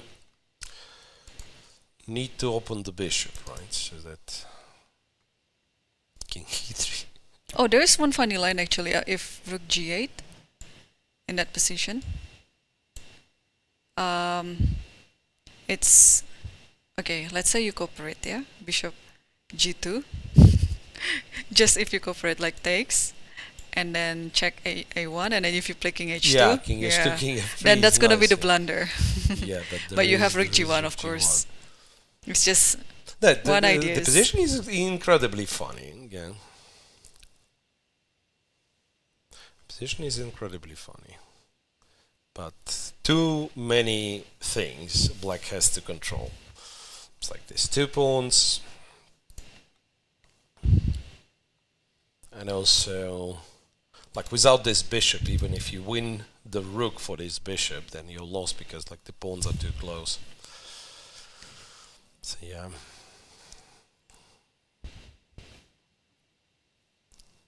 Yeah, it's hard still. I mean, yeah, Koneru might be able to find it. Oh, I just realized that Salimova's time is down to 48 she's down seconds. to like seconds. Wow. She's down to seconds. And for Koneru, it's 8 minutes left, but that's, once again, it's a critical position, so there might be like one of the last times that she can actually invest a few minutes. And she's reaching for rook f6 check. F6 check. King e3 is already played instantly by Salimova.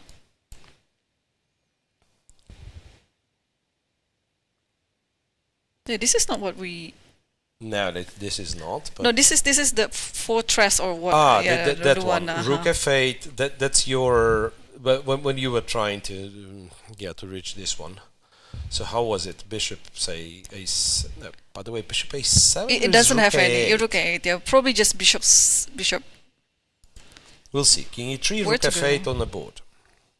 Rook f6, king e3. Yeah, rook f8. Rook f8 on the board. Now let's play bishop g3, I guess, because you still cannot take the pawn. Yeah, b8. Okay. Queen. Bishop takes. Rook takes, and then takes g2. Rook g2. Oh, she took g2 first. Did we miss anything? I don't know. We're about to find out. So takes g2 first. Rook takes g2. But this is different now, yeah? It has to be rook a1 then. Rook a1, rook g1, but I don't see the move. Yeah, I don't see the move. I think this is it. I think she has to play the bishop first before doing things like this. Because now I don't... Yeah, I think that's over. I think this is over. Maybe it was over anyway, but yeah, this after this sculpture. Okay, check. Rook g1 only move.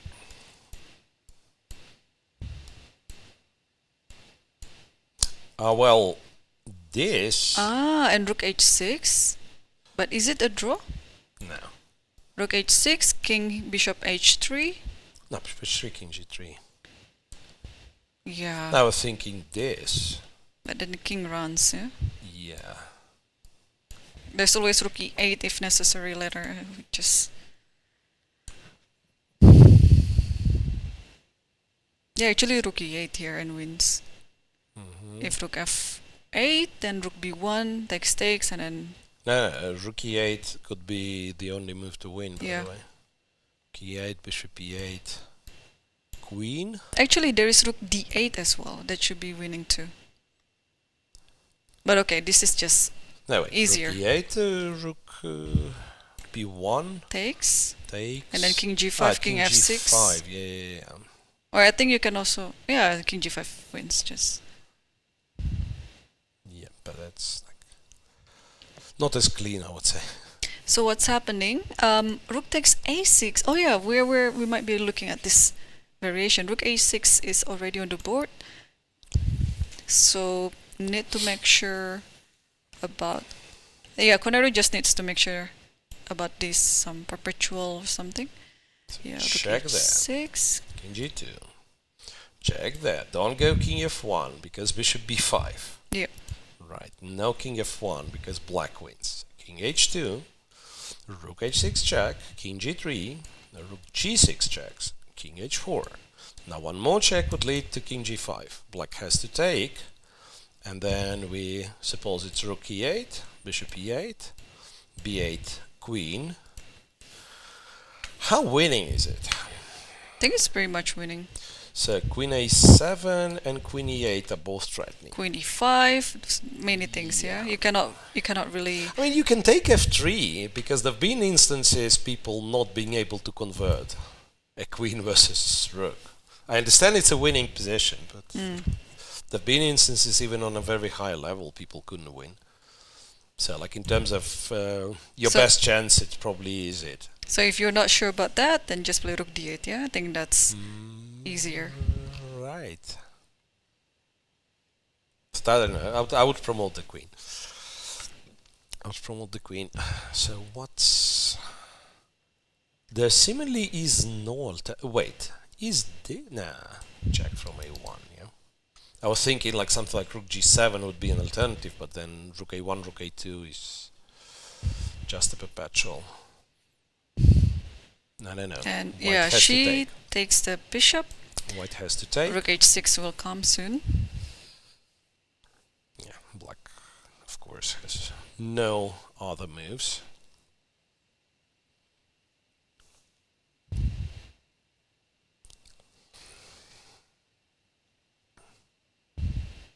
Yeah. All right. Salimova is having a minute on the clock. Again, rook e8 always works, yeah? I guess. Yeah. And I go here. Okay, rook And you h6, promote. king g2. Okay, rook h6 check played. Yeah, rook b8, rook h6, and then king g2. Yeah, she's gonna keep giving the checks. Yeah, in fact that's a fair point. Do you play rook d8 or rook e8? Because rook d8, I'm still kind of I would be worried with white because rook endgame after all. Like, are we winning like this? No, this week we go king g4, right? Maybe king f4. King f4. But king f4, rook f7, yeah? Rook f7, king e5. King g5. No, but seriously, like from afar, do you really want to figure out if this endgame is winning or not? But I mean, she just has to decide like one move before that. Yeah. So king g3 is already on the board. Check, king g3. Yep, and rook g6 again. Rook g6, king h4, logically. Yep. And a new score sheet is being prepared there. They are reaching move 60 soon. Ah, that's funny also, I just realized. After that, king f4, b8 comes with a check. Yes. b8 comes with a check. King h4, so Koneru was not hesitant. She played that rather quickly too. Rook takes g1, and now it's the moment of truth, which rook move that Koneru will play. Rook e8, check. yeah, that's more certain for sure.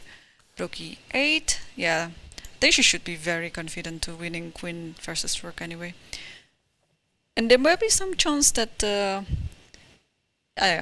think in that position she will take the bishop.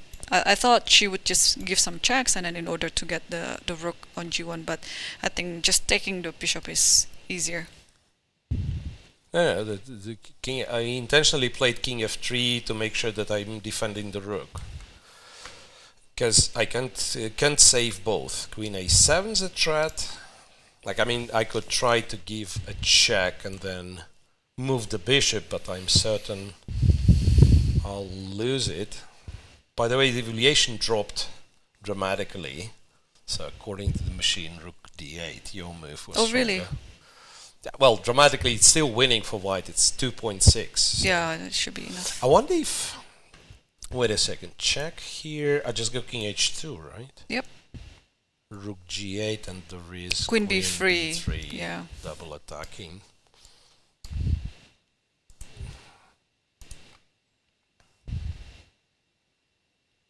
Right. Okay, so the last move in the position is queen b8 still. And Salimova still hasn't moved. Okay, rook h1. So b8, b8 queen.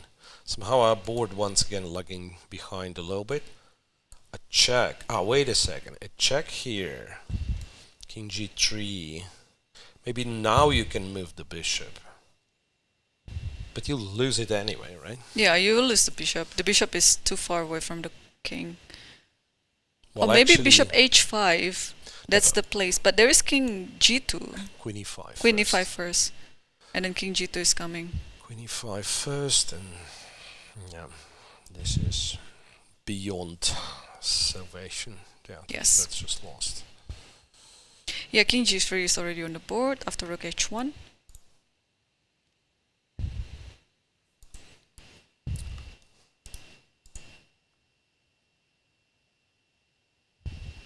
And she does go bishop h5, but that probably speeds up the game a little bit because now there's a chance white wins the bishop and also does not lose his pawn.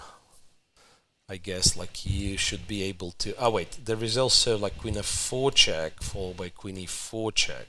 No, you can get... Or just king g2. Just king g2, immediately. yeah. Yeah, queen f4, king g2 wins. And queen f5. Because this one falls. Yeah, bishop f3, queen f3 was a check, so you just win the bishop for free. And king e2 is no different, right?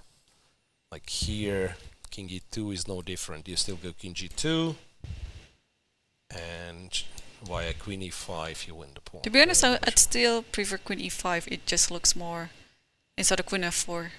Because, yeah, it should be the same. But it's just that it's easy. No, it's not, because here I can play king d3 and king g2 I'll take. I mean, I'm very serious about this, like winning queen versus rook. Like if you ever try to win against the machine, it's not so easy. I know it's a winning position, but like in a practical game, I think queen f4 gives you the maximum because you win the bishop for free. Black cannot take the pawn. You probably still can get it, like queen e5 and then more checks. Queen But f4 yeah, is see, on the board. Koneru plays queen f4.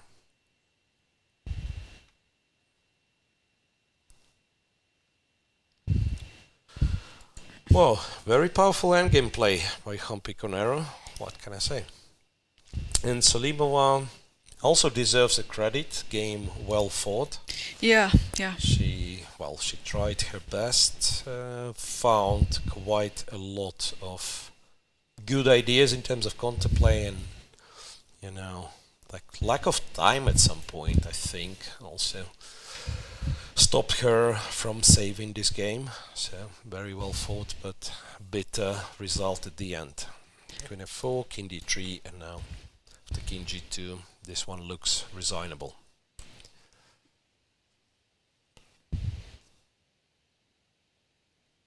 Yeah, you're right.